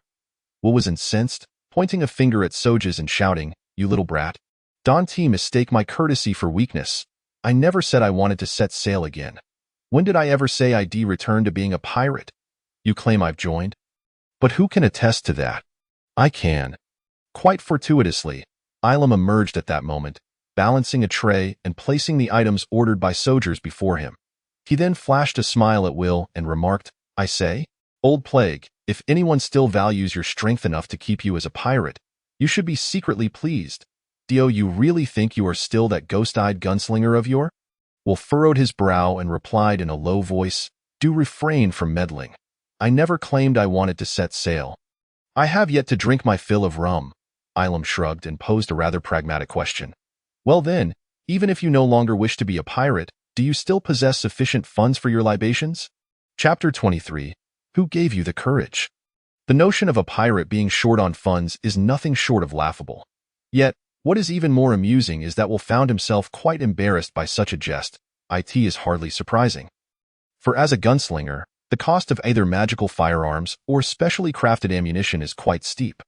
Additionally, with Will having been shunned from joining any crew for quite some time, it was only natural that he, in his solitude, sought solace in drink, which led him to this unfortunate state. Observing his expression, Ilam understood the situation and shrugged resignedly, stating, you see, your previous savings have dwindled considerably if you do not wish to venture out to sea. What do you plan to do? Return to labor, till the fields, or perhaps you aspire to join the Navy. Will remained silent, yet both Sojas and Ilam could discern the discontent etched upon his features. Taking advantage of the moment, Ilam pressed on, Will, You must realize that given your current circumstances, seeking a crew that boasts both strength and camaraderie is almost a pipe dream. While the Dragon-Tooth crew may not be particularly formidable at present, they are certainly not weak, at the very least. The captain shows great potential, which provides ample room for growth within the crew. Furthermore, stop, Will hastily interjected, raising his hand to halt the incessant chatter of Ilum. What on earth has that lad fed you to elicit such praise from you? Will pinched the bridge of his nose, while Ilum merely scoffed. Whether I am speaking well of him or simply aiding you, you are well aware of the truth within yourself. With that, the trio fell into a contemplative silence. Ilum busied himself polishing a glass. Will stared intently at the nearly empty rum bottle, and Sojeas sat contentedly in the corner, savoring his tuna sashimi. After a long while, Will finally sighed, downed the last remnants of rum, and slammed the glass onto the bar. Turning to Sojeas with a grave tone, Sojeas, I acknowledge that you are a captain with potential, yet the seas are teeming with ambitious souls. I wish to understand what exactly it is you seek. Sojeas, having taken a bite of his sashimi, licked his lips and answered, there is a saying. A soldier who does not aspire to become a general is not a good soldier. While I yearn to achieve great things, I have never desired to become the pirate king. Then pray tell, what is this grand ambition you speak of? Will inquired, intrigued. What I desire, Sojeas replied, his countenance growing solemn, is for my pirates to be able to traverse the seas while still nurturing their families. I wish for my comrades to gain renown while sailing the ocean. I want, after becoming a pirate, to earn the respect of the Navy. Those aspirations alone are insufficient. You harbor other ambitions within. Will shook his head. While Sojeas' aspirations were indeed lofty, it was evident that there were deeper motivations left unspoken. Indeed, I have another goal. My personal purpose, Sojeas confessed, a chilling resolve flashing in his eyes, a fierceness unbefitting a mere 16-year-old. Do share, Will urged, sensing the gravity of Sojeas' intent, though outwardly maintaining a calm demeanor. I aim to turn the Fianna Empire upside down within my lifetime, Sojeas declared in a low growl, his hatred laid bare. Will was momentarily taken aback. And Ilum stood frozen. If the previous justifications could be considered reasonable, this so-called personal purpose bordered on madness. To upheave a great empire, aside from the Fong pirate crew, would likely deter even the other 5 major pirate crews. After a long pause, Will sighed, very well. I concede that you are a commendable pirate. However, let me make this clear. Will's expression turned serious. Should you engage in actions unbecoming of a pirate captain, I will not hesitate to leave this crew. To leave the crew? Sojeas scoffed, thinking it absurd to board a ship only to disembark later. Nonetheless, he extended his right hand with a grin, stating, let us forge a fruitful partnership. From now on, you may call me Jack. As if I were family. Will snorted but still grasped his hand. At that moment, Cervantes and Weibel began to awaken, and upon witnessing the scene, exchanged glances laden with uncontainable joy. Old Weibel, with his booming voice, clapped a hand on the captain's shoulder and laughed heartily, as expected of the captain. In such a brief span, you've managed to recruit another brother. Ha ha ha. The way he spoke made it seem like if I were not a trickster, even a pig could climb a tree. Wait, no, Sojeas was irked. What the hell have I ever deceived anyone about? Explain yourself, or it will be you or me today. Old Weibel paid him no mind. Turning instead to the bewildered Will, young man, the Dragon-Tooth pirate crew welcomes you. Our captain is a man of grand ambitions. Being by his side ensures you shall never face dull moments. Storms, naval skirmishes, or pirate encounters will come knocking, and you shall never find yourself at a loss for excitement. Ha ha. Will, unfazed by his jest, scrutinized old Weibel's visage, hesitating before inquiring softly, were you not once known as the Winged One? Before he could finish, old Weibel clamped a hand over his mouth. The elf, however, seemed unconcerned. He had long suspected the old man harbored a tumultuous past. Sojeas was momentarily surprised, but also astutely refrained from probing further. After all, who among them did not possess secrets they wished to keep hidden? Thus, having embarked on the ship, Will became part of the Dragon-Tooth pirate crew. Though he appeared reluctant, his friend Ilum, who had known him for nearly a decade, recognized that the one truly overjoyed was not Sojeas, but rather the ever-grumbling Will.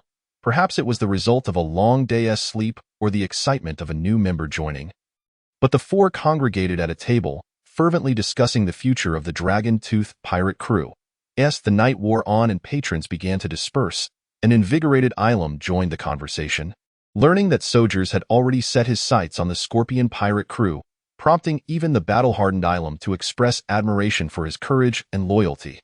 This discussion continued until dawn broke, at which point the group, satisfied, returned to their quarters to rest, only to hurriedly consume lunch at noon before heading to the docks to recruit sailors in Pirate City. Recruiting sailors was evidently more convenient. With both quality and courage assured, as few who managed to arrive there were of weak constitution. However, as Sojas and his companions strolled down the street, they encountered a stout man leading a young girl by a leash. Indeed, the girl wore a collar akin to that of a pet dog, tethered to the man by a rope, and she followed him with a vacant expression, devoid of will. Coincidentally, Sojas was engrossed in strategizing with Will and had not paid attention to his surroundings. The two distracted individuals collided. Ah, damn it. It is worth mentioning that although Sojas was still a Na'vi young man in matters of the heart, his perceptive faculties were sharp. The sensation of the girl's soft form colliding with him caused a tremor to course through him. And the apology he intended to voice was swallowed back, however. Just as he was about to help the fallen girl to her feet, he caught sight of her face, and in that instant, his composure shattered completely. You actually? The stout man, noticing the rope in his grasp was taut, impatiently turned to glance back. His gaze fell upon the girl on the ground, and he exhibited no trace of compassion. In truth, no one treated slaves kindly, and even elven slaves were not exempt from such disdain. Without regard for Sojas standing before him, he stepped over his form, glaring fiercely at the girl who met his gaze, and delivered a vicious kick. Damn it, what are you still doing here? Though the stout man was not a professional fighter, the kick to the girl's abdomen elicited a painful spasm, causing her to writhe in agony. Not only Sojas, but even Will, Cervantes, and old Weibel frowned at the displayed. It was not merely his disregard for the captain's presence, but also the lack of character he exhibited as a pirate. One could be fierce, even brutal. However, to assert dominance over a woman was entirely another matter. As the girl hunched over, seemingly unable to straighten her back from the pain, Sojas finally regained his senses and bellowed in a voice that echoed throughout the pirate city, "How dare you strike her? Who the hell gave you the audacity?" Chapter 24. You are my world. The thunderous roar of Sojeas compelled those around him to halt their activities, while the stout man was left reeling, his ears ringing from the sheer force. Instinctively, he felt the urge to curse, but as he turned, he was met with Sojeas' face, contorted with rage. Damn you, you wretched little monkey. How dare you reduce her to this state? Are you tired of living? Sojeas was seething with fury. Although Shwasi and the others were unaware of the reasons behind Sojeas' wrath, they hastily moved to restrain him. Meanwhile, Will brandished a long-barreled firearm adorned with flame motifs. His finger poised on the trigger in the pirate city. The audacity to resort to violence made the stout man tremble. He clearly understood that the fiercely determined youth had intended to draw his sword against him. Had it not been for the timely intervention of the elf and the old man, he might have already met his demise. Gulping nervously, the stout man observed the shock that Sojeas' actions had instigated in the onlookers. They too recognized that the impulsive youth had not relinquished his murderous intent. This is the end for him. A collective thought surged through the crowd, mingled with an inexplicable sense of pity for him. For he was still but a child. The pirates were undoubtedly ruthless, yet this did not imply a complete absence of compassion. It was evident that Sojeas was at the peak of his fury. Despite Cervantes and Weibel's desperate attempts to restrain him, one clutching his waist and the other gripping his arm, they failed to hold him back as he prepared to reach for his sword once more. Just then, the girl who had been prostrate on the ground suddenly struggled to her feet, positioning herself in front of him. Thank you, but please don't do this. It's not worth it. Her eyes brimmed with a mixture of despair and gratitude. Though she did not recognize the youth who stood before her, nor understood his motivations for defending her, she was acutely aware that it had been a long time since anyone had shown concern for her well-being. Therefore, she could not bear the thought of this person perishing because of her. The once volatile Sojeas, akin to a powder keg primed for explosion, found tranquility in her words. He trembled as he grasped her cold, trembling hand, a reflection of her fear and despair. Even his voice quivered as he managed a strained smile. "All right, I shall heed your advice." The astonished expressions of those around them seemed as if their jaws had unceremoniously dropped to the ground. Will's lips twitched, his inquisitive gaze involuntarily shifting towards Cervantes, who was equally in the dark, only able to shrug helplessly in response. Will's growing concern regarding the captain's infatuation with the fairer sex deepened. For he believed that a captain consumed by such distractions could never achieve greatness. However, observing the captain's newfound composure, he refrained from voicing his admonitions. "You are still young. If you truly succumb to the temptations of wealth and beauty, then let reality be your teacher." Will sighed inwardly. He had high hopes for this young man. Had it been another captain of similar age, he might have already taken his leave in disdain. The girl's words had finally calmed Sojeas, albeit he continued to glare fiercely at the stout man, his grip on the girl's hand unwavering. The stout man, clearly intimidated by Sojeas' earlier display, struggled to conceal his trepidation as he stammered, "What do you want?" Sojeas, incensed by the man's cowardice, inhaled deeply several times, striving to soften his gaze as he turned back to the girl, gently inquiring, "What exactly transpired here?" He gestured towards the collar around her neck. After a moment's hesitation, she divulged the harrowing truth. The girl was a member of a fallen merchant family, her parents having incurred enormous debts due to a failed business venture. To repay these debts, they mortgaged most of their assets. Following this misfortune, her relatives harbored ulterior motives, and her parents tragically met their end in an accident, leaving the family's fate in the hands of her uncle. However, this was merely the beginning of her tribulations. The mortgaged assets barely covered 90% of the debts, while the remaining 10% required her to be sold into servitude. The stout man before them was a henchman of the creditor's family, which, despite its ostensible influence, was secretly a formidable pirate crew. It was perplexing how they had come to the pirate city to engage in the slave trade. Upon hearing the word slave, Sojeas felt a surge of indignation. Yet he managed to suppress his fury as he cast a cold glance at the quaking stout man and intoned, "Name your price." With that, he unfastened the collar from around the girl's neck, an act that unequivocally signified his resolute determination to claim her freedom. The stout man quoted a price, and Sojeas did not bother to haggle. He simply removed the pouch of coins from his waist and tossed it without a glance. Will, Cervantes, and old Weibel did not intervene, understanding that the price of a slave would not be exorbitant. However, initiating a negotiation at this juncture would surely wound the girl's spirit. If the aim was to rescue her, it must be done thoroughly. Otherwise, it was better to refrain from intervening at all. The stout man scurried away with the pouch, and Sojeas shot him a disdainful glare before offering an apologetic smile to Will and the others. "I apologize. Everyone that I initially intended to recruit enough sailors for 3 ships, but now it seems I must settle for a bare minimum to set sail." Will accepted the captain's apology with equanimity, though he felt a tinge of discomfort as he candidly remarked, "Captain, this was a unique circumstance. No one will speak ill of it. However, do remember that you are the captain. Your actions will shape the future of our entire crew. It would be wise to consider this more carefully next time." Sojeas graciously accepted the counsel. He then turned his attention back to the girl, speaking softly, "You are free now. Go wherever your heart desires." I don't know where to go, and I wish to follow you." Her clear gaze made Sojeas' heart flutter, and her words stirred something within him. Yet, he forced himself to suppress his emotions and declined her request. "You must understand, this is a pirate city. My presence here indicates that I am a pirate. Being with me could be perilous." "I do not mind," the girl interrupted, her tone resolute yet gentle. "You saved me from despair. You have given me a new lease on life. Thus, my life now belongs to you. From this moment forth, you are my world." As Sojeas prepared to argue further, Will interjected, "Captain, it might be best to agree. If you have feelings for her or see her as someone significant to you, then having saved her, you must also accept the responsibility of protecting her. Or do you lack the courage to do so?" Sojeas fell silent, exhaling deeply, and finally allowed a smile to re-emerge. "Very well. Since she is now aboard my ship, She is family. Family matters must be faced together. Let us set our sights on the dock to recruit more hands, and let the scorpion pirates witness that our dragon's thong is not to be trifled with. Chapter 25. The captain's responsibility as they approached the dock.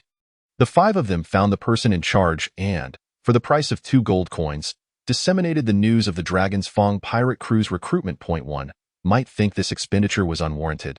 But in truth, each of the recruiters wore a communication wristband, an extraordinary alchemical artifact.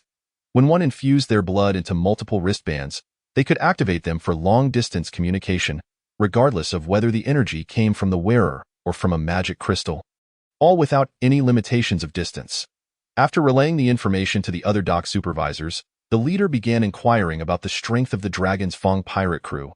A crew with greater power would attract more recruits, as it signified better income and safety. Approximately an hour later, over 1,000 individuals had gathered at the dock, evidently drawn by the recruitment call. Indeed, this is a pirate city. The caliber of individuals here is notably high. Although their discipline pales in comparison to the navy's, their physical prowess and ferocity may well surpass it. Sojeas mused as he surveyed the throng of ruffians. Will remained non-committal. He was no novice to the seas. Recruiting pirates, while seemingly straightforward, was not merely a matter of physical attributes. Fortunately, Sojeas, despite his inexperience, did not cling to his own decisions and soon entrusted the selection process to Will and Old Weibel. He had already internally criticized the absurdity of their names, which indeed sounded too much like father and son. Before long, the two had dismissed approximately half of the crowd, primarily those with shifty eyes who, although their intelligence was indeterminate, were undoubtedly cunning tricksters. The remaining fewer than 500 individuals were scrutinized by Sojeas himself. Upon seeing this number, he felt a wave of relief. Had there been more? His remaining funds would scarcely suffice to support these ravenous wolves. Taking a deep breath, Sojeas proclaimed loudly, "Dear pirate comrades, first and foremost, I extend my heartfelt gratitude for your decision to join the newly established Dragon Tooth pirate crew. Your presence infuses our fledgling team with renewed vigor. However, as the captain, I must be forthright with my future crew members." With that, Sojeas' expression turned solemn. The pirates, unaware of the full truth, remained silent, refraining from interrupting this young pirate leader. "I trust you have all heard of the Scorpion pirate crew.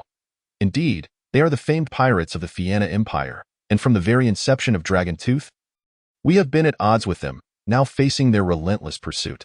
While concealing the truth might bolster our chances after your boarding, I refuse to rely on such underhanded tactics for survival. Moreover, I do not believe they are guaranteed to vanquish us. Therefore, if any of you wish to depart now, I assure you, I shall not impede your choice." Upon his declaration, the previously quiet crowd erupted into a cacophony of voices. Sojeas and his companions had anticipated this reaction. Truth be told, if one were to assess the surface-level strength, Dragon Tooth could only hold its own in land battles or boarding actions. Otherwise, the mere presence of their adversary's Viper would pose a significant threat, not to mention their superior fleet. He could hardly believe that the Scorpion pirate crew would have suffered substantial losses in the prior tempest. At last, a bald pirate with a head gleaming like a bulb broke the silence. "Captain, may I inquire, to my knowledge, the strength of Dragon Tooth should preclude an unprovoked attack from the Scorpion pirate crew. Unless you instigated it, I wish to understand what could possibly compel you to provoke such a formidable opponent." Sojeas, far from angered, responded with a smile. "Your question is astute, yet allow me to clarify one point." He cleared his throat. "Firstly, the Scorpion pirate crew is indeed the premier pirate faction of the Fianna Empire, and I bear an unyielding grudge against that empire. Secondly, they have wounded my brother. We of Dragon Tooth shall not be bullied. Whoever dares to challenge us will face our wrath." His words elicited 2 starkly contrasting reactions from the crowd. The first group scoffed and turned away, while the second, including the bald pirate, declared, "I choose to join the Dragon Tooth pirate crew." The bald pirate, now brimming with admiration, raised his clenched fist and exclaimed, "Your loyalty is commendable. On the open sea, true freedom is not claimed by lone wolves boasting individual prowess, but by a cohesive team that thrives through mutual support. Though we have drawn the ire of the Scorpion pirate crew, I still wish to bear the mark of Dragon Tooth upon my body and follow you across the world." As the bald pirate spoke, The remaining pirates who had not departed also chose to join, drawn not by the might of Dragon Tooth, but by their camaraderie. Pirates may possess many flaws, yet courage and loyalty remain the indelible essence of their identity. A captain willing to fight for his crew, even if not the strongest, is worthy of their allegiance. Sojas silently observed this raucous assembly of pirates, remaining resolutely mute. Approximately 400 pirates had chosen to stay, and logically, their inclusion would grant Dragon Tooth a preliminary qualification to confront the Scorpion pirate crew directly. Yet, no trace of joy could be found on Sojas' countenance. Instead, an unmistakable sorrow lingered in his expression. "What troubles you?" The keen-eyed sharpshooter, Will, quickly discerned the captain's disquiet. "It's nothing, merely the discomfort of knowing that some among them will soon perish due to my command," Sojas sighed. Despite his resolve to embrace the life of a pirate, he was, after all, merely a 16-year-old boy. His murmured words, though soft, reached the ears of those nearby. Will chuckled at this revelation. "Ah, this is your first time leading a crew." Cervantes, understanding the weight of the moment, gently pat Sojas on the shoulder and remarked, "That's entirely natural. Anyone would experience a myriad of emotions during their inaugural command. However, your ability to contemplate this, rather than revel in the power, indicates you shall become a competent captain." Will, who had previously harbored reservations about Sojas, found them dissipating with this acknowledgement. He too gave a reassuring pat on the shoulder. "There's no time for reflection now. Since you've resolved to be a captain, your duty is to minimize casualties while striving for the greatest possible victory, even when you know some of them, perhaps even among us, will meet their end."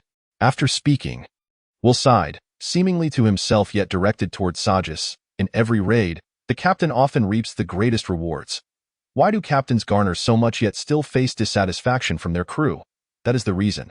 No one dictates that a captain must be stronger than their subordinates, however. The burdens they bear are invariably the heaviest.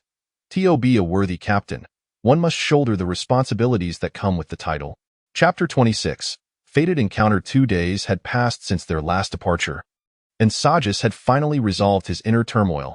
Eager to indulge in a bottle of rum, he suddenly recalled the presence of an additional crew member aboard, the same individual he had not seen for 2 days. Exiting the captain's quarters, he seized a pirate who greeted him. "Have you seen Genevieve?" "Oh, the captain's lady?" The pirate grinned knowingly. "I just saw her on the deck, lost in thought, gazing at the sea." "You should go see her." "Curse you and your titles," Sojas retorted, lightly swatting the back of the chatty pirate's head, bemused, but without further ado, he dashed toward the deck. The day appeared rather overcast, and with old Wilbur appointed as captain of the Viper, Sojas could not ascertain whether it might rain. Nevertheless, on the deck, he could see the new recruits busily attending to their tasks, seemingly unfazed by the ominous clouds overhead. His arrival merely prompted them to acknowledge their captain with a brief greeting, not disrupting their ongoing activities. Indeed, these pirates from the pirate city exhibit commendable discipline, Sojas mused, but his fleeting admiration dissipated upon catching sight of a familiar figure, replaced by a wave of uncertainty. By the railing at the edge of the Hope, Genevieve rested her hands upon it, quietly surveying the vast sea. Ever since her rescue from the clutches of a slaver 2 days prior, she seemed preoccupied with an inner conflict, which explained her absence during Sojas's most despondent moments. In truth, she herself was unsure of how to face the uncertainties of her future. Observing her familiar silhouette, Sojas approached her gently, speaking softly. "The weather looks ominous. Shouldn't you come inside to avoid the rain?" A tumult of emotions stirred within Sojas, indescribable and complex. Genevieve continued to gaze at the ocean, a soft smile gracing her lips. "It's all right. It won't rain just yet. But what about you? Have you come to terms with everything?"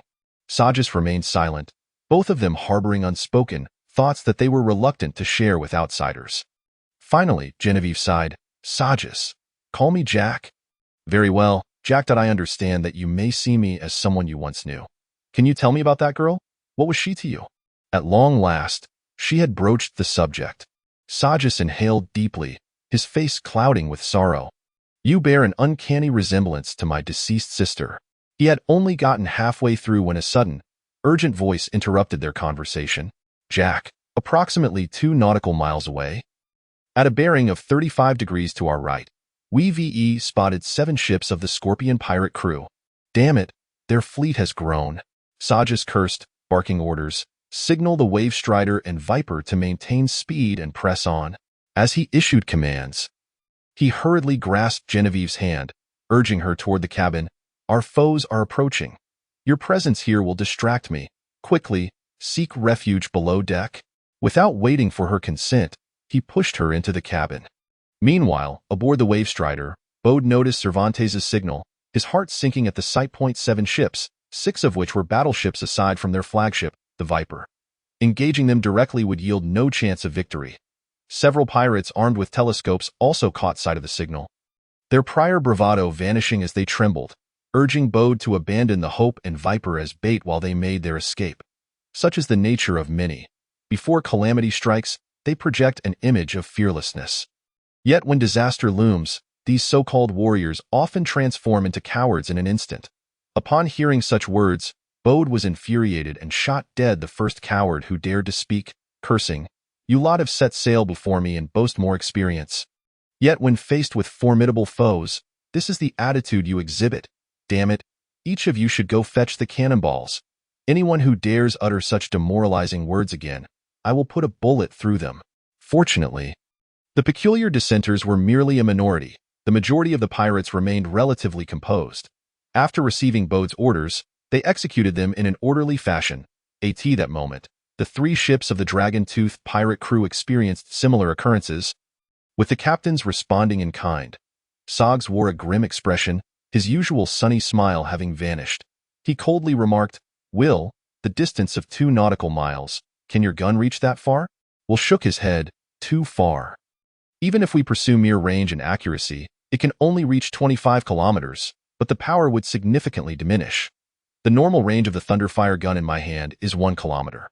If I maintain the same power and utilize telekinesis, it can achieve a range of 2,000 meters. Beyond that, the power will wane, and at the distance of 2 nautical miles, even if I manage to hit, the bullet's force would be no more formidable than that of an ordinary firearm." Sogs felt somewhat disappointed. Yet he did not succumb to despair. He merely stated, "The reduced power is inconsequential. The Rattlesnake is merely a Class C magical vessel. Vessels of this class typically possess external power sources. First, do your utmost to eliminate their lookout, and then find a way to destroy their power source. Once they lose it, the Rattlesnake will be no different from an ordinary ship." It was easier said than done. Setting aside the excessive distance, intercepting cannonballs was child's play for someone of Nathan's 5th-tier strength. Though Will's marksmanship was formidable, beyond the normal range of 2,000 meters, the bullet's power would diminish along its trajectory. Even though the Class C magical vessel's power source was external, it still bore a certain degree of defensive capability, not easily destroyed by just 1 or 2 shots. Boom! Just as they were conversing, the Scorpion pirate crew fired the first cannon, missing its mark but inducing a wave of anxiety within the Dragon-Tooth pirate crew. Fortunately, the Hope, along with Sogs, Will, and Cervantes, possessed the ability to intercept cannonballs. However, the other 2 ships required their support. Otherwise, a single round of cannon fire could lead them to their demise. "This is no time for idle talk, Will. You lead the gunners in counterattacking. Shoes, use signal flags to inform the Arrowhead and the Wavebreaker to rally their crews for a counterstrike, and then you are responsible for intercepting the cannonballs aimed at them." In the face of adversity, Sogs remained remarkably calm. Though they might not inflict significant damage on the enemy, at least the crew aboard the Hope found renewed hope in their captain's composed demeanor. Once orders were issued, the Hope and the Wavebreaker opened fire in succession. Although they were vastly inferior to their opponents in terms of ship capabilities, their range professionals held a considerable advantage. The threat from ship cannons primarily stemmed from the sheer volume of firepower unleashed. Relying on area coverage to inflict damage on enemy vessels, their accuracy was not particularly high. Thus, aside from the Rattlesnake's guided shells, the hit rates of the remaining 6 battleships were quite poor. And any cannonball poised to strike the Dragon-Tooth pirate cruise vessels would be preemptively shot down by Cervantes before making contact. The war had ignited in that moment, with everyone on deck fighting desperately for survival. While within the ship's cabin, Genevieve clenched her fists tightly, seemingly engaged in an internal struggle. Chapter 27.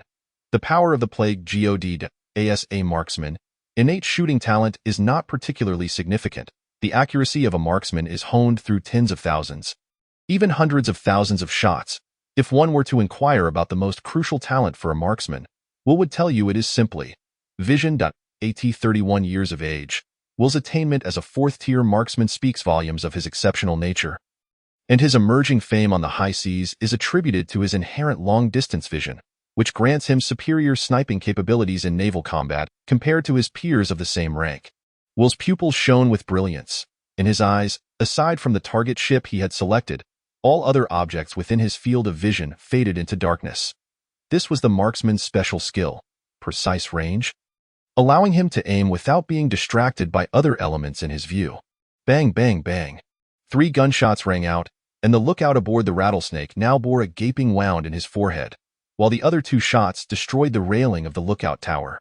Logically, even if a bullet could be fired at such a distance, its power would not typically be lethal.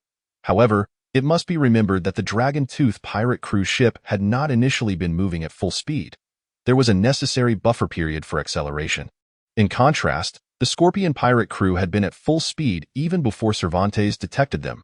By the time the Dragon Tooth pirate crew reached maximum velocity, it would be 20 minutes later, during which the distance had shrunk to 3,000 meters. At this range, although it still exceeded Will's normal range, the bullet's power could reach levels comparable to an ordinary firearm. Damn it, Nathan seethed, his teeth grinding in frustration. To him, the loss of one lookout was inconsequential. They could simply replace him. However, the destruction of the lookout tower's railing was potentially fatal. Even if the enemy refrained from attacking, allowing unilateral cannon fire coverage would destabilize their ship.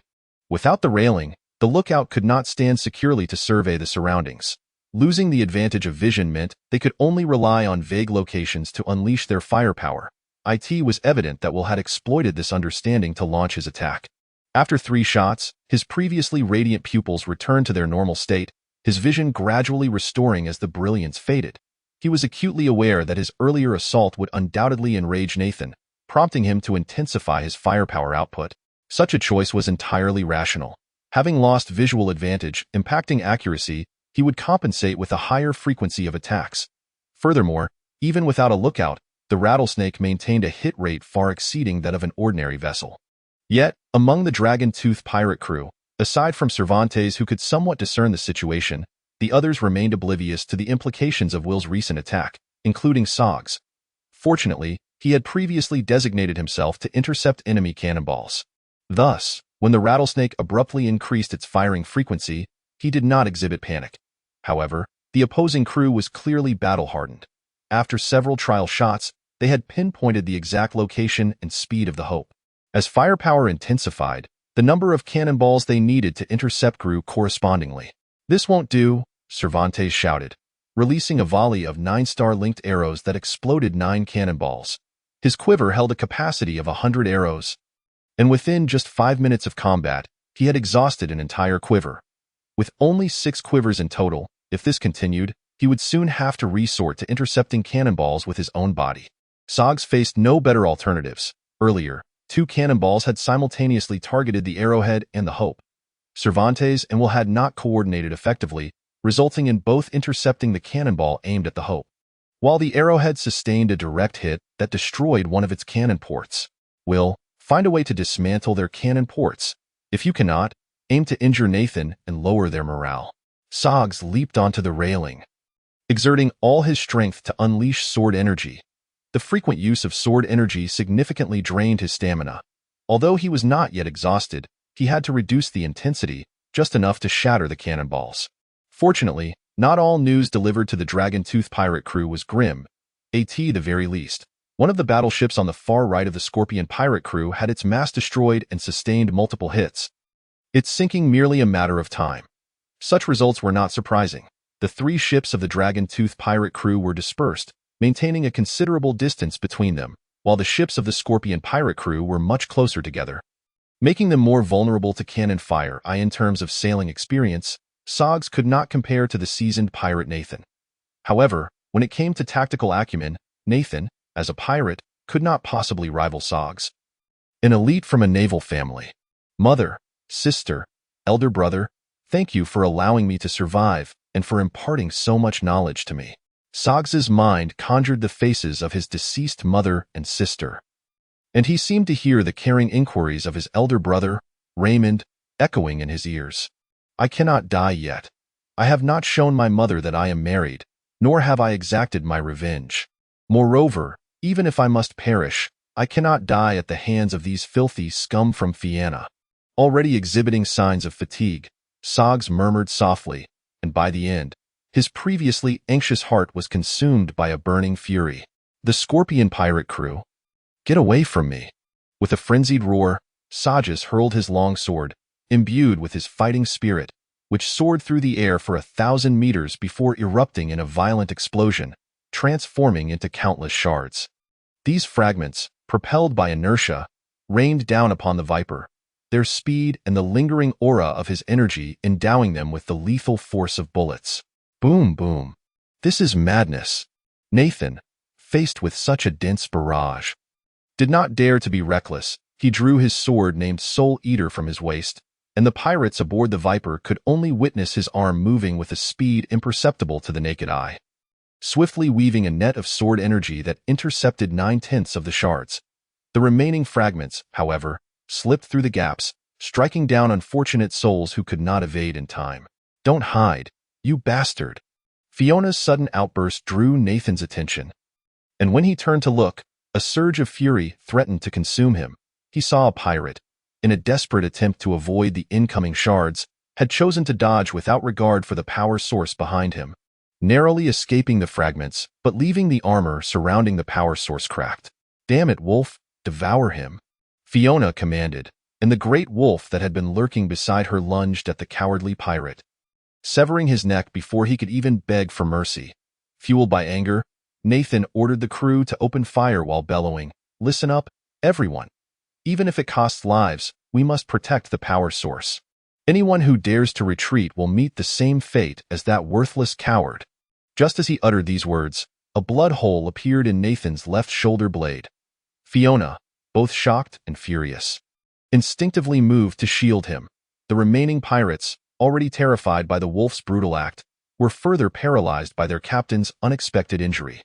Once, Nathan had embodied an invincible image for them, but ever since the clash with the dragon-tooth pirates, they had lost Captain Frederick, and now their own leader was injured.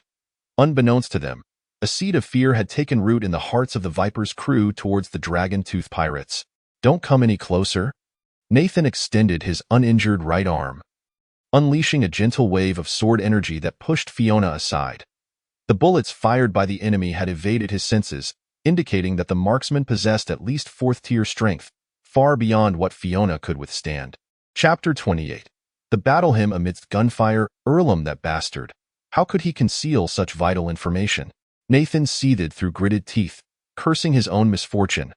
Though he did not display arrogance, his subordinates were all brash and overbearing. While the laws of Pirate City limited physical confrontations, their boisterous demeanor had long irritated the staff at the Return Tavern, where they often chose to dine due to its excellent environment and cuisine. Earlham, though outwardly cordial, secretly harbored intense resentment towards them. "Oh, you're talking about the Dragon-Tooth pirates? I've encountered them. They were here boasting, claiming to have only a 3rd-tier swordsman and a 3rd-tier elven hunter. Yet they act so arrogantly." Recalling Earlham's description of the Dragon-Tooth pirates, Nathan's anger flared again, but he had no time to dwell on it as another bullet whizzed toward him. Typically, the trajectory of magical firearms exceeds the speed of sound, making each shot a deadly threat to opponents with poor perception. This particular shot was aimed at Fiona, who had just been pushed aside by Nathan. Despite her injury, the pain invigorated Nathan's senses, having not been wounded in a long time. He entered a state of unprecedented calm. The instant he sensed the air's disturbance, he propelled Fiona away once more with sword energy. Almost simultaneously, a bullet struck the mast behind her, creating a gaping hole. The pirates aboard, well aware of Nathan's feelings for Fiona, shuddered at his emotionless demeanor, while the older crew members understood the gravity of the situation. The sniper's target, Fiona, was akin to pouring oil on a flame. In an instant, Nathan vanished from sight, and Will, who was preparing to snipe, quickly noticed this anomaly. Having sailed the seas for many years, he was somewhat familiar with Nathan's capabilities, at least more so than Sojas was. "Jack, get down. Nathan is coming our way." Will's urgent shout sent a chill down Sojas' spine. Could a fifth-tier swordsman truly traverse such a distance across the sea? Nevertheless, he chose to trust Will's warning. Just as he began to act, he felt a powerful gust of wind surging from behind. Instinctively sensing danger, he did not attempt to evade but swiftly turned, raising his sword sheath to block. Clang! Boom! The force of the sword energy left Sojas' arms numb. Though he barely managed to deflect the deadly strike aimed at his vital points, the impact propelled him back onto the deck. He sustained no injury, yet felt a sharp pain in his back. Before he could regain his footing, Will's gunfire erupted once more, but Nathan's speed and reflexes were astonishingly rapid, allowing him to evade even that formidable shot. The bullet from the Thunderfire gun struck the water surface, generating an explosive effect reminiscent of cannon fire. From the lookout, Cervantes clearly discerned Nathan's movements. His speed was remarkable, utilizing the strong winds and riding the waves, appearing as a sword cleaving through the sea. This guy is merely a fifth-tier swordsman. He must be employing some life-draining secret technique, for otherwise, it would be impossible for him to run across the water. Just as Cervantes surmised, Nathan, driven by rage over Fiona's near demise at Will's hands, resorted to a secret technique he had stumbled upon in his youth. This technique temporarily elevated his rank by 1 tier, but came at a tremendous cost. Not only would he be unable to utilize the sacrifice for a lengthy period, but the aftereffects of draining his lifespan were daunting enough to deter most individuals. Even so, despite briefly achieving the status of a 6th tier, Nathan's strength could not compare to a true 6th-tier warrior. His reliance on the waves to traverse the water revealed that he still lacked a full grasp of the power required. Thus, he could only be regarded as a pseudo-6th tier, possessing the qualifications to engage a genuine 6th-tier adversary, yet having little chance of securing victory purely through strength. Sojas, continue intercepting the cannonballs. Will, don't even think about killing Nathan.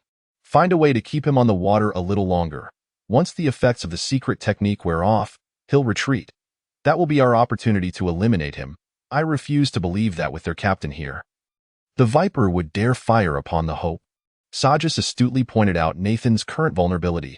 Indeed, after Nathan began his dash across the waves, the Viper ceased its barrage, and the remaining 5 battleships redirected their fire towards the Wave Rider and the Sharp Arrow. As soon as he finished speaking, Sojas swung his sword sheath, unleashing a wave of sword energy, but the result was less than satisfactory. In a moment of desperation, he called out, "Someone, hand me a knife." Immediately, a nearby pirate tossed him a knife, which he caught deftly, and once more unleashed a wave of sword energy, this time aimed at the cresting wave beneath Nathan's feet. Splash! Just as Sojas had predicted, the wave shattered upon impact, causing Nathan to plunge into the water, his speed drastically reduced. Yet, this was merely a momentary pause.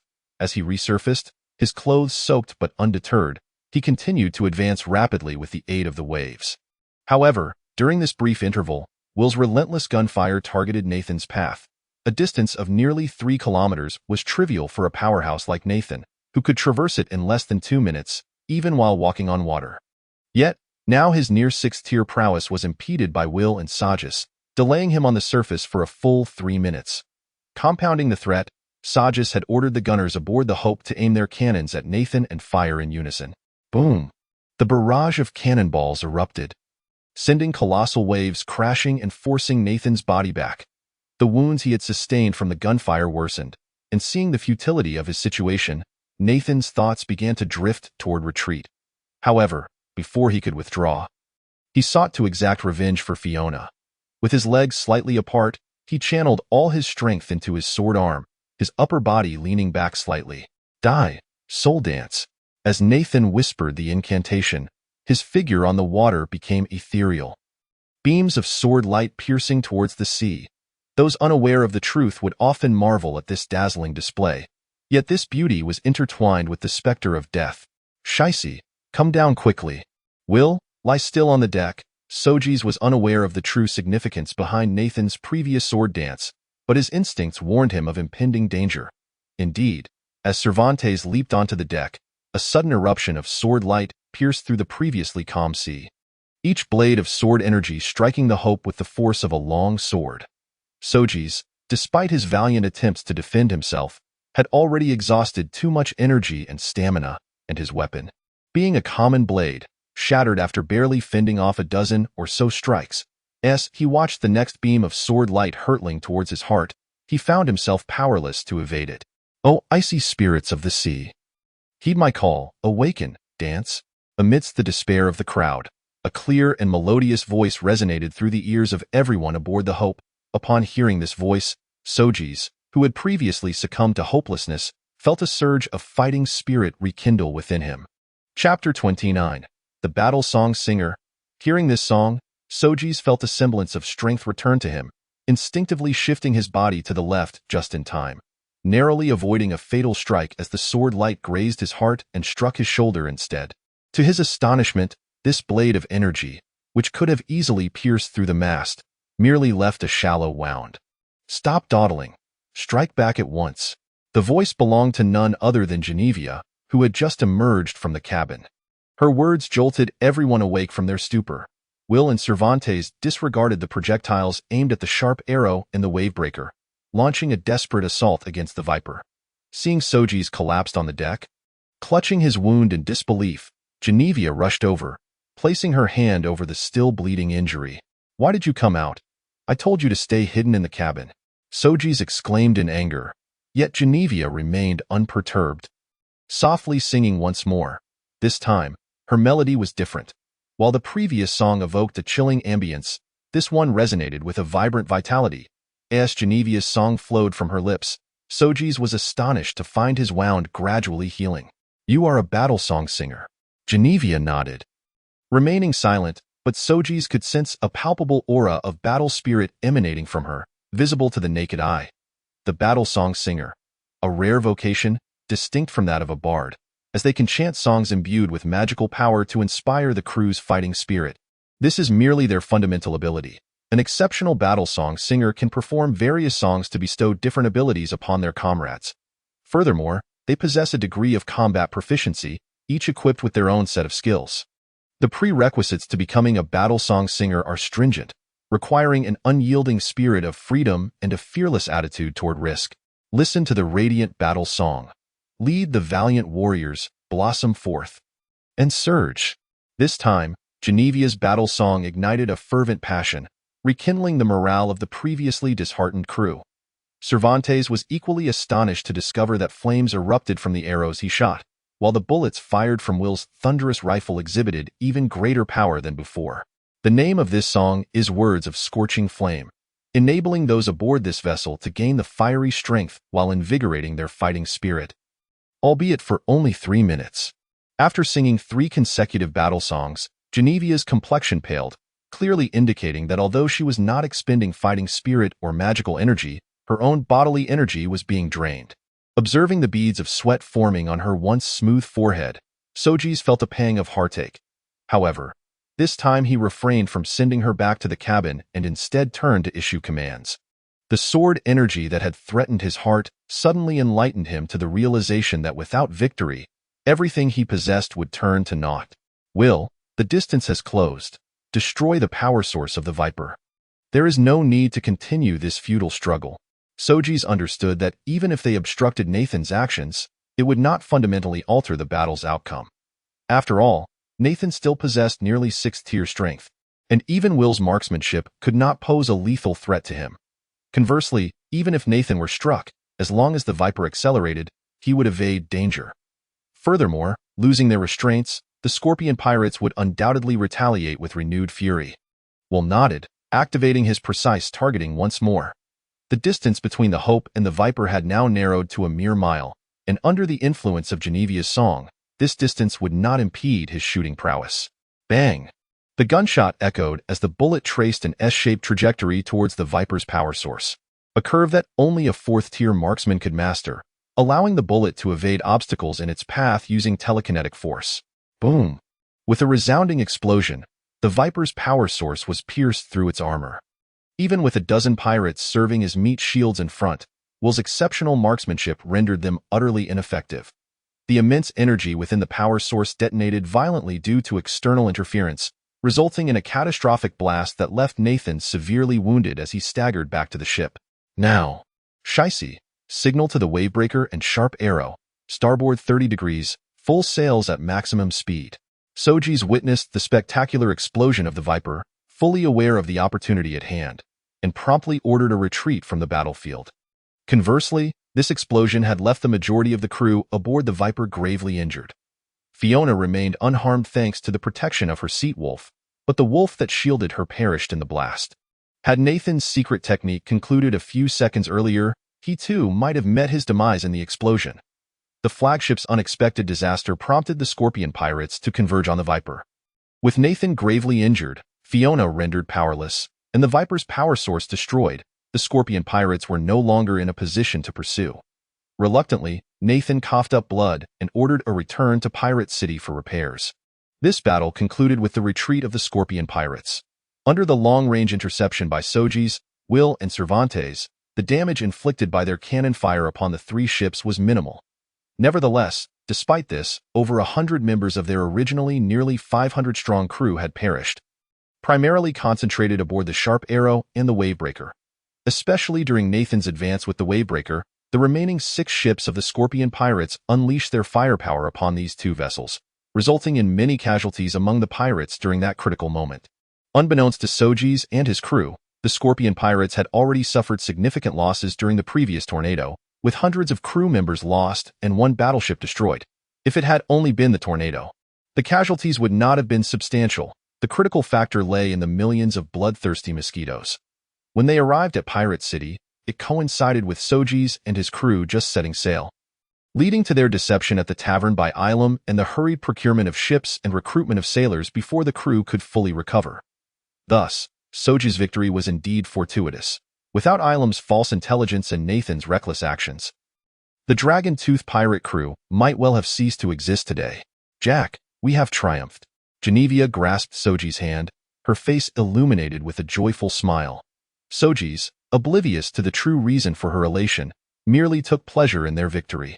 Chapter 30. Stealing moments of leisure. It was truly unexpected that the slave he had saved, who bore an uncanny resemblance to his deceased elder sister, turned out to be a rare battle song singer. One could say that without Genevieve's assistance in this skirmish, even if they managed to escape, it would have come at a significant cost. Indeed, good deeds are rewarded. But we are pirates. Is it not a bit ludicrous for pirates to receive rewards? Cervantes sat cross-legged on the deck, polishing his bow while jesting with Sojeas. Having successfully shed their formidable foe, Sojeas was in high spirits, tightly holding Genevieve's delicate hand and laughing heartily at Shicey's words. No one decrees that pirates cannot perform good deeds. We are indeed very good people. To this day, we have yet to engage in any trade. Have you ever met a pirate who does not do business? The group erupted in laughter, their admiration for their young captain palpable. After all, the Scorpion pirates, notorious for instilling fear in most pirate crews, had failed to capture this fledgling pirate even when exerting their utmost effort. Not only that, but they also lost a battleship, and Nathan and the flagship Viper sustained considerable damage. Jack, while defeating those mud-legged ruffians is worth celebrating, we must remain vigilant, Will remarked, his tone serious despite his evident joy. Observing the expression on his face, Sojeas could surmise the source of his concern and nodded in acknowledgement, saying, I understand. The Scorpion pirates have returned in disgrace, and those pirate crews with whom they had strained relations will undoubtedly revel in this misfortune. We, too, will find ourselves in the limelight without any benefit to show for it, and that is far from ideal. Cervantes concurred, interjecting, Indeed, while it is satisfying to see the Scorpion pirates humbled, it is only a matter of time before we find ourselves on the blacklist of various naval forces. Before long, those bounty hunters drawn by the scent of prey will inevitably turn their attention toward us. Bounty hunters, also known as pirate hunters, subsist on the pursuit and elimination of pirates for monetary gain, making them the bane of every pirate's existence. The majority of bounty hunters, armed only with their personal weapons, possess little else, rendering it unwise to antagonize them from any perspective. Even seasoned gunmen like will find themselves exasperated by bounty hunters. Most lack significant strength yet are as bothersome as flies, and killing them yields little reward. For many pirates accustomed to feasting on the spoils of their labor every 3 years, this is an intolerable predicament. After some idle chatter, Genevia signaled for Sojas to step aside with her. Will and Cervantes exchanged glances, each detecting a hint of mischief on the other's face. So you are a rogue as well. I had thought elves were indeed as pure as the legends suggest, Will teased. Cervantes rolled his eyes in exasperation and retorted, purity was once a virtue. Anyone subjected to the relentless capture by humans would inevitably change. Those elves who remain unchanged are either formidable warriors or the next targets for capture. If you were in my position, would you not also transform? This left Will momentarily speechless. Upon entering the captain's quarters, Genevia unceremoniously perched herself on the bed, swinging her slender legs playfully, and grinned.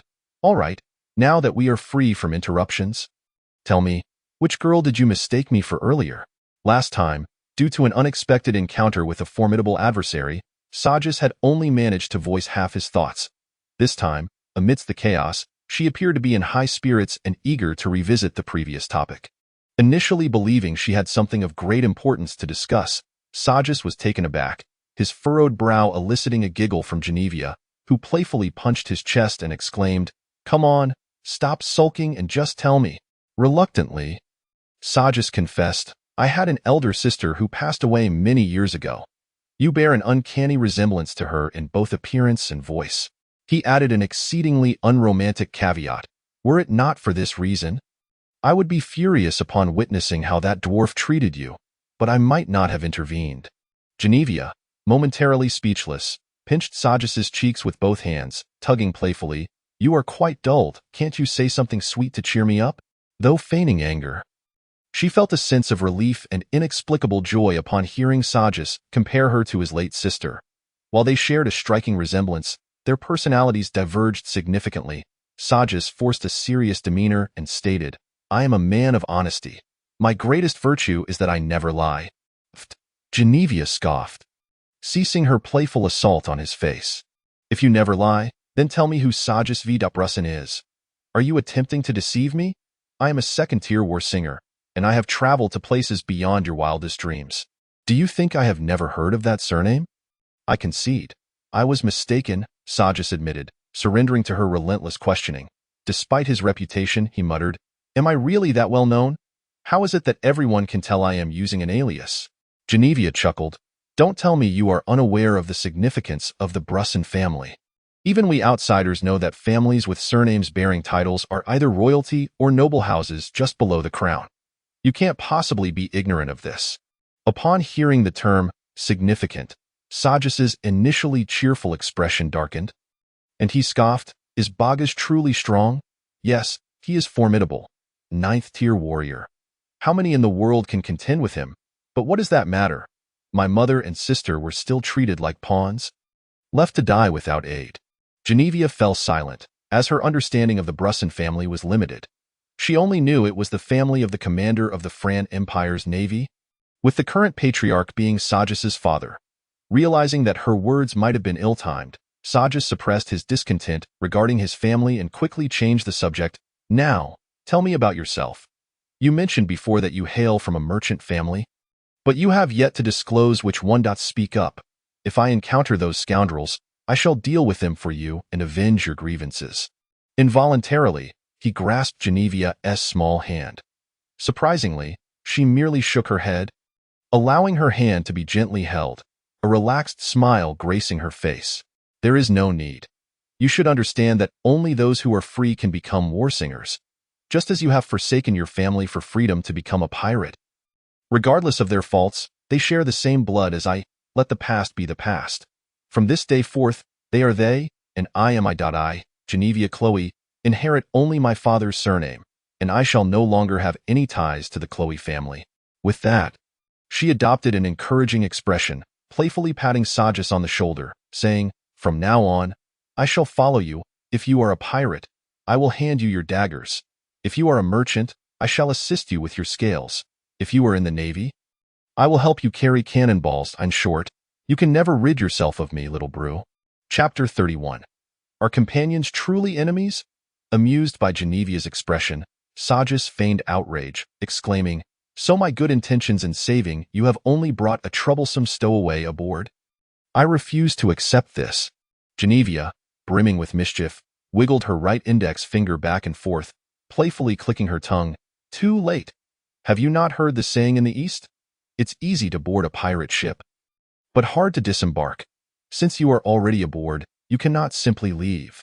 Despite knowing she was jesting, Sojas found himself irked by her words, grumbling, Please, I am the captain here. Then, recalling her earlier reference to him, he could not resist asking curiously, By the way, what was that little brew nonsense you just called me? I was indeed addressing you, Genevieve replied, poking Sojas's cheek with her finger, then gently caressing it, her playful demeanor shifting to one of tender affection. Sojas, unaccustomed to her swift change in demeanor, was caught off guard when he heard her soft voice. You once told me to call you Jack, just like your family, but I prefer to call you Brew, for it is a name that belongs solely to me. This girl, whose appearance and voice mirrored that of his elder sister, seemed like a little sprite, at times gentle as water, at others mischievous and sprightly.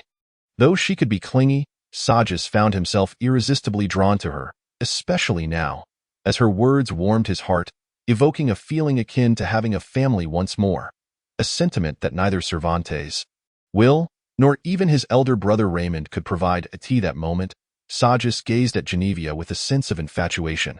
Her round eyes, glistening dark pupils, sparkling with life, her smile radiating charm, her complexion fair and smooth.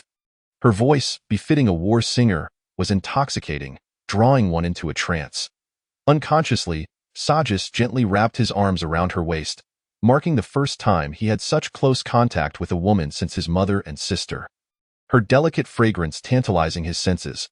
Almost instinctively, Genevieve's cheeks flushed with an alluring pink hue, seemingly signaling something as she gently closed her eyes, clear as a spring.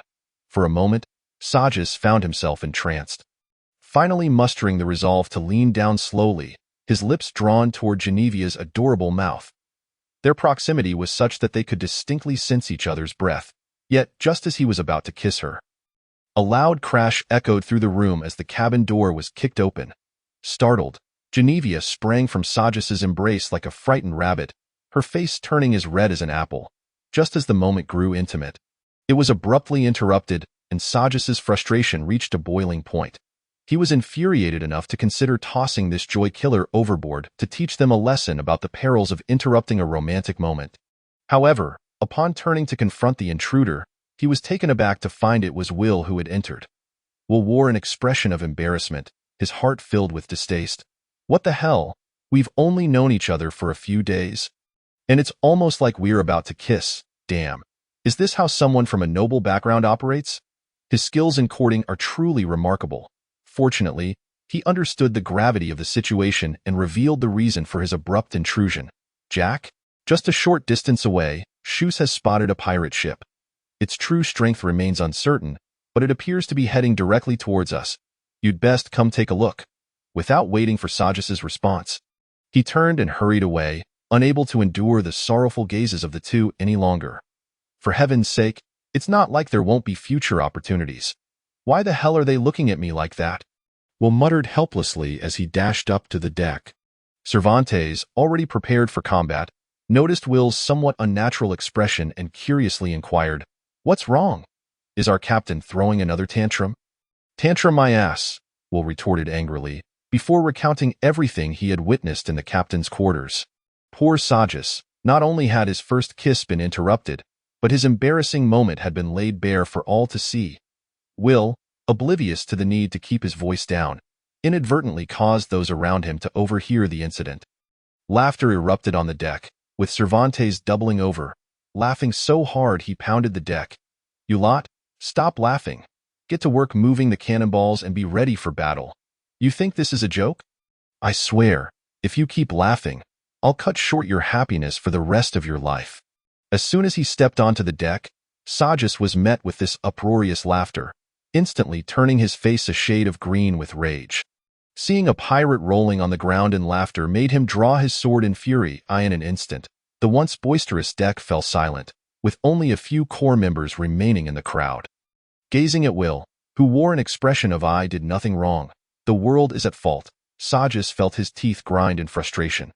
Thankfully, Cervantes played peacemaker, and with the ambiguity of the newcomer's intentions, Sojas had no choice but to accept his misfortune. Why is it that every time I'm with someone I like, pirates come looking for trouble?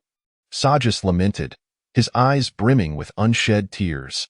Guinevere, overhearing this almost confessional remark, felt her cheeks flush with embarrassment, prompting Will and Cervantes to exchange glances filled with admiration for their captain.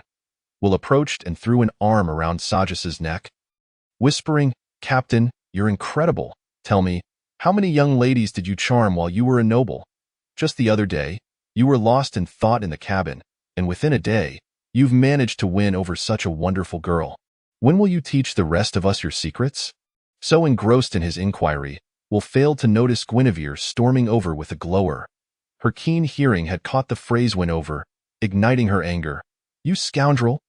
Will, you just interrupted my moment, and now you're here spouting nonsense, treating me like a prize to be won?" Consequently, Will was doomed. "I'll have you teach my brood a lesson." The moment those words escaped her lips, Guinevere delivered a swift kick to his groin. Regardless of a man's strength, there is little defense against such a vulnerable area. Poor Will, who had been so animated just moments before, let out a high-pitched yelp, a sound one would hardly expect from such a mature man. Cervantes, along with Sojas, who had just been embraced by Will, stood dumbfounded, instinctively clamping their legs together.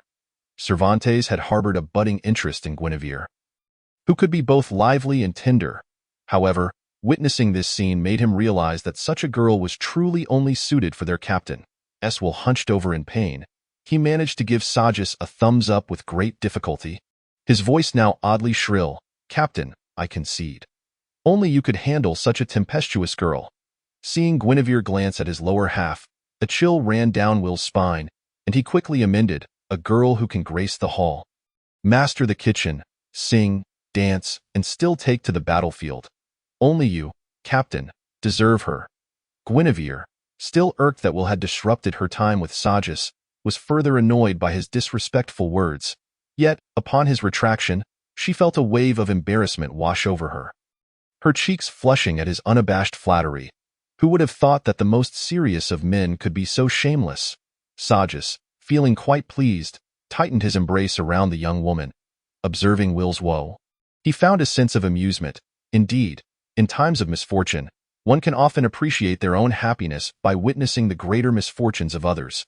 With a triumphant laugh, Sojas declared, "Sail forth, my crew. Raise the sails towards that unknown pirate band. I shall see which fool dares challenge our dragon-toothed pirate crew." A chorus of raucous cheers erupted from the unruly band of pirates, oblivious to the captain's unspoken thoughts. "Damn it! You disturb my good fortune and still expect to leave in peace. Dream on." Chapter 32.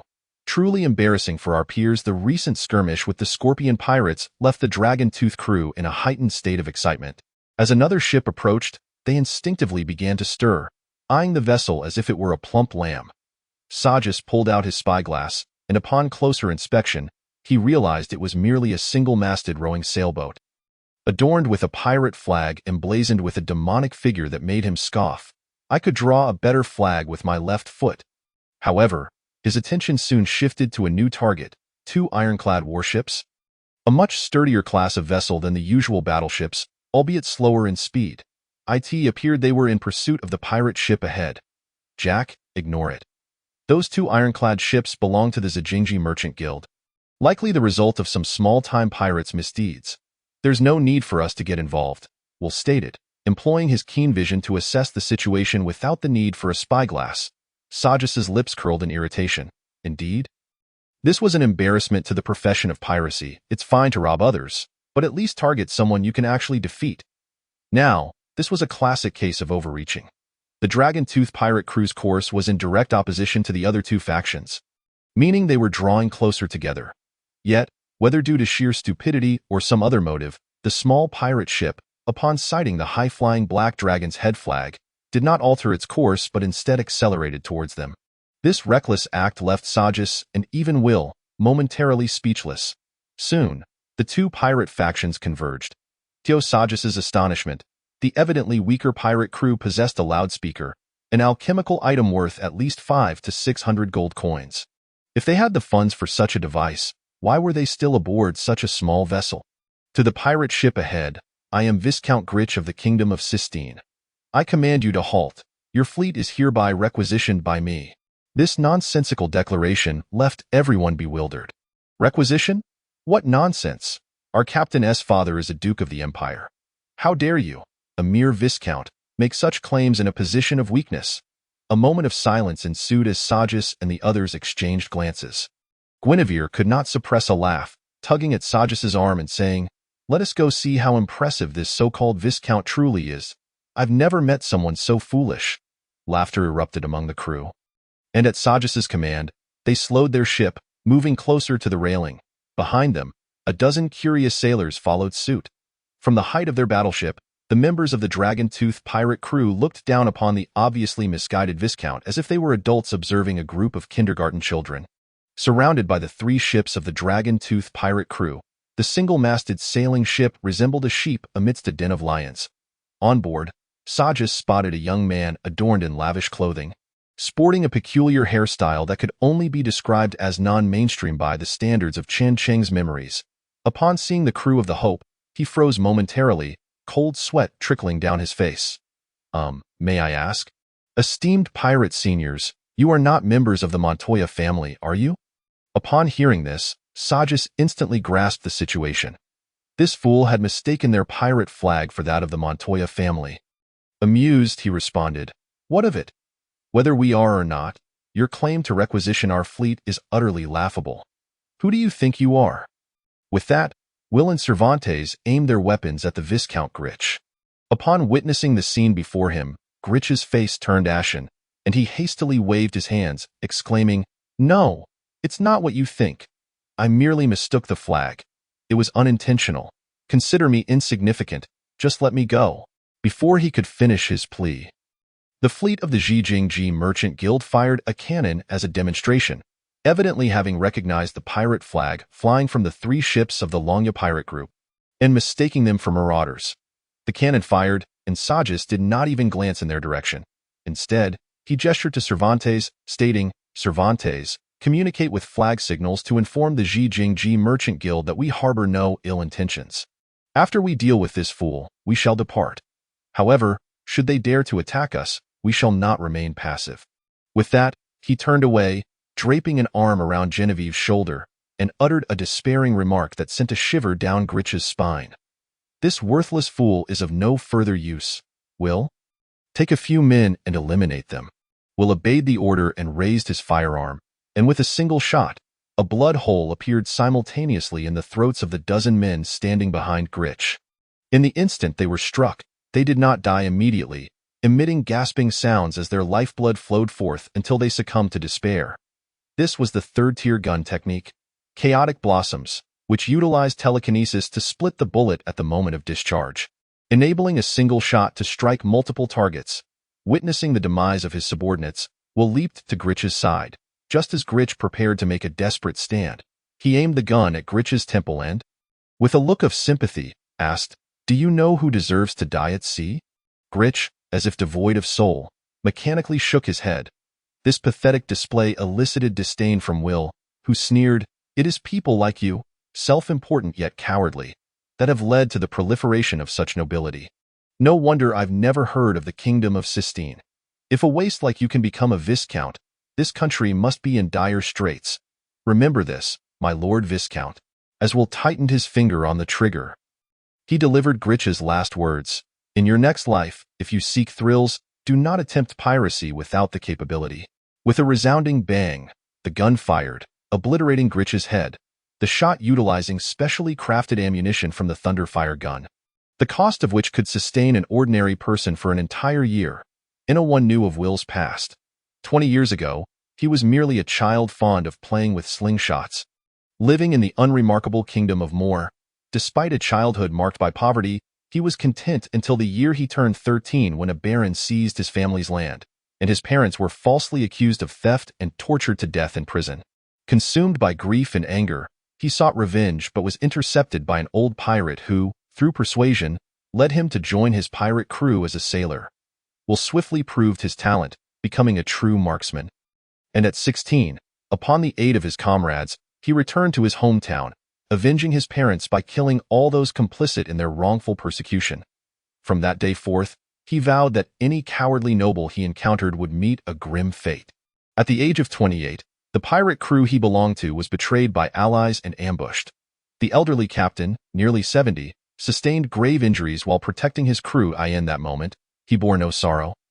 Only a smile, forever etched in Will's memory, were the captain's final words. A person is never alone, and neither are pirates. Will, you are destined for greatness. Do not dwell on revenge for me. I have been single for over 60 years. My greatest wish was to have a family. Though I never married, I believe that from the day I founded the Adventurer Pirate Crew, I realized my wish. It is just regrettable that it took me until today to recognize this truth. Chapter 33. One can maintain a kind heart, yet cannot afford to be merciful. An experienced pirate was assigned to take command of the small vessel, and Sojas contemplated moving forward, but this notion was ruthlessly quashed by Cervantes. Tell me, you don't genuinely believe the Zhijingji Merchant Guild will refrain from attacking us, do you? Sojas turned to find disdain and mockery on Cervantes's face. Genevieve, wishing to spare Sojas's embarrassment, interjected, "They are merely a merchant guild. They shouldn't recklessly make enemies of pirates, should they?" Merchant guild.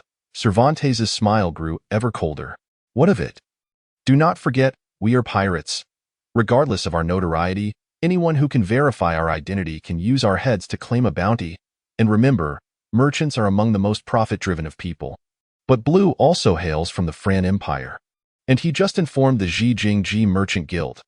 Merchants are indeed profit-oriented, yet they must also understand when to exercise restraint, Genevieve countered. Sojas remained silent. Deep down, he knew Cervantes spoke the truth. However, as a citizen of the Fran Empire, despite his resentment towards his father, he could not bring himself to harm the very nation his mother and sister had sacrificed themselves to protect. He did not wish for the deaths of the two most important people in his life to have been in vain. Finally, with a heavy sigh, Sojas gently patted Genevieve's back, and she understood without needing to speak. Sojas then ordered the crew to stand guard, ready to set sail for the Fianna Empire upon Will's return. In truth, Cervantes's concerns were well-founded. If the Zhijingji Merchant Guild truly bore no hostility, they would not have failed to increase their sailing speed upon parting. By Sojas's estimation, the Merchant Guild was now less than a nautical mile away, and nearly 10 minutes had elapsed since their separation. Even if the ironclad ship's speed was not particularly swift, it maintained a pace of 10 knots per hour, not to mention that Longya had merely reduced speed, not come to a complete stop on the water. After a minute, Will finally returned to the ship, excitement radiating from him as he tossed a sizable chest aboard. Grabbing Sojas by the shoulders, he shook him vigorously, exclaiming, "Captain, we've struck it rich. We've really struck it rich." In that moment, the usually composed Will seemed utterly unhinged, and if Sojas had not trusted his own eyes, he might have mistaken Will for a madman. "I say, calm down, take a breath," Sojas managed to assert, his training in combat energy enabling him to overpower Will's frenzy and halt his shaking. Cervantes approached and kicked open the chest, revealing its contents, which elicited a surprised reaction from him. "Will is right. We have indeed struck gold. These nobility scoundrels were merely out for amusement, bringing such a wealth of treasures with them." Inside the chest, the gleam of jewels made Genevieve's eyes sparkle with delight. Yet it was evident that when Will and Cervantes spoke of striking it rich, they were referring to more than just the jewels within. One particular piece, a black gold alchemical chess piece, caught their attention. The piece, shaped like a soldier, was exquisitely crafted, and Sojas found himself quite fond of it. "Jack, this chess piece must have other uses. I recall my first captain mentioning a set of alchemical war chess pieces in the world. Divided into black and white. It seems to relate to the legendary treasure of Pirate King Nordya, though it appears no one has ever managed to assemble a complete set, not even a single color," Will recalled. Remembering the tales shared by his former captain, Sojas smirked. "Perhaps it is connected to the Pirate King's treasure. However, I have little interest in it. Once we find a dock, we should see if any wealthy patrons recognize this item. If they offer a good price, we shall sell it. The wealth we can actually hold is what truly matters." As he spoke, he felt a lightness in his left arm. Glancing down, he discovered Genevieve, her eyes filled with wonder. eagerly measuring the jewelry she had taken a liking to against herself. Watching her, Sojas couldn't help but smile indulgently. This girl before him was finally exhibiting the behavior expected of someone her age. She was an entirely different person from the one who had boarded the ship not long ago. And yet, this transformation was precisely what he had hoped for in the end. Genevieve only took a green emerald pendant to wear around her neck. The contrast of the pure white skin adorned with the vibrant green pendant drew praise even from Cervantes, who was usually the most discerning of aesthetes. Sojas, too, did not hold back his compliments, and in return, he was rewarded with Genevieve's sweet smile. Subsequently, having already reaped the spoils of war, Genevieve appraised the worth of the chest of jewels with the discerning eye of a merchant. Excluding the value of the alchemical chess pieces, the total worth of the contents within the chest was approximately 5,000 gold coins, a sum that could be regarded as substantial, despite the earlier plunder by Sojas of over 8,000 gold coins from Frederick's ship. It is important to note that such wealth was not the result of a singular act of piracy. Generally speaking, for a pirate crew of the caliber of Dragon Tooth, a successful raid yielding around 1,000 gold coins could be considered a bountiful harvest. However, this considerable sum, in the eyes of Sojas, who hailed from a noble lineage, and Cervantes, who had little interest in wealth, lost much of its allure. Even the earlier exuberance exhibited by Will was primarily due to the black gold alchemical piece. Nothing more. Yet, Genevieve seemed somewhat dissatisfied, wrapping her arms around Sojas's, pouting as she declared, "This time it is merely stolen goods. Next time, I desire a gift presented by your own hand." The three men exchanged glances, their expressions one of bemused resignation. To them, the means of acquisition mattered little as long as the spoils were secured. However, for Genevieve, the significance lay not in the gift itself, but in the sentiment behind it. Just as Sojas was blushing under her playful teasing, Cervantes, who had been watching with a smile, suddenly narrowed his eyes and discreetly signaled to Will, simultaneously tilting his chin slightly to the west. Will understood the implication, his face breaking into a knowing smile, his previously relaxed right hand now resting on the stock of his thunderous rifle. Bang! Boom! The previously jovial atmosphere was abruptly shattered by the sounds of gunfire and explosions. Sojas was suddenly reminded of Cervantes's earlier warning, and a wave of sorrow intertwined with anger washed over him. The sorrow stemmed from the fact that his compatriots from the Fran Empire were now turning their blades against one another. The anger arose from the realization that, despite his clear intentions to avoid conflict, his adversaries had chosen to launch a treacherous ambush. Mistakes and setbacks are often the catalysts for personal growth, and Sojas, who had previously harbored some sympathy, cast aside his sentiments for his fellow countrymen. He had abandoned naive notions.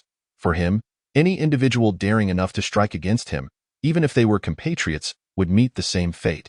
Turn around. Chase down the two battleships of the Zhejiang Thorn and annihilate them.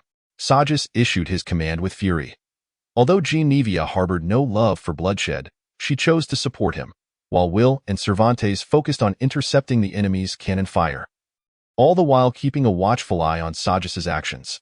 They understood that this event would have a significant impact on their captain, even if Sojas were to one day become invincible. He remained, at this moment, merely a child. Yet, the world operated under a different set of rules. While one may harbor good intentions, survival often necessitates a ruthless resolve, applicable to both others and oneself. Otherwise, mere goodwill would be swallowed by the tumultuous waves of the sea. A person's growth comes at a price, and while piracy may yield exorbitant profits, the costs incurred are invariably greater than those of others. Perhaps, in this context, life itself was no longer the most exorbitant currency. Chapter 34. Only those who survive are fit to write history. The advantage of ironclad ships lies in their formidable defense, and their heavier hulls grant them superior resilience against the perils of the sea. Consequently, most merchant fleets, prioritizing safety over efficiency, opt for ironclad vessels for their maritime endeavors. In turn, this characteristic results in a significant reduction in speed compared to battleships, a quality that pirates find particularly unappealing. For pirates, slower vessels equate to diminished profits. Should they commandeer an ironclad ship, they would find it nearly impossible to intercept passing merchant vessels due to its sluggish pace. If they were to operate a battleship, they could choose to retreat when faced with an insurmountable challenge. However, with an ironclad, failure to subdue their opponents would leave them awaiting inevitable defeat. Thus, Sojas commanded the dragon-toothed pirates to engage the Zhejiang Thorn merchant fleet in close combat. Believing that while these pampered merchants might maintain a contingent of armed forces, it was merely a small convoy, and even with guards, they would lack formidable strength. The reality aligned with Sojas' assumptions upon boarding the ironclad. He immediately witnessed the merchants' panic-stricken expressions. As Will and the others began to clash with the guards, Sojas spotted the merchant convoy leader, the very individual who had first spoken to him.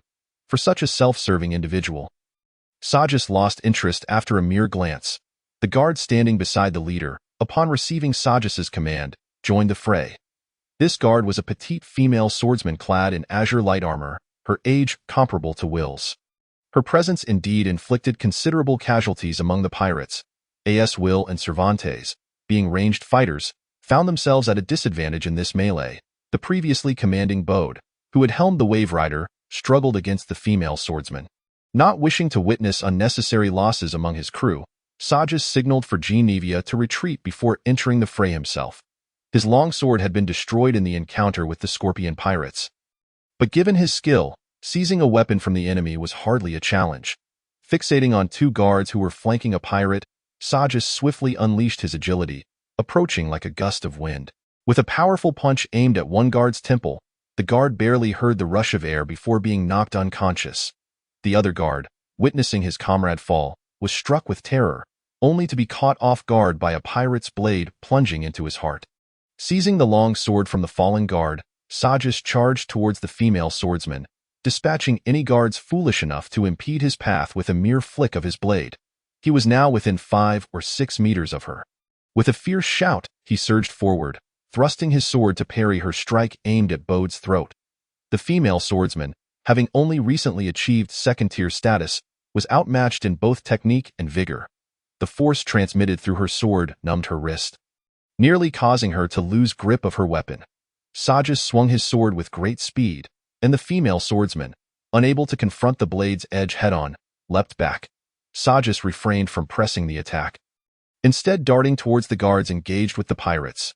These guards, at best, were merely stronger than common folk and already found themselves struggling against the pirates. Sojas' intervention swiftly sealed their fates. The tide of battle gradually shifted in favor of the dragon-toothed pirates. Despite the Zhejiang Thorn merchant fleet's numerical superiority, they could only rely on the lone female swordsman, who was now firmly in Sojas' sights. Any attempt on her part to turn and strike at the pirates would expose her to Sojas' attack. Under repeated disturbances, the female swordsman experienced a profound humiliation, and in a fit of rage, she disregarded her surroundings, launching a downward strike towards Sojas' head. "Damn you, filthy pirate! Perish!" she cursed vehemently. Sojas, however, erupted in laughter, parrying her strike with ease before leaping into the air. With a swift motion of his wrist, he unleashed 2 nearly simultaneous gusts of wind, producing a blood-red cross-shaped sword aura. The female swordsman hurriedly raised her sword to defend, yet she underestimated the power of this cross-slice. As soon as their blades met, she was forced to retreat. Within a second, her fighting spirit faltered, and her already subpar longsword was cleaved in 2 by the sword aura, leaving her with a deep gash across her torso. With a resounding clang, Sojas' sword pressed against the female swordsman's throat. With her defeat, the morale of the merchant guards, already wavering, crumbled entirely, leading to their swift rout at the hands of Will and his comrades. Soon, fewer than 30 demoralized guards remained alongside a cadre of merchants paralyzed by fear. In the end, Sojas exhibited a modicum of chivalry. He harbored no desire to inflict harm on a vanquished woman. Retracting his sword, 2 perceptive pirates promptly positioned their blades at the female swordsman's neck without awaiting his command. Sojas cast a glance back before disregarding her entirely, slowly approaching the somewhat balding leader of the merchant convoy. Observing the leader, whose trousers bore the stains of his terror, Sojas felt a pang of sympathy, though the unmasked contempt in his gaze wounded the leader's pride. Yet, this fleeting sense of pride was quickly cast aside as the leader crawled towards Sojas' feet, gripping his trousers tightly while weeping and pleading for mercy. This display incensed Will, who stepped forward and delivered a kick to the leader's shoulder, causing the once pampered man to collapse to the ground. Emitting a wail akin to that of a slaughtered pigeon in stark contrast, The merchant who had been squatting beside him appeared somewhat composed, yet his trembling hands betrayed his true emotions. Fully aware that falling into the hands of pirates would lead to a dire fate, he stifled the fear swelling within him and made a final desperate plea for his life. "Captain, you previously stated that we all hail from the Fran Empire. You cannot turn against your own compatriots. It was he who issued the order to attack your crew. He is the one responsible." Faced with the imminent threat to his life, the merchant did not hesitate to cast the true leader to the wolves. Upon hearing his words, the previously wailing leader ceased his cries, pointing an accusatory finger at the merchant and unleashing a torrent of curses. "You vile liar! When did I ever order an attack? If it weren't for your suggestion to conduct a surprise raid and claim their heads as bounty, appropriating their ship for ourselves, would I have ever issued such an inhumane command?" In a fit of rage, disregarding the presence of the pirates, the leader swung his fist at the merchant's face. Except for Sojeas, the others had witnessed numerous encounters at sea, yet they had never before encountered such absurdity. As they watched the two flamboyant merchants grapple with each other, the pirates did not intervene. Instead, they howled with delight, with some, like old Weeble, even taking the opportunity to place bets after securing another vessel. The pirates buzzed with excitement, speculating who among the two would emerge victorious. Observing the two employers being treated like mere jesters, the female swordswoman, held captive by the pirates, felt a deep sense of humiliation that seemed inescapable. In a moment of impulsive defiance, disregarding the blade pressed against her neck, she seized the broken sword and forcefully plunged it into the hearts of the two pirates. It was truly unfortunate for those two pirates. Their vigilance had waned during the chaotic scuffle between the two eccentric merchants. Just as the female swordswoman succumbed to a moment of madness, the pirates, devoid of any rank, failed to react in time and were struck down before they could regain their senses. The sequence of events appeared slow, but unfolded with alarming rapidity. By the time the swordswoman charged toward Genevieve, Sojeas had only just turned around. "No!" he cried, witnessing the broken sword poised to pierce Genevieve. He sprinted desperately toward them. A spray of crimson erupted, tracing a vivid arc through the air, splattering across Genevieve's fair visage, the stark contrast of red lending her an unsettling beauty. However, as Sojeas beheld this scene, his heart shattered into a million pieces, and with a fierce roar, he raised his sword to strike at the swordswoman's back. Yet, the subsequent events extinguished the murderous intent that had surged within him. That startled me. Thankfully, I had hidden a small knife. Genevieve exhaled with a relaxed demeanor. Placing her right hand on the swordswoman's forehead, with a firm push of her wrist, the swordswoman's body collapsed as if devoid of bones. Only then did Sojeas notice the dagger embedded in the swordswoman's chest. Buried to the hilt, Chapter 35. The price of growth. Observing Sojeas, who stood frozen in shock, Genevieve chuckled softly, only to feel the uncomfortable stickiness on her face and raise a hand to wipe it. Discovering blood smeared across her palm in his embrace, Genevieve revealed a tender smile, and as she gazed at the trembling shoulders of Sojeas, a flicker of compassion stirred within her heart. Gently, she raised her arms to encircle his back, her right hand caressing the nape of his neck. "Brew, do not worry. I am unharmed." Her soothing voice, however, did little to quell Sojeas' lingering dread. The sense of helplessness he had just experienced transported him back to the moment of his mother and sister's demise. Tears flowed unbidden from his eyes as he recalled that time of despair. In stark contrast to Sojeas, Cervantes and Will observed the scene with detached indifference. Their lack of concern for Genevieve's fate stemmed from their prior knowledge that a bard of battle, aside from enhancing their comrades' combat prowess through song, possessed a certain level of martial skill. From the moment they departed from Pirate City, they had anticipated Genevieve's capabilities to rival those of a first-tier swordsman. Moreover, the dagger she had concealed was of their suggestion, as it was better suited for someone like her, who did not rely on brute strength. Thus, when the female swordswoman initiated her ambush, they refrained from intervening. Had they done so, Will could have easily dispatched the swordswoman before she inflicted any harm upon Genevieve. Without disturbing the intimate moment shared between the two, Will took the initiative to order the execution of all captives.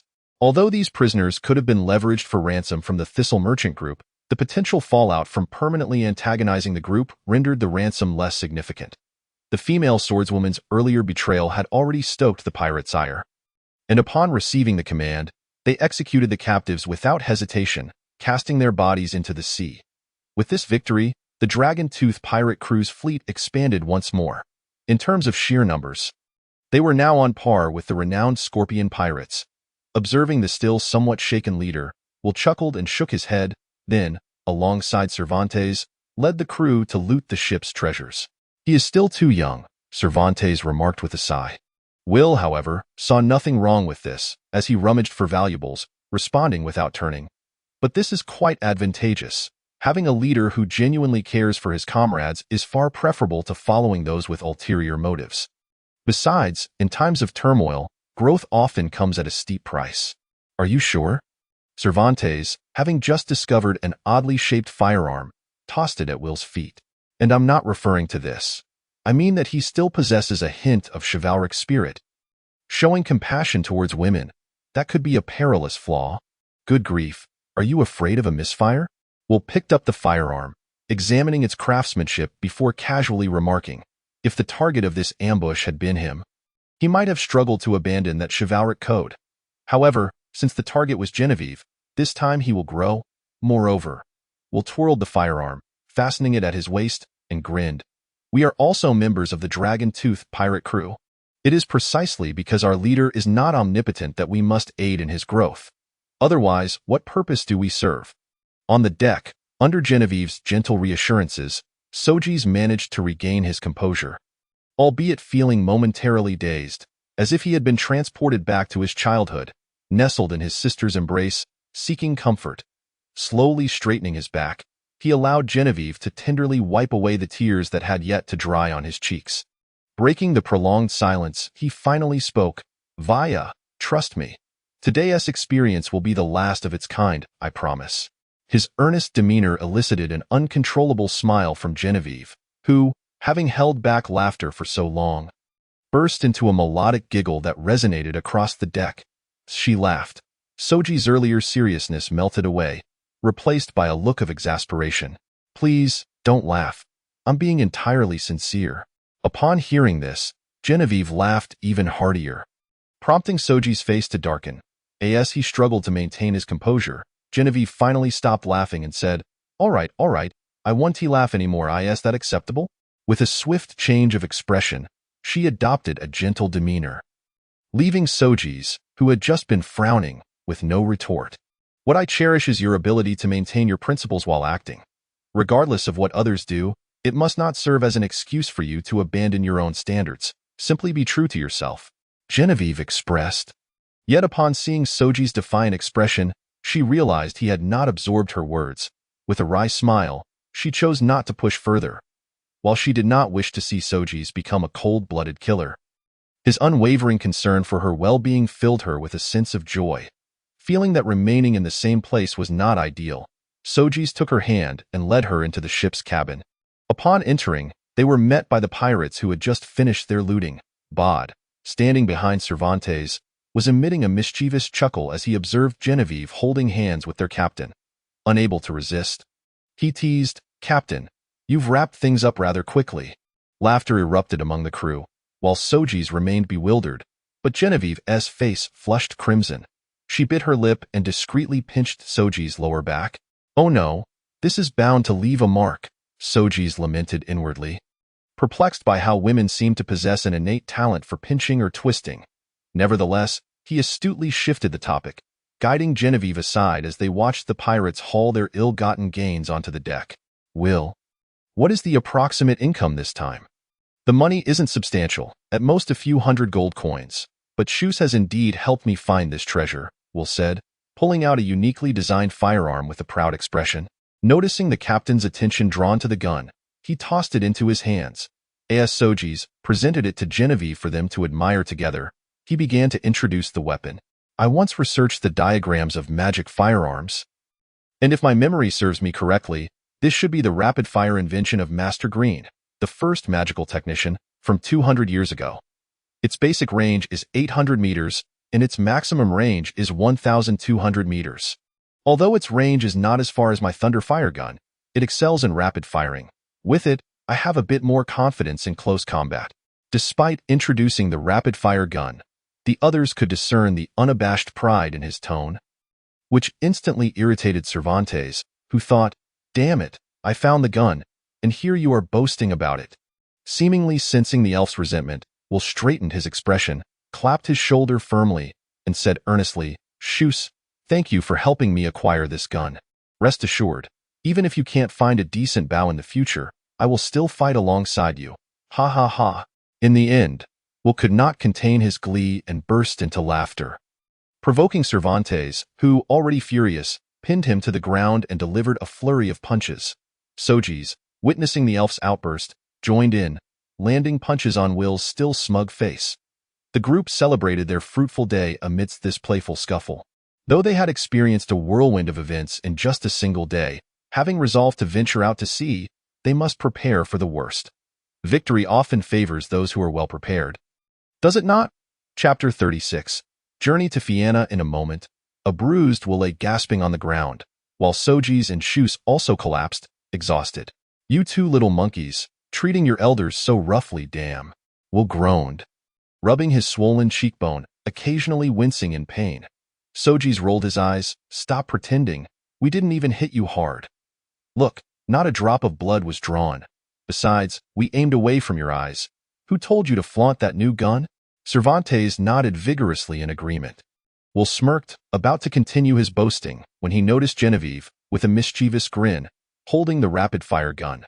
With a sly look, she glanced around before pretending to throw it into the SE. This. Will finally subdued his triumphant expression and shifted the conversation. "Jack? We have quite the haul this time, but what do you plan to do with these two ships?"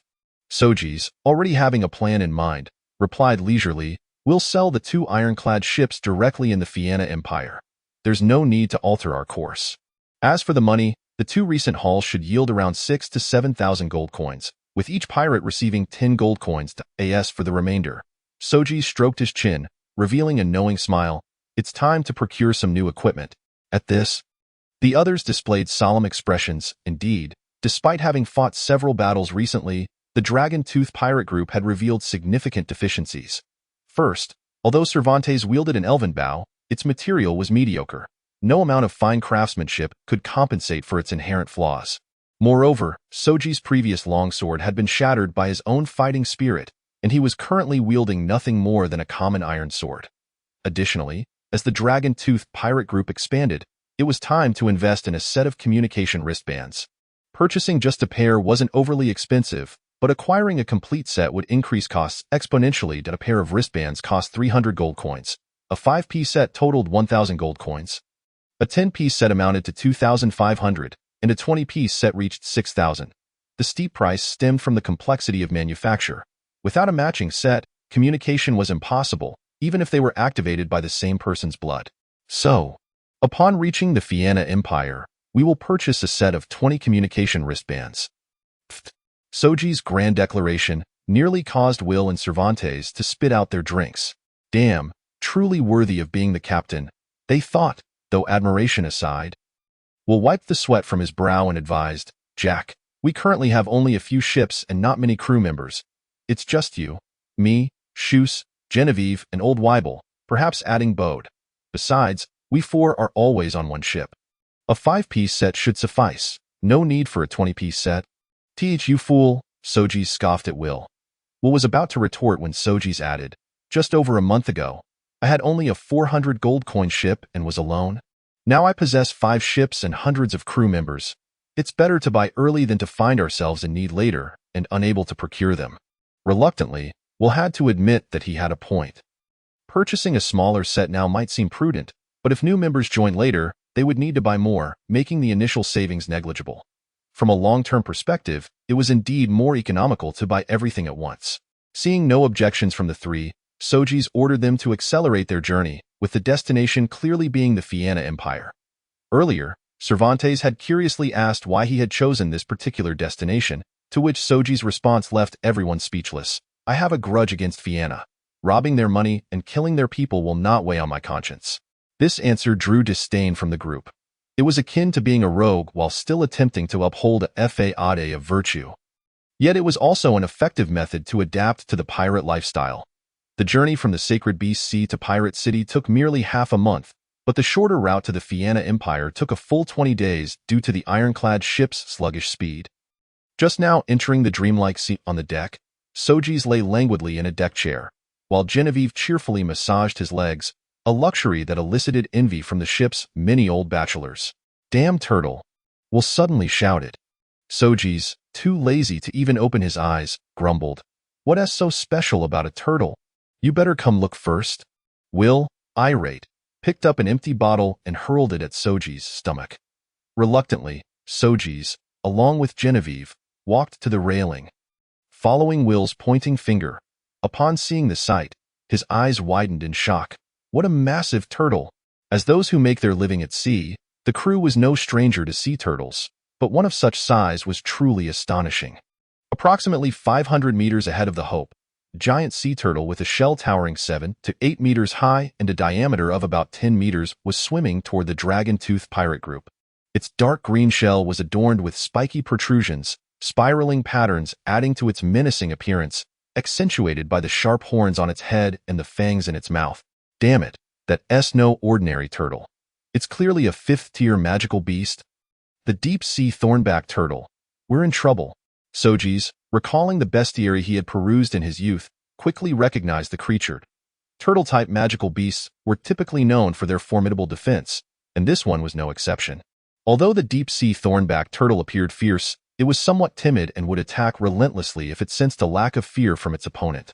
Upon hearing its name, Will and Shoes turned pale. And without waiting for Sojeas to give the command, they attacked. Despite its enormous size, the turtle moved surprisingly fast, and with the two ironclad ships weighing them down, fleeing was clearly an unwise choice. Given the short distance, Will quickly retrieved the recently acquired rapid-fire gun. Although he lacked compatible ammunition, the gun's firing rate of 3 shots per second inflicted wounds upon the turtle's head. However, aside from him, Cervantes and the other armed sailors dealt minimal damage. Even though Cervantes' shooting rate matched Will's, the inferior quality of his arrows and bow material hampered his output. Furthermore, even when aiming for the turtle's eyes, the moment it closed them, the toughness of its eyelids would deflect the arrows. As the distance closed, Sojeas ordered them to accelerate, and in a moment of desperation, he waved his right hand, channeling his fighting spirit to unleash sword energy. Sensing his surging fighting spirit, the crew felt a surge of hope. It indicated that he was on the verge of advancing to the 4th tier. In their excitement, they employed a strategy akin to flying a kite. Although the turtle's speed rivaled that of battleships, it was still hindered by the onslaught of attacks from the group. As it suffered injuries, its speed naturally lagged behind that of the battleships. And the distance that had just closed began to widen once more. The distance between both parties has extended to over a kilometer, and at this range, only we can inflict effective damage. Following the prior incessant assaults, the hardened shell of the spiked-back turtle has been left riddled with wounds. However, rather than retreating, this has incited its ferocity. "We must slay this wretched creature," Sojeas stated coldly. If they merely evaded its pursuit, the spiked-back turtle, possessing a certain level of intelligence, could just as easily track them along their path. Fortunately, we had spotted it in advance while on the water's surface. Had it submerged and launched a surprise attack, the consequences would have been dire. Chapter 37. Bombarding the turtle shell. Indeed, it must be slain. Afterward, I shall prepare a turtle soup for you. It seems you could use this nourishment, were quipped while firing his weapon. Clearly oblivious to the underlying concerns of the commander, Sojeas, infuriated by Weir's flippancy, gritted his teeth. He had never previously noticed the man's lack of seriousness. He contemplated delivering a sharp blow to the back of Weir's head, but refrained upon seeing him with his weapon drawn and at the ready. Instead, he suppressed his frustration and shouted to Cervantes, "Cervantes, fetch the megaphone and instruct the other 4 ships to target this turtle and open fire." The crew was startled by this command. Despite the spiked-back turtle's enormous size, the rolling seas posed a significant risk. Firing cannons while speeding could easily capsize their vessel due to the immense recoil. "Brew, is it truly necessary to unleash cannon fire now? I could enhance your battlesong abilities, which would similarly inflict harm upon it," Genevieve urged, tugging at Sojeas' sleeve in protest. "What I desire is not merely to injure it," Sojeas muttered helplessly. The defensive capabilities of the spiked-backed turtle rivaled those of 6th or even 7th tier magical beasts.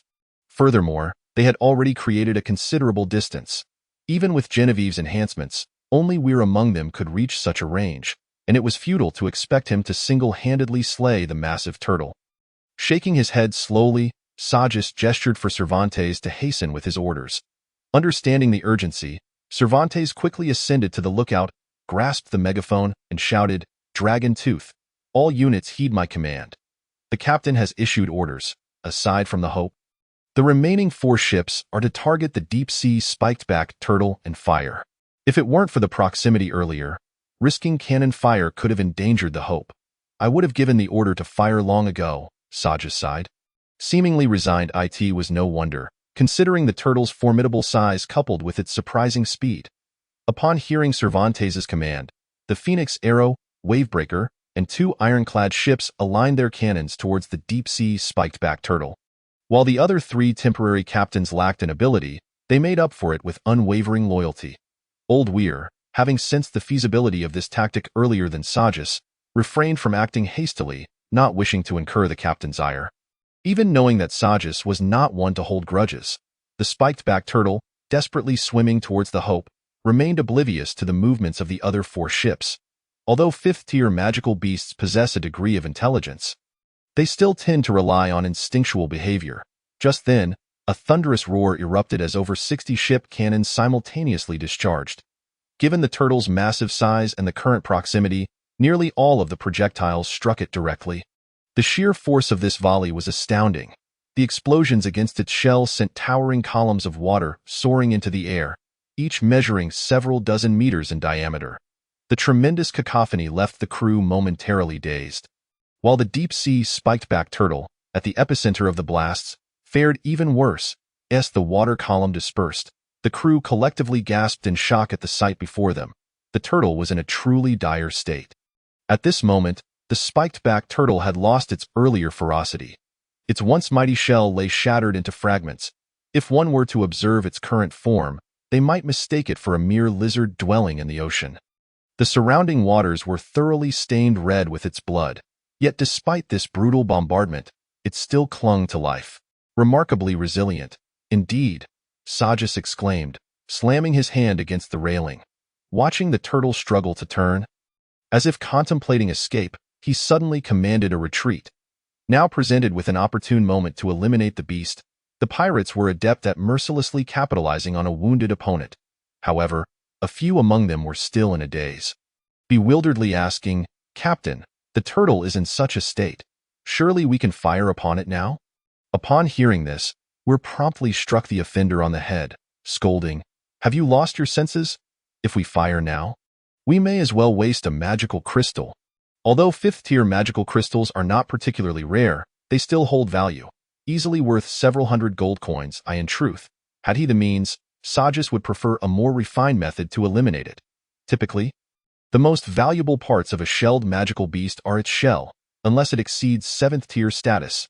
Injured and desperate, the deep-sea spiked-back turtle refrained from diving under the water. In its current state, submerging would only attract the attention of predatory magical beasts. However, the opportunity to dive was lost. In less than 2 minutes, the Hope closed the distance to less than 10 meters.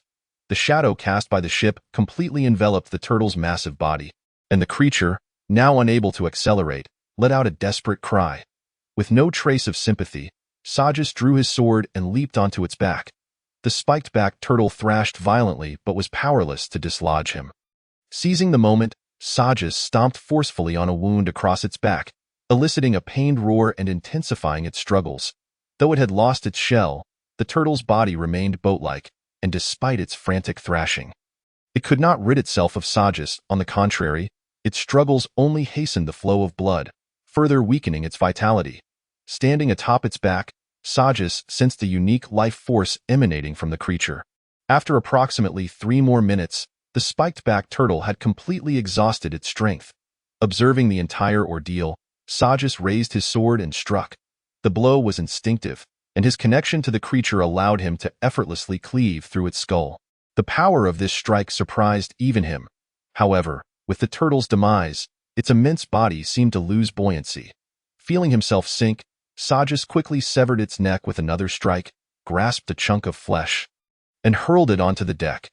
Noting that the water had already reached his ankles, he dared not delay further. Infusing his legs with energy, he leapt from the water's surface as if it were solid ground. Seeing this, Weir threw a rope in Sojas' direction. Quick thinking, Sojas grasped it, and with a powerful tug from Weir, he was safely back on the deck. Well, the magical crystal of this old turtle must be within its head, Sojas remarked eagerly as he stepped onto the deck, eager to inspect the spoils.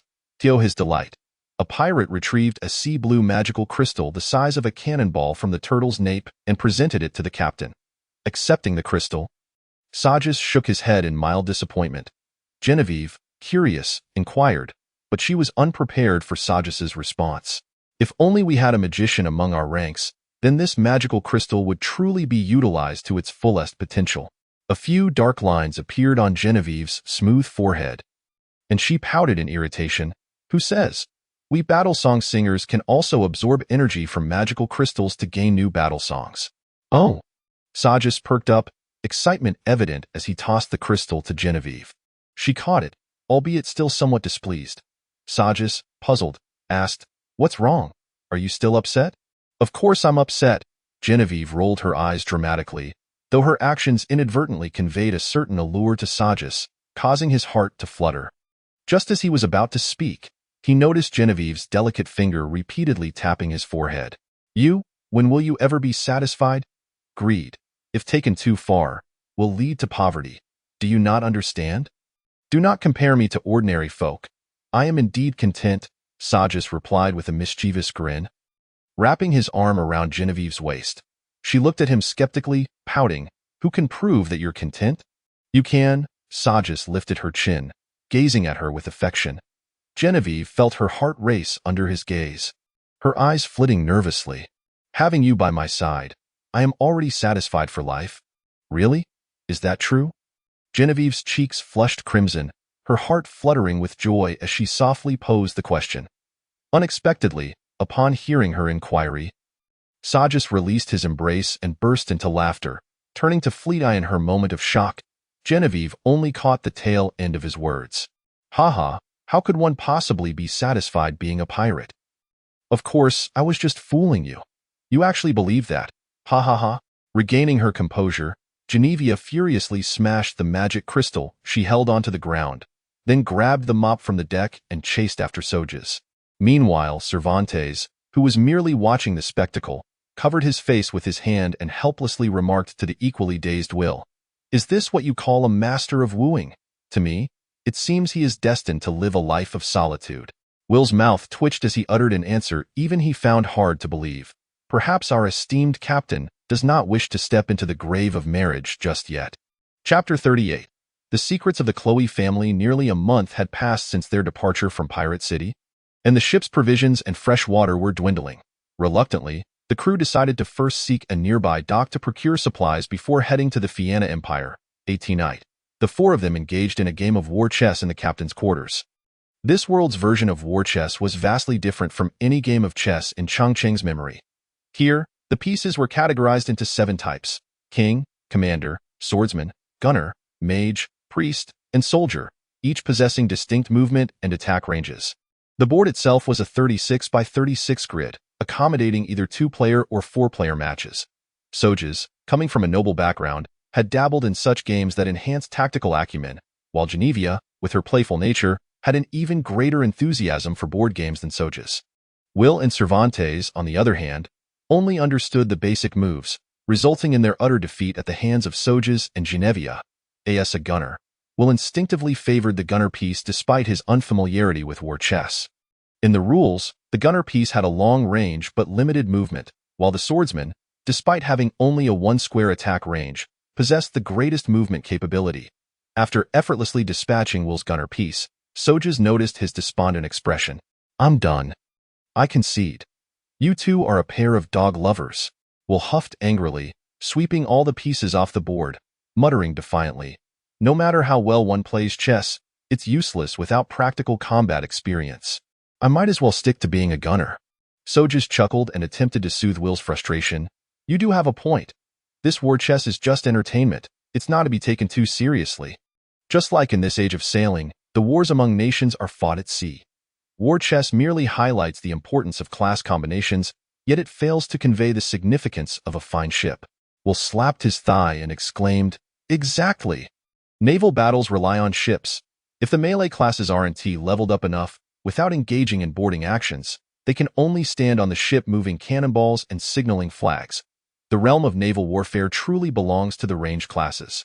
He burst into unabashed laughter. Sojas, witnessing Will's smug expression, felt a twitch at the corner of his mouth and could not help but cover his face. "I'm actually comforting this fool, knowing full well his skin is thicker than anything." For these two who became absurd when together. Cervantes wisely shifted the topic. "But Jack, to be fair, Will does have a point. Given our current personnel configuration, your practical combat effectiveness outside of battlefield command is even less than Genevia's. Before you reach the 5th tier, we truly need to find a good ship, preferably a magic machine ship. Even a C-class similar to the Viper would suffice." After contemplating the feasibility, Sojas shook his head and sighed, "That won't do. Even if we were to reclaim all the money given to the pirates and sell off 2 ironclad ships, it still wouldn't be enough to purchase a magic machine ship. I can't speak for other places. But at least in the Fran Empire, even a C-class magic machine ship costs at least 20,000 gold coins. Don't let the ordinary ships in Pirate City fool you. The level of magic engineers there is inferior to that of the Empire, and their magic machine ships will only be more expensive." Hearing this price, the group fell silent. Will weakly remarked, "The price of magic machine ships in Fran is among the highest in the 7 great empires. The cheapest should be in the Court Empire, but it won't be that much cheaper either. Moreover, the number of mages in Court is greater than in other empires. If we encounter a navy accompanied by mages, escaping without paying a price would be a challenge. Indeed, although mages possess extremely low defensive capabilities, their long-range striking power far exceeds that of gunners. The threat from gunners lies primarily in their sniping ability against single targets, whereas mages inflict widespread devastation. Consequently, once a mage reaches the 4th tier, their destructive capacity can rival or even surpass that of an average magic machine ship." For a moment, the 3 men found themselves at a loss. If it weren't for the external threat posed by the Scorpion pirates, they could steadily develop and grow stronger step by step. However, time was of the essence, and the enemy's strength surpassed that of the Dragon Tooth pirate crew. Bolstered by the Fianna Empire, their growth rate was naturally far superior to that of ordinary pirate crews. If the Dragon Tooth pirate crew could not rapidly strengthen their influence, they could only pray that one day Nathan would be annihilated by his enemies. At that moment, Genevia broke the silence, her tone grave as if she had made a significant decision. "Brew, I believe I may have a way to help everyone acquire a magic machine ship." "What did you say?" Sojas sat up straight, while Will's originally narrow eyes widened in surprise upon hearing her words. Seemingly taken aback by their intense reaction, Genevia blinked but repeated her statement. "I said, I believe I can help everyone acquire a magic machine ship." "Could it be that the legend is true?" Cervantes muttered, staring blankly at Genevia. The others, being perceptive, naturally caught his murmuring. Sojas furrowed his brow and asked, "What does the legend have to do with this?" To be honest, he himself was generally skeptical of such legends. While he believed they were not entirely baseless, the embellishments that typically accompanied legends often resulted in a significant disparity between the truth and what was commonly believed. Cervantes looked inquiringly at Genevia, and upon seeing her nod, he spoke. "You must have heard of the Pirate King, Nodia, right?" Sojas rolled his eyes, thinking it was a given. Any pirate who hadn't heard of the Pirate King would likely be beaten to death by their peers. Cervantes, realizing his blunder, felt his face flush slightly, but luckily the dim lighting in the captain's quarters concealed his embarrassment. "I won't delve into the tales of Nodia, but according to rumors, he was quite close to an armed merchant with the surname Chloe. I believe you understand what I mean by that." "I don't understand." Sojas honestly shook his head, perplexed. "While I grasp your implication that an armed merchant capable of associating with the Pirate King must possess the means to own a magic machine ship, the Pirate King is a tale from over 1,000 years ago. Given the passage of time, that merchant must have passed the magic machine ship down to his descendants. Yet the current Chloe family surely cannot still possess a magic machine ship. Or else why would Vea have been sold off by those scoundrels? As he spoke, Soja's frustration began to rise. Cervantes rolled his eyes and retorted, by your reasoning, if the magic machine ship has long since ceased to exist, how has the Chloe family survived to this day? The ancestor of the Chloe family, while not a top-tier force, commanded an S-class magic machine ship. According to legend, upon his death, he did not bequeath the ship to the family. Rather, it vanished along with him after he left his final words. That's correct, Genevia interjected. Before his passing, the ancestor sealed the magic machine ship, named the Flying Dragon, in a location known only to him. Although he left behind clues, they were exceedingly cryptic. His descendants have long sought to uncover the whereabouts of the Flying Dragon to restore the family's former glory, yet they have never been able to decipher its hidden location. If it weren't for a recent coincidence, I might have dismissed this matter as mere legend. Chapter 39. Landing, are you implying that you already know the location where the Flying Dragon is sealed? Sojas swallowed hard, while Will and Cervantes gazed at Genevia with wide, gleaming eyes. Though slightly embarrassed under their scrutiny, she nonetheless smiled and confirmed, yes, that's exactly what I mean. Having struck it rich, Sojeas exclaimed with excitement as he embraced Genevieve. Wishing to plant a couple of kisses on her lovely face, in his exuberance, he failed to notice that it was already late at night, and many pirates had succumbed to slumber. Thud, thud, thud, thud, bang. Captain, are we under attack?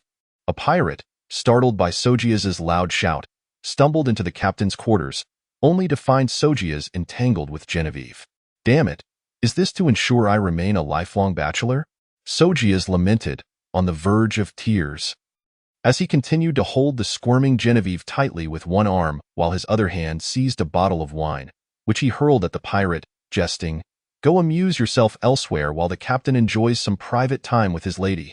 The pirate, unfazed by the bottle's impact, chuckled sheepishly, scratching his head and bowing slightly as he apologized to the captain.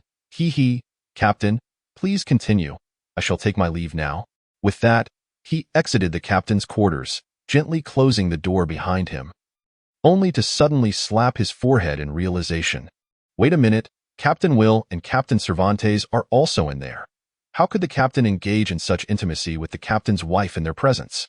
The confused pirate returned to the cabin, where a number of startled pirates were hastily arming themselves, preparing to venture out. Upon seeing him return, they eagerly inquired, what happened? Did some blind fool dare to trouble our dragon-toothed pirate crew again?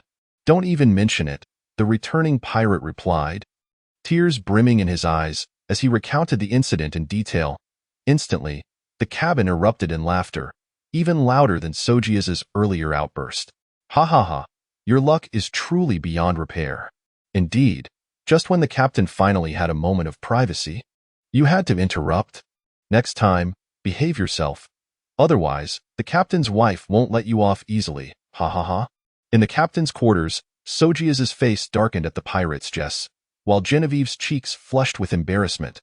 Will and Cervantes, unable to contain themselves, collapsed onto the floor in fits of laughter, continuously slapping the deck. Seeing these two rascals nearly in hysterics, the bashful Genevieve, in a fit of irritation, pinched Sojeas's waist with surprising strength. Women possess an extraordinary talent for such pinches, and this one elicited a wince from Sojeas, who quickly grasped her arms and pulled her back into his embrace, soothing her for quite a while until she ceased her childish antics. Despite the merriment, Sojeas remained resolute regarding the matter at hand. Let us proceed as planned. We shall first acquire supplies in the Terraman Kingdom, a subsidiary of the Fianna Empire. It is relatively close to the chaotic seas, where naval patrols are unlikely to interfere. Once we have gathered our provisions, we will head to Emerald Harbor to sell the ironclad ship. For now, we will refrain from expanding our fleet. With our current strength, even adding Old Weeble would complicate management of a larger pirate crew. It would be wiser to solidify our strength first. Once we obtain the Shanglong, we can devise a way to eliminate the Scorpion pirates. With that foundation, we can confidently develop our own power. Will and Cervantes nodded in agreement. As for Genevieve, she often acquiesced to Sojeas's decisions, embodying the image of a dutiful wife. Since they did not retrace their route, they entered the Five-Color Sea from the Sinful Sea, then ventured eastward into the Dreamland Sea, ultimately spending 5 days before finally disembarking at the port of the Taraman Kingdom. Taraman was a diminutive nation, its territory comparable to the smallest province of the Fran Empire, perhaps even smaller. Such small kingdoms, while possessing their own navies, lacked substantial scale, at least. They refrained from making any aggressive moves against the dragon-toothed pirate crew. Intentionally avoiding unnecessary trouble upon landing, bathed in sunlight, Sojeas could not help but stretch, having not set foot on solid ground for quite some time. Even the seasoned pirate, Will, appeared visibly relaxed. After disembarking, a few astute pirates took the initiative to gather intelligence. Sojeas observed them, mentally noting their appearances without revealing anything on his face. Before long, one of the informant pirates returned, and Sojeas recognized him as the bald pirate who had first declared allegiance in Pirate City. "Captain, I gathered some information. There are 3 trading firms in the vicinity, one of which is called Montoya, known for its fair prices. What do you think?" The bald pirate was evidently no fool, understanding that such matters were not for him to decide. Sojeas was pleased, but voiced his puzzlement. "Why does the name Montoya sound so familiar? Do you remember that foolish Viscount we annihilated? He mistook us for members of the Montoya family. However, it is puzzling how that imbecilic Viscount, who was clearly of the Sistine Kingdom, could be associated with a trading firm in Taraman." Will recalled that befuddled Viscount quite vividly. After all, he had provided them with an exceptionally valuable black gold alchemical chess piece. However, Sojeas was more intrigued by the Montoya family, which bore a similar banner to the Dragon Tooth. If one were to inquire deeper into his motivations, he would undoubtedly respond. It was simply because the goods from Montoya's firm were affordable. As the group entered the Montoya trading firm, they were greeted by a black banner emblazoned with a dragon-winged, at glance.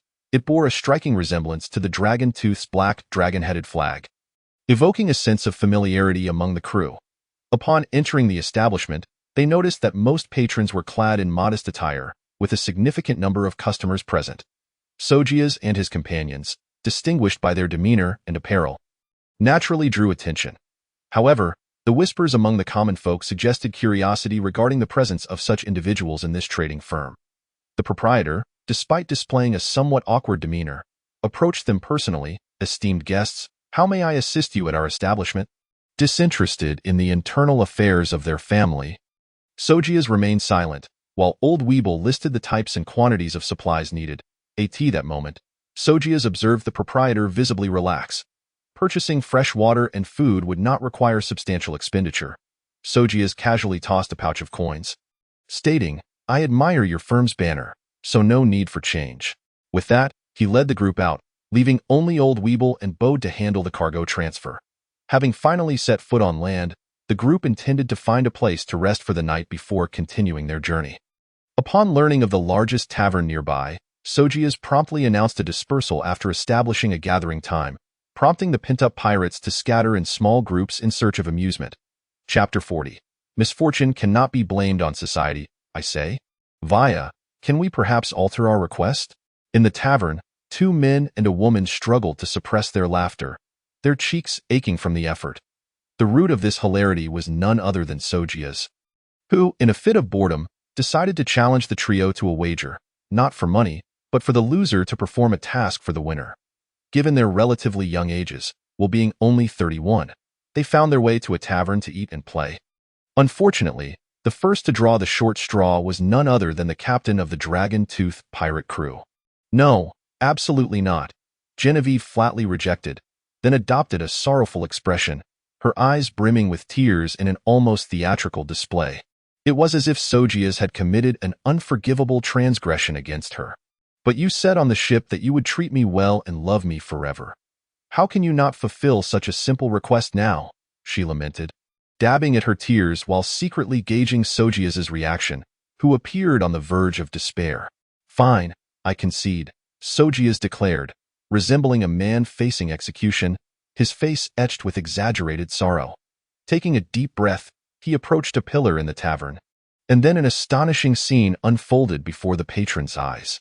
"Ah, my insanity has finally found its cure," Sojeas wailed dramatically, pounding on the pillar with all his might, while the 2 men and Genevieve burst into uncontrollable laughter. "What a refreshingly cheerful young man." "Not at all," He truly seems to be a lunatic. What sane person would do such a thing?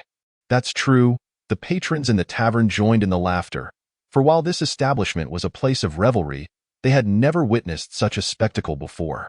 Having done everything that needed to be done, Sojeas returned to his seat with a sullen expression, listening to the laughter of the onlookers outside. He wished fervently that every last one of them could be stabbed twice instead of just once, relishing the thought of their mirth being shattered. "Keep laughing, and I refuse to believe that I will be the next unfortunate soul," he declared, his demeanor brimming with bravado as he flung open his coat and seized a bottle of liquor from the table. Drinking deeply, wiping the alcohol from his lips, he bellowed with a fierce glint in his eyes, "Bring it on!" With a mischievous grin, Wire exchanged a knowing glance with Cervantes, clearly having forged an alliance early on. "Rock, paper, scissors. Damn it, Wire, you're setting me up." As the new round of the game commenced, Sojeas, Guinevere, and Wire all played rock, while Cervantes revealed scissors. The elf looked dismayed as he gazed at Wire, who had signaled him to play scissors just moments before. Wire shrugged, showing no sign of shame or guilt for betraying his teammate. Indeed, it was fitting that he was the thickest-skinned member of the Dragon Tooth pirate crew. "Come on, Captain. I'm not foolish. Once was enough. If I were to set him up again, he'd surely catch on. Rather than both perish, it's better to sacrifice a hapless soul. If I don't set you up, who else could I possibly target?" Wire felt a surge of pride, though he kept these thoughts to himself. However, Cervantes, being astute, could easily read his intentions from his expression. After 2 more rounds, Sojeas emerged victorious. At that moment, gazing at the constipated expression of Shoes, he felt a profound realization wash over him. Indeed, his joy must be built upon the suffering of others. "Speak up, what shall you do?" Like Sojeas moments ago, Cervantes' expression was hardly more favorable, though he found some solace in the fact that he was not the first to embarrass himself. The degree of humiliation was not as severe as before. Yet, he had just underestimated Wire's audacity, and now he was clearly underestimating Sojeas' shamelessness. A devious smile spread across Sojeas' face, and merely seeing it sent chills down the spines of the 3 at the table. Then, with a light-hearted remark, he caused Cervantes to spew the mouthful of alcohol he had just consumed. "Just find a member of the opposite sex in this venue, and confess your feelings publicly. As for who you shouldn't choose, you should know that in your heart." What a wicked scheme! The captain truly outdid himself. With the elf's beauty, he could easily become the dream lover of countless maidens and even noble women. Not to mention that Cervantes was quite striking even among elves. If he were to confess publicly and it were taken seriously, the repercussions could be dire. This predicament was utterly cruel. As for the latter remark about who to avoid selecting, Cervantes was not foolish. He was well aware of Guinevere's affections. Choosing her would be inviting trouble. The remaining individuals were Sojeas and Wire, both of whom were equally unsuitable. If he chose someone other than them, it could lead to unforeseen complications. Thus, Cervantes capitulated, weakly inquiring, "Can we change it?" "Not a chance." Guinevere attempted to protest, but Sojeas swiftly covered her mouth. As she struggled, she heard Sojeas whisper in her ear, "Fear not. I have an even better idea. Just sit tight and enjoy the show." The warmth of his breath tickled her ear, causing her to giggle and withdraw her neck slightly, unaware of the depths of Sojeas' cunning. Cervantes figured that even emulating the captain's earlier behavior would be preferable to the previous demand. Sojeas sauntered over to the elf, leaning close to whisper something in his pointed ear. The elf was taken aback by Sojeas' audacity. Collapsing onto the ground in shock, after some effort, he managed to rise, only to find Sojeas wearing a brazen grin. "Hurry up, it's a choice between 2 options. After all, I've already lost face." "Exactly. The captain has already shown his hand. Why are you hesitating?" Wire, always one to revel in the chaos, was oblivious to the true potential of Sojeas' scheme, merely enjoying the spectacle. "Well, Wire, you said it." Cervantes resigned himself to fate. With that, to the astonishment of Wire and Guinevere, Cervantes knelt on one knee and earnestly declared, "Wire, I am actually a woman." Pfft, ha ha ha. The instigator, Sojeas, and Guinevere erupted into fits of laughter, while Wire's expression darkened. Though the statement bore little weight, The fact remained that Cervantes was addressing him directly. Had he truly been mistaken for a homosexual? At that moment, an overwhelming pressure descended upon the tavern, causing all within to gasp for breath. Cervantes, who had just felt a pang of embarrassment, failed to notice the shift in atmosphere. Only upon looking up did he see Sojeas and the others struggling to maintain their composure under the oppressive force. "Shoes! Quick! We must leave. There's a strong presence approaching." Sojeas strained to lift his head, feeling the weight of the pressure injuring his bones. Cervantes understood that despite Wire's superior level, Sojeas was the strongest physically within the Dragon-Tooth pirate crew. If he struggled against this force, what would be the fate of Wire and the more fragile Guinevere? Ignoring Sojeas' command, Cervantes instinctively reached out to pull Wire and Guinevere, who were bloodied from the pressure. With this action, the oppressive force suddenly dissipated, and Sojeas, feeling a sudden lightness, instinctively drew his sword, alert to his surroundings. "Your strength may be lacking, yet you possess remarkable resolve. For one of your age, that is truly commendable." The sudden voice sent shockwaves through the fort, though soft, it seemed to resonate in their ears. Then, a refreshing breeze swept through the tavern, and a man of similar stature to Sojeas materialized before him. The patrons, still in shock, failed to notice that since his arrival, the plants in the tavern had noticeably flourished. "Young man, my earlier intrusion was presumptuous. I mistook your actions as mistreatment of my kin, and thus acted in haste. I hope you can forgive me." Before Sojeas could regain his composure, the newcomer bowed slightly. It was then that Sojeas noticed the elf bore the same pointed ears as Cervantes. Finally comprehending why he had been mistakenly attacked. "Why did no one come to my aid when I was being toyed with like a monkey?" Chapter 41. The Six Pirate Emperors. The Falcon Alubas. Are you the esteemed Alubas? Upon seeing the suddenly appearing elven man, Cervantes was visibly excited, trembling as he posed the question. Yet before a response could be given, he recalled the earlier events, swiftly positioning himself in front of Sojeas, his tone no longer filled with awe but rather urgency. "Alubas, these individuals are my friends. Please do not harm them. Otherwise, even if you are our guardian spirit, do not blame me for my lack of respect." As he spoke, his right hand rested on the bow that had not left his back. Clearly caught off guard by Cervantes' reaction, Alubas showed no anger, responding with a congenial tone. "Indeed, I am Alubas. However, my earlier actions were a misunderstanding. As long as they have not wronged you, I will not act against them again." Only when Cervantes shielded him did Sojeas regain his senses. Hearing Cervantes' words warmed his heart. It was a relief to know that his friend was worth having. He paid little mind to Alubas' name. After all, strength was relative, and his father was a ninth-tier powerhouse. Therefore, while surprised by Alubas' appearance and demeanor, he felt no undue awe. Though Alubas' actions had their reasons, Sojeas was displeased by the idea of being targeted alongside Guinevere and Wire. Yet, since Cervantes was willing to confront Alubas for his sake, he too was prepared to endure this indignity. If it was a misunderstanding, then perhaps, Mr. Alubas, you might first heal my woman and friends to demonstrate your sincerity? Upon saying this, Alubas' expression grew awkward, a rarity for him. He muttered an apology, and with a wave of his hand, 3 emerald green beams enveloped Sojeas and his companions. Each elf inherently possessed a strong affinity for the wood element, and as the supreme being of the elven race, Alubas was among the finest in this regard. Although his healing abilities could not match those of a similarly ranked cleric, the benefit was that they bore no adverse effects on the human body. In an instant, the 3 of them felt an unprecedented sense of comfort coursing through their bodies, even perceiving a vibrant and invigorated flow of blood within them, more so than in the past. After a quarter of an hour, the beam of light gradually dissipated. Sojeas was hardly concerned about his own recovery or the state of Alubas. Instead, he immediately grasped Genevia's hand, meticulously inspecting her from head to toe without missing a single detail. Only after confirming her complete restoration did he exhale in relief and shift his gaze to Will, who nodded in acknowledgement. At that moment, Sojeas' anxieties were finally alleviated, and he bowed respectfully to Alubas. "Mr. Alubas, I humbly ask for your forgiveness regarding my previous rudeness. Given your mindset when you acted against us for Cervantes, you should understand that my actions were solely to ensure the safety of my companions." Waving his hand, Alubas, paler than usual, revealed a sincere smile. "This was indeed my oversight.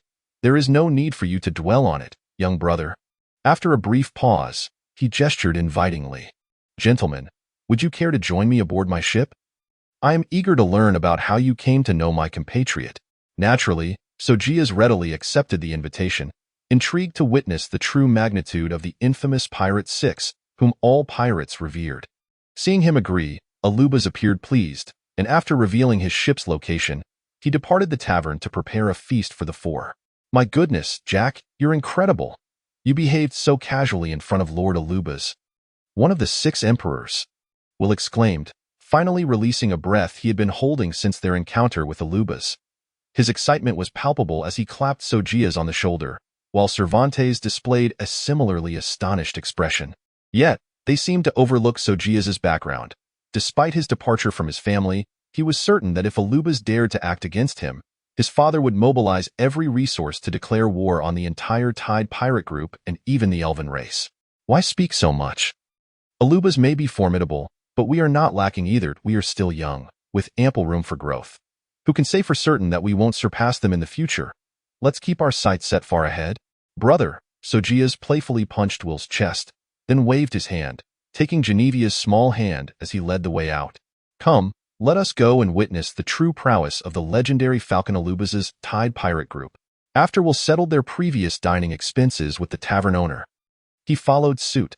All the while, Genevia remained cheerful, and despite Sojeas' multiple inquisitive attempts to discern her happiness, he received no answers. Frustrated, he muttered, "Girls are truly inscrutable." Unbeknownst to him, Genevia's joy stemmed from his earlier declaration of "my woman."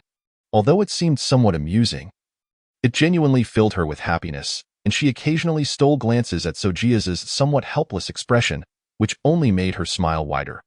After a prolonged moment of contemplation, Cervantes finally spoke up. "Jack, although Lord Alubas acted impulsively before, the price he just paid was not insignificant." "Oh, how so?"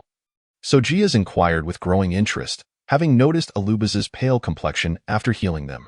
That recent maneuver was, if I am not mistaken, the elven race's strongest support skill. The blessing of the nature goddess. The recipient of this blessing can reshape their bones and bloodline, effectively accelerating their cultivation speed. While this may be somewhat wasteful for Will, it is incredibly beneficial for you. Cervantes' candid observation earned him a swift smack from Will, who, puzzled, exclaimed, "Are you implying that I am useless?" Rolling his eyes, Cervantes freed himself from Will's grip and retorted, "I merely stated it was somewhat wasteful. As a sharpshooter, the bloodline reshaping is of limited utility for you. You should realize how much benefit restructuring your bones would yield, considering you do not cultivate battle chi." Ignoring the bickering duo, Sojeas felt a twinge of admiration for Alubas' actions. The previous misunderstandings dissipated with this revelation. As a renowned king, Alubas' status and strength rendered him above the need to explain himself to someone of Sojeas' caliber, let alone offer an apology or make amends. Thus, amid his admiration, Sojeas also felt a sense of trepidation and gratitude. He feared that had he encountered someone else, the Dragon-Tooth pirate group might no longer exist after today. Conversely, he was fortunate to have crossed paths with a true sovereign possessing a king's demeanor. In his view, oppressing the weak without reason solely based on one's status and strength merely indicated a certain degree of power. Yet, no matter how formidable that power might be, it could never merit the title of king. A true king must possess unparalleled abilities and an expansive mindset beyond the grasp of ordinary individuals. Such a person is the epitome of a genuine sovereign. Chapter 42. Astonishment. The true power of the Pirate Six. Upon arriving at the harbor mentioned by Alubas, the group was taken aback to find the usually bustling port nearly devoid of life. Initially surprised, their astonishment turned into sheer disbelief when they reached the shoreline and beheld the immense fleet anchored there, finally comprehending why the port seemed so deserted at this hour. Indeed, it was the fleet itself.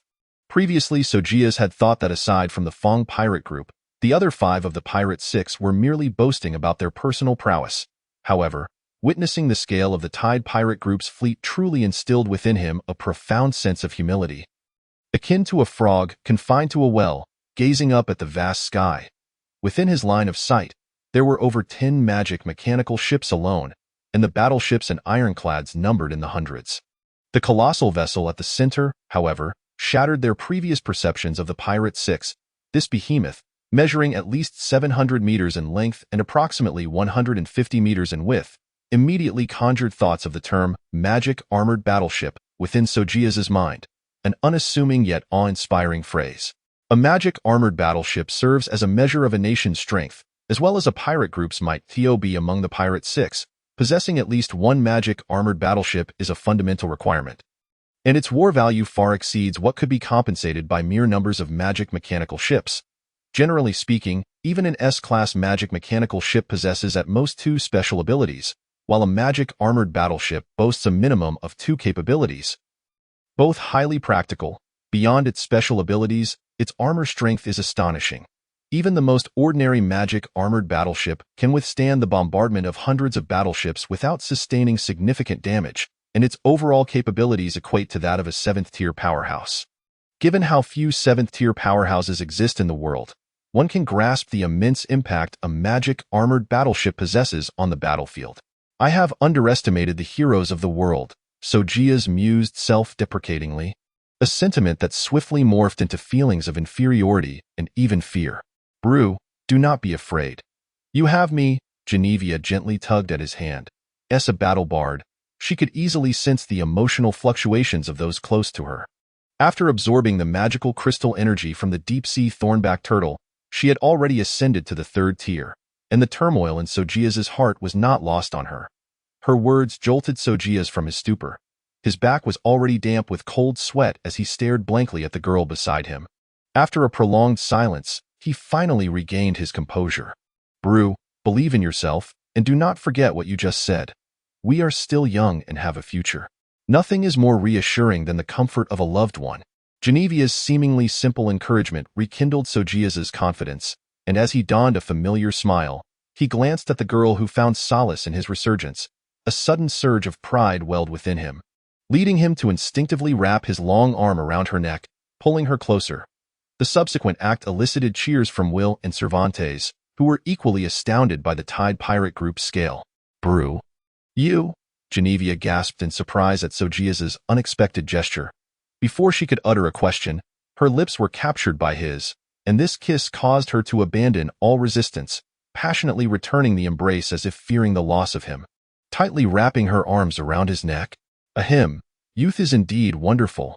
Whether or not Sojeas had offended the legendary god of love in a past life, every time he shared an intimate moment with Genevieve, someone would inevitably interrupt. However, this time, Genevieve did not react with her usual panic. Instead, she naturally released her embrace around Sojeas' neck. In stark contrast, Sojeas cast a forlorn gaze at Alubas, who stood beside them. The latter shuddered slightly under his penetrating stare, having sensed the arrival of the 4 earlier in the cabin, which prompted him to come out and greet them. By all accounts, his personal welcome, given his status, should have been a significant honor for the Longya pirate crew. Yet, who could have anticipated that Sojeas would dare to act in such a manner under the broad daylight? Fortunately, Will, the second in command of the team, stepped forward to smooth over the awkwardness. Otherwise, this meeting could have spiraled into a farcical debacle. Under Alubas' guidance, the group entered the formidable warship named Goddess of Nature. Similar to an ordinary battleship, the living quarters of the Goddess of Nature were located beneath the deck, albeit on a larger scale, with over 10 layers below. Sojeas and his companions found themselves somewhat disoriented by the labyrinthine corridors and chambers. Blindly following Alubas, according to Alubas, the total length of the internal passages amounted to several dozen, if not nearly 100 kilometers. The dining hall was situated on the 3rd level below the deck. One could assert that this dining area was not smaller than the tavern they had just visited. Moreover, the unique natural essence of the elven cuisine within the hall invigorated their spirits. The entire crew of the Treading Waves pirate crew consisted of elves, who favored fruits and vegetables. However, in consideration of Sojeas and his 2 human companions, they had arranged for some meat as well, which further enhanced Sojeas' favorable impression of them. Though the dining hall was spacious, it accommodated only Alubas and the 4 members of the Longya pirate crew. Yet, the 5 of them felt no sense of emptiness. Rather, they engaged in lively conversation, It was quite astonishing that they could converse so fervently with just 5 people, a sight that would surely baffle the other elves. I see. Alubas summarized the account provided by Cervantes. According to him, he was pursued by the Scorpion pirates and subsequently captured by a smaller pirate crew before you rescued him, correct? Sojeas smiled calmly, responding with nonchalance, "It's not so much about rescue.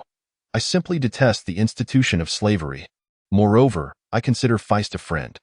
Although he is an elf and I am human, he is, to me, equivalent to Will. Both are brothers to whom I can entrust my back without hesitation, and between brothers, we speak of camaraderie, not obligations."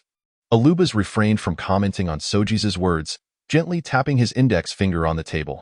Instead, he remarked in a similarly understated tone, "Since you have already slain the leader of that small pirate crew, then there is no longer a necessity for the Scorpion pirates to exist. Indeed, ruler possesses the audacity to eradicate a faction that has wronged his kin. Such resolve is not something everyone can wield." This statement elicited varied reactions among the listeners. Will envied Alubas' formidable power, while Sojeas admired his audacity to declare war on a faction for the sake of a fellow elf. However, he did not concur with Alubas' plans. "Mr. Alubas, I would like to request that you leave the Scorpion pirates to us." "Oh." Alubas narrowed his eyes with intrigue, asking, "While the Scorpion pirates do not hold my esteem, they are nonetheless esteemed pirates of the Fianna Empire. Although you have previously triumphed over them, you are still significantly outmatched in strength. Why do you believe you can handle them on your own?" Chapter 43. Friendship Indeed. Setting aside the Scorpion pirates' team strength, their status as esteemed pirates would garner support from the Fianna Empire, allowing them to acquire ships at low prices, ships that happened to be a shortcoming for the Longya pirate crew. In light of this, it would be exceedingly difficult for Longya to secure any advantage. After a moment's contemplation, Sojeas responded candidly, "In terms of strength, the current Longya pirate crew cannot defeat them. However, precisely because of this, we cannot allow outsiders to assist us." Alubas was taken aback, chuckling, "That is indeed curious. Do elaborate on your reasoning." Sojeas replied, "While the Scorpion pirates are strong, there are countless pirates in the 9 seas who surpass them. This time, we relied on you to resolve our troubles. Must we continue to depend on the Treading Waves pirate crew for future issues? Although your intentions are noble, I believe that should we forego initial setbacks, our future growth would stagnate. Therefore, I must decline your kind offer." "Ha!" Alubas chuckled lightly, shaking his head. However, his regard for this young man increased significantly. Initially, he had merely wished to extend a gesture of goodwill, but the response he received was one he could not dismiss. What began as a simple act of gratitude had now revealed to him a remarkable junior. Will and the others were apprehensive about Sojeas' words, fearing that his rejection of Alubas' goodwill might incite displeasure. Yet Sojeas remained untroubled, patiently awaiting Alubas' response. Moments later, Alubas rose and extended his right hand toward Sojeas, who still sat in his chair. Sincerely stating, "You are an extraordinary young man.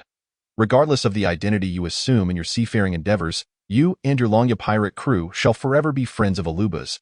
I genuinely wish to witness your ascension among the 6 pirate emperors in the future." Sojeas stood, offering a slight bow to the affable ruler before grasping his hand firmly. He solemnly declared, "Though your stature far surpasses mine, should you require assistance in the future, I cannot guarantee that the Longya pirate crew will fight alongside you in every battle. But as long as I draw breath, I shall unconditionally stand with the elven kin."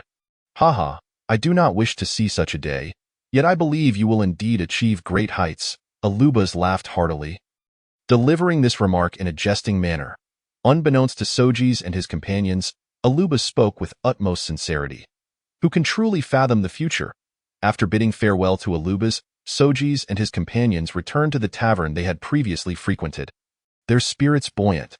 While the elven delicacies were indeed delectable, it remained an alien domain. Even Cervantes, a fellow elf, appeared somewhat constrained. As evening descended, and having scarcely dined, the 4 ordered an abundance of dishes to feast upon. "Jack, even though you previously mentioned wanting to rely solely on our own strength to deal with that bunch of mud-legged scorpions, I still can't think of a good plan," Will muttered through a mouthful of unpeeled crab. Cervantes rolled his eyes, retorting, "You can't even stop talking while eating. Hurry up and finish before you speak." Will shot a glare at him, spat out the half-chewed crab, and reiterated his point. Glancing around the nearly full tavern, Sojeas whispered, "It's too noisy here. Let's discuss it in my room shortly." Will suddenly understood, then shoved another crab into his mouth, devouring it with gusto, seemingly oblivious to the state of his teeth. After satisfying their appetites, the group booked 4 rooms, a decision that elicited an expression of exasperation from Will.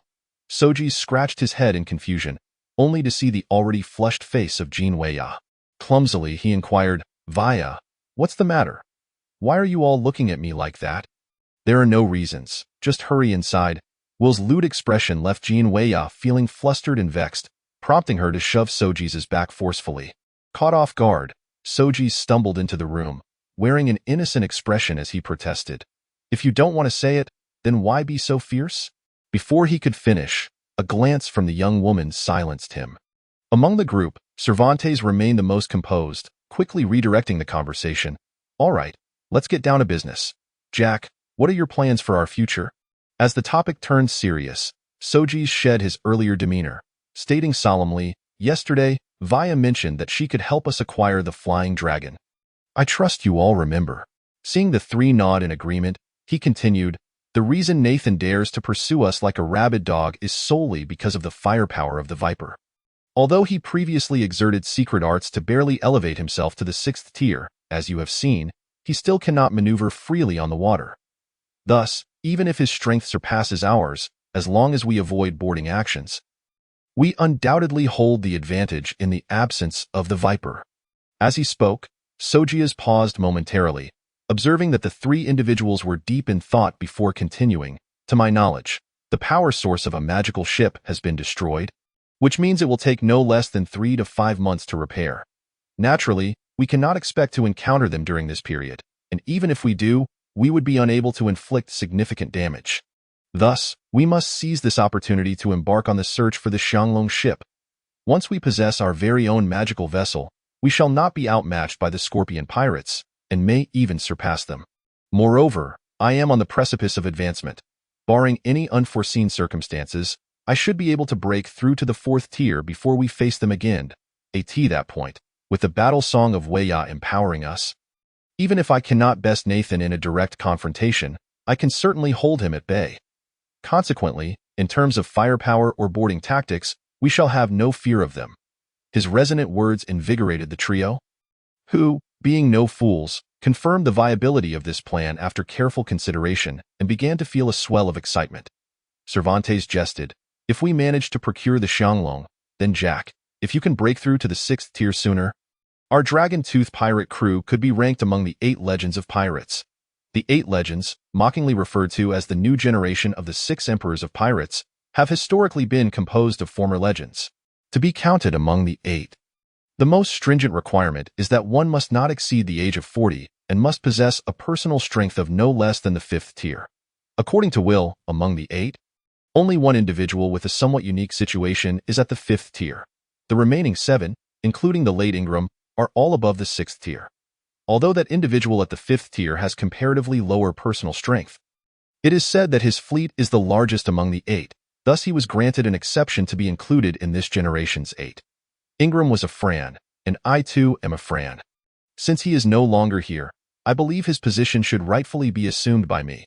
Sojeas was filled with confidence and brimming with visions of the future. Chapter 44, Xianglong, Here I Come. After a night of silence, the following day, just as dawn broke, all members of the Dragon-Tooth pirate crew had arrived at the Emerald Bay where their ship was docked, with a comprehensive plan in place. They needed to reach their objective as swiftly as possible within the limited time frame. 3 days later, the Dragon-Tooth pirate crew finally entered the waters under the jurisdiction of Efiana. To avoid unnecessary complications, they deliberately lowered their pirate flag. However, they did not encounter any naval vessels on their journey.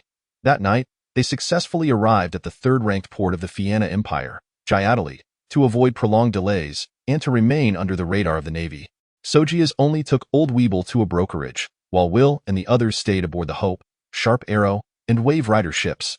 Generally, various ports in the Empire host several brokerage firms, and the Fianna Empire is no exception.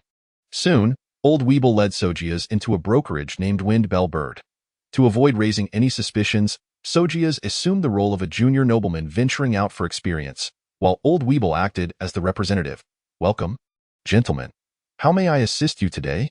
The Windbell Bird Brokerage has branches in all 6 major empires aside from Longyuan, and its vast scale guarantees that its staff are among the best of the best. At least, these two did not exhibit any faults. We have 2 surplus ironclad ships that we no longer require. I have heard that your brokerage can directly sell ships on consignment. We are in urgent need of setting sail. And if you can offer a fair price, we would like to consign these 2 ironclads to your firm. If the price does not meet my expectations, I would appreciate your assistance in finding a suitable buyer, old Weeble stated calmly. Although they urgently needed funds, they could not allow the brokerage to know their desperate situation. The staff member nodded in understanding and, after a moment of contemplation, quoted a figure, 4,800. Regarding this number, not only Sojeas but even old Weeble shook his head, spreading his hands in a gesture of resignation. Sir, although these 2 ironclads have seen some use, their operational time is quite limited. I simply cannot accept a price of 4,800 gold coins. Here's the deal. If we can agree on a price of 10,000 gold coins for the 2 ships, I can take the responsibility to conclude the sale on behalf of my superior. What do you think? 10,000 gold coins, equating to 5,000 per ironclad, was not a low price. The primary buyers of ironclads are still merchant groups. Although slower in speed, they boast more gunports and larger displacements. Based on the Vienna Empire's market, a newly launched ironclad is approximately valued at 6,500 gold coins. The 2 ironclads, approximately 80% new, that the Dragon Tooth pirate crew had captured would likely sell for between 5,500 to 5,800 gold coins. Increasing the purchase price to 5,000 gold coins would reduce the staff's commission.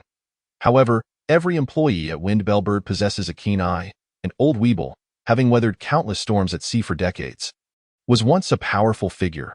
His every gesture exuded the aura of someone in a position of power. To the staff, such a person already seemed to embody success. To their surprise, according to his earlier statements, he was merely a representative, implying that there were indeed significant figures above him, prompting the staff to reconsider their offer carefully. After a long deliberation, the staff member looked up with a smile and said, "Very well. We shall accept your terms, 5,000 gold coins per ship. Would you prefer cash or a savings crystal card?" The savings crystal card operates on an unclear principle. After being scanned by specific alchemical devices, it can record both withdrawal and deposit transactions. Typically, only nobles qualify for its usage. However, such cards often face various restrictions once abroad, which is why merchants frequently engaged in overseas trade seldom utilize them. Let us stick with gold coins. Our business spans the 9 seas, and gold is simply more convenient if possible. I'd like to take you to inspect the ships now. Haha, there's no need for that. I trust that the esteemed old gentleman would not deceive me over a mere 10,000 gold coins. Please wait a moment. We will fetch your cash. The subsequent process was rather straightforward. Old Weeble led their staff member to the designated storage area for their ships, and then they sought out another brokerage to purchase a set of 20 communication wristbands. Aside from the 4 main members, Bode and Old Weeble each acquired one to wear. Besides the wristbands, Sojeas also purchased a fine heavy sword for himself, a quality bow for Cervantes, crafted primarily from 9 curved wood, with the bowstring made from the tendons of a second-tier magical beast, the Stonehide Bull. Finally, he gritted his teeth and bought a magically enchanted harp for Genevia. Money comes quickly and goes just as swiftly.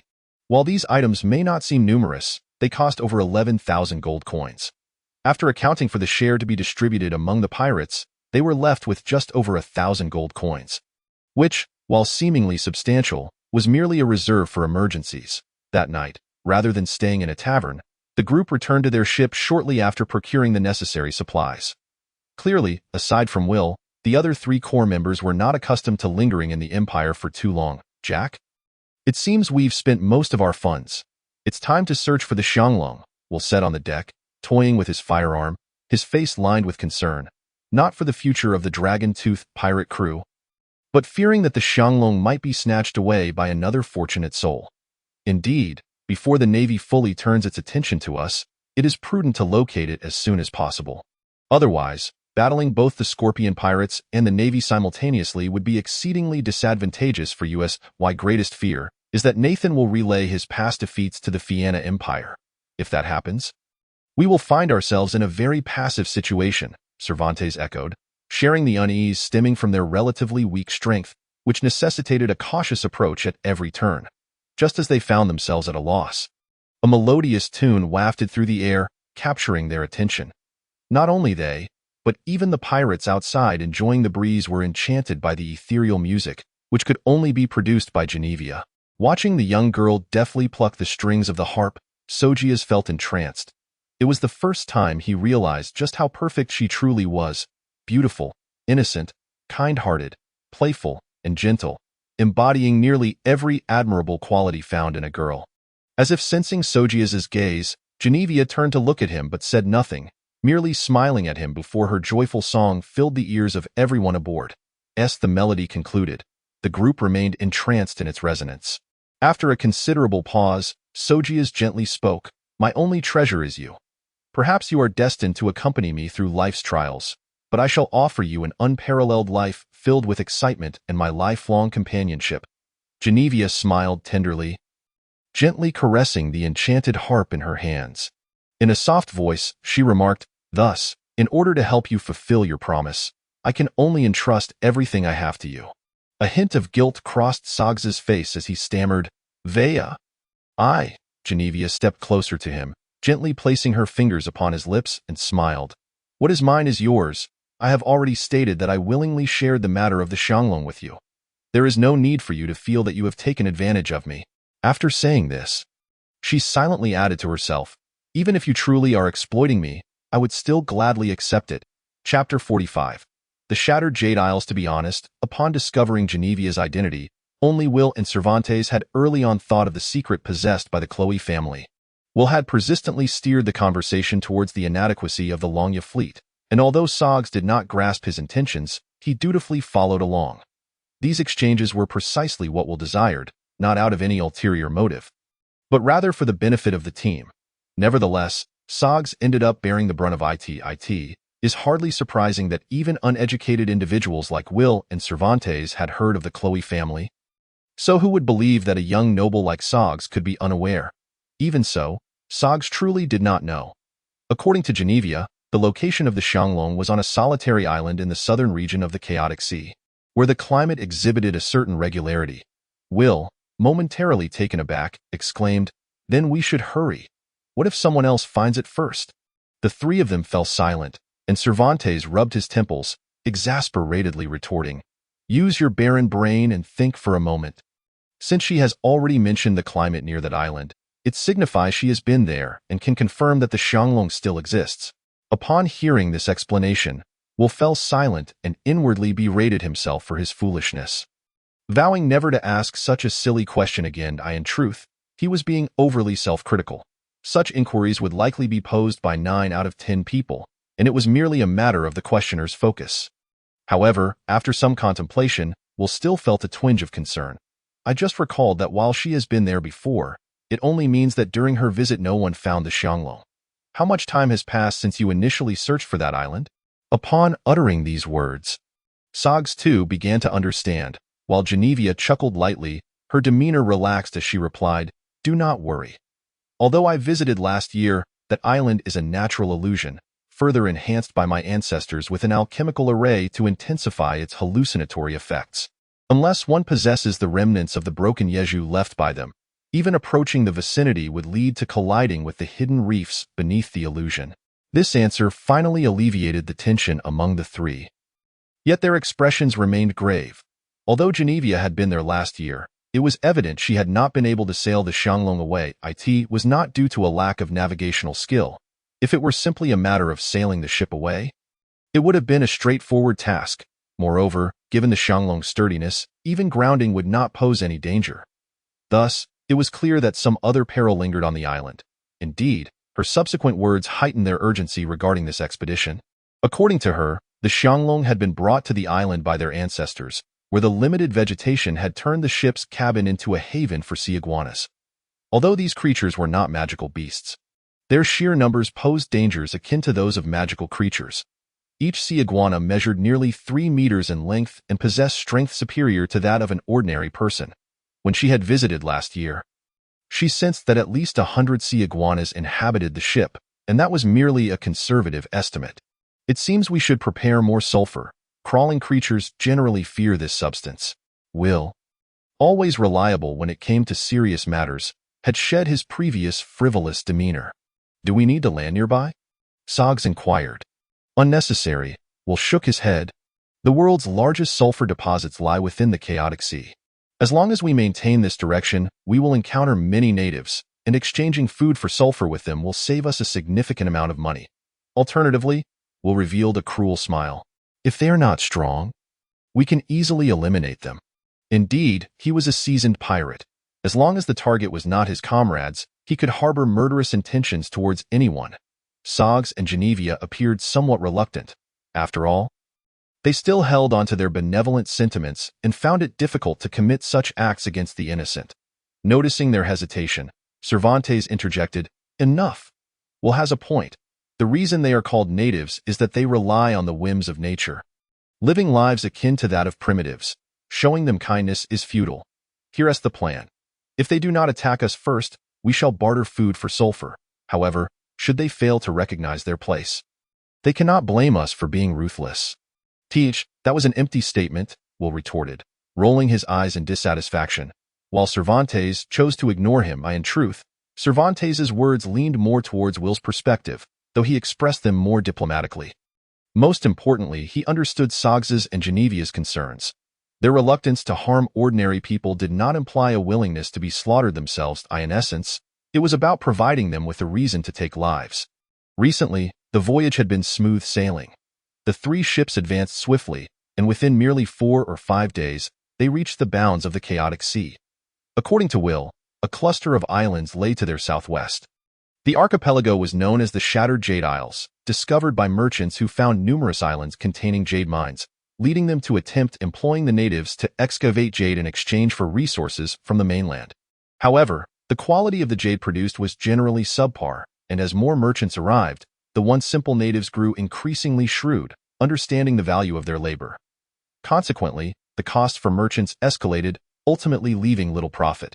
Furthermore, although the Shattered Jade Isles were located on the periphery of the chaotic sea, the climate remained unpredictable, causing profits to dwindle even further. Coupled with the dangers of navigation, the number of trading expeditions to this region gradually decreased.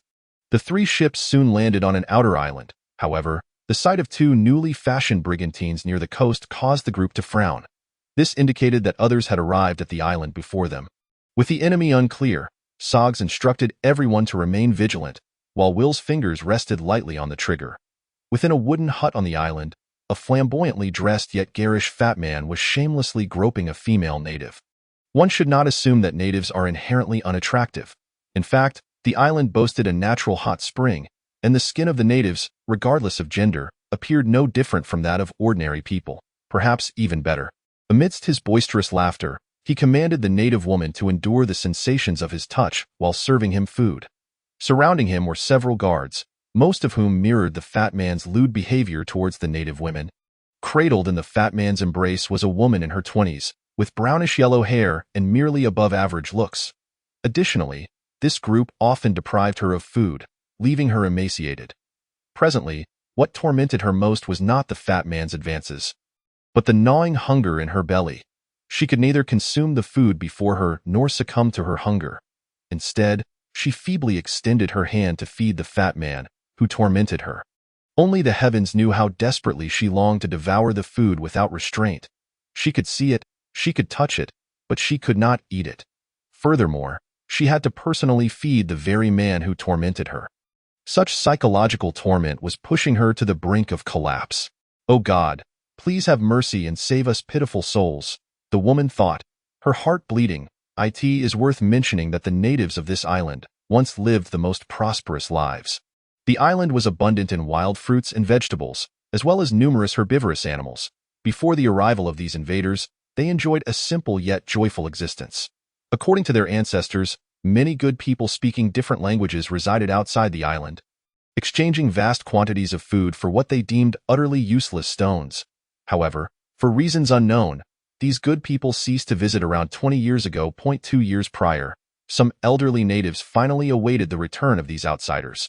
They welcomed these guests with open arms, only to be met with merciless slaughter. Chapter 46. One must not lose one's conscience. It was utterly unforeseen that the so-called good person, whom she had long anticipated since childhood, would transform into a demon. The woman pondered what emotions had sustained her existence until now. These demons, indeed, they were demons, ruthlessly compelled the male natives to excavate stones whose names she could not utter, while the female natives largely devolved into instruments for their release. Over the past 2 years, countless female natives had perished at their hands, many succumbing to torment within a fortnight. Yet, for reasons unknown, she had been targeted by them for over a year and had somehow managed to survive. To outsiders, this might appear as sheer fortitude, but for her, it was undoubtedly a calamity in the past year. The woman had entertained thoughts of self-destruction countless times, yet she had managed to suppress such notions. She understood that if she were to perish, many other girls would subsequently endure their torment, and by enduring a while longer, she might ensure the survival of numerous others. Perhaps there truly exists a deity, one who cannot bear to witness the despair of this benevolent woman as it deepens day by day. Just as she was feeding the corpulent man, resembling a lifeless doll, the door of the wooden hut was forcefully thrust open. She recognized the intruder as another demon, akin to the corpulent man, who had indirectly or directly caused the deaths of 3 companions before. However, this time was different. Although she could not comprehend his words, she discerned a familiar expression of fear upon his visage, reminiscent of their own from 2 years prior. "Lord Nbia, it's over." Before the guard could finish his sentence, the corpulent man smashed a lampstand into his face, cursing, "What do you mean it's over? Why are you panicking like a fool?" Blood streamed down from the man's forehead, and as the woman witnessed the internal conflict, a flicker of solace ignited within her heart. With great effort to endure the pain of his wounds, the guard dared not wipe away the blood, bowing and apologizing. Yes, my fault, Lord Nbia. There are many outsiders who have invaded the island, and the guards outside have been slaughtered." "What?" Nbia roughly shoved the woman to the ground and strode towards the guard, unleashing a flurry of punches and kicks, his flesh quivering with each movement. "Are you out of your mind? Why didn't you mention such a significant matter sooner? I'll beat you to death. You worthless fool." Although the corpulent man was merely an ordinary individual, his excessive indulgence in wine and women had left him somewhat feeble, yet he still possessed enough heft to inflict considerable harm. The guard, battered and bruised, dared not defend himself, crying out in pain while inwardly cursing. "I was just about to inform you. Who told you to nitpick? Damn it. You're merely the deputy leader of a small merchant group. Why act so high and mighty?" The guard's wails garnered no sympathy from Nbia. Rather, they intensified his fury. His already dull mind seemed to forget that this was not the time for infighting. Fortunately, a few guards within the room grasped the gravity of the situation and hastily restrained Nbia by his arms and legs. "My lord, this is not the time for anger. We should first assess the situation. If the enemy is too formidable, we must make our escape." "Yes, my lord, the overall situation takes precedence. Even if he truly deserves death, we must endure for now." Gasping for breath, Nbia extended his fingers, as thick as carrots, pointing at the fallen guard, seething, "I'll spare you for today. Once I've dealt with the enemies outside, I'll settle the score with you." With that, he huffed and puffed his way out of the hut, while the remaining guards exchanged glances and followed suit, leaving behind the wretched female natives and the unfortunate guard. Upon exiting, they were greeted by the acrid smoke rising from the north. The once formidable Nbia suddenly felt his legs weaken. Although he held the position of deputy leader of the merchant group, his accomplishments were largely attributable to the coercion of thugs and guards, forcing others to sell goods to him at low prices. Many, having suffered losses, never sought out their merchant group again. It was for this reason that they had turned their eyes towards the fragmented Jade Islands 2 years prior, using force to compel the native inhabitants into servitude. Over the past 2 years, the island's native population, which had numbered nearly 50,000, had dwindled to less than 10,000 under their oppression. The smoke had spread to their living quarters, and the once boisterous shouts of battle had diminished significantly. This could either mean that the guards had triumphed over the invaders, or possibly Nbia swallowed hard. Unable to fathom the implications, knowing the value of his own life, he dared not place his hopes on the guards and, without a second thought, led the charge in another direction in his memory. A small boat lingered to the south of the island. Meanwhile, a group of people encircled two individuals, who were not allies but rather adversaries engaged in combat. One was Nbia's top general, infused, a fourth-tier swordsman and the finest fighter of their merchant group. The other was none other than the captain of the Longya pirate crew, Sojeas. Among the onlookers, there was no sign of guards. It was evident that the outcome of this battle had already been determined. However, when Weir proposed to shoot infused, Sojeas halted him. I haven't had a chance to truly engage in combat since setting sail. Leave this opponent to me. This declaration had led to the current predicament. The two had exchanged dozens of blows, with Sojeas sustaining injuries to his chest and right shoulder, while infused had only suffered a tear to the sleeve of his clothing.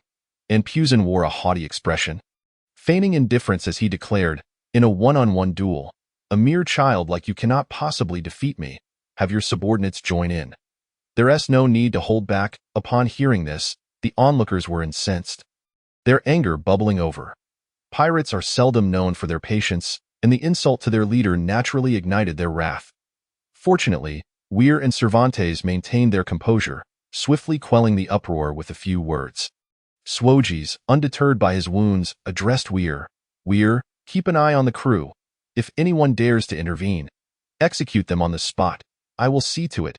Weir chambered around, his finger poised on the trigger. He had chosen to confide in Weir rather than Cervantes or Bode, because such matters required an individual of both strength and stature, someone sufficiently ruthless to enforce the command. Though Cervantes met the former criteria, being an elf, he would inevitably face scrutiny even if compelled to act under the captain's orders.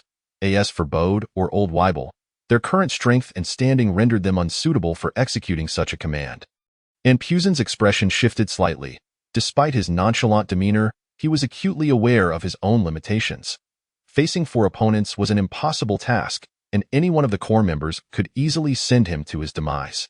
His aim was to provoke Sojeas and the pirates into losing their composure, thereby creating an opportunity to eliminate his adversary while seeking an escape. However, his scheme was evidently failing. He had not anticipated that such a young captain would wield such authority. Nor could he fathom that a youth of his age could remain composed under provocation. Without further ado, Sojeas hurled his heavy sword, taking advantage of Infused's momentary lapse in defense to leap forward. His right hand clawed towards Infused's head, while his left hand, with energy infused in his fingertips, resembled a sword piercing through the air, accompanied by a whistling sound. It was utterly unexpected that Sojeas, a swordsman, would resort to unarmed combat. Generally speaking, aside from those hailing from Longyuan, few practitioners or fighters possess such skills, and even fighters typically relied on the intensity of their energy to overpower their opponents.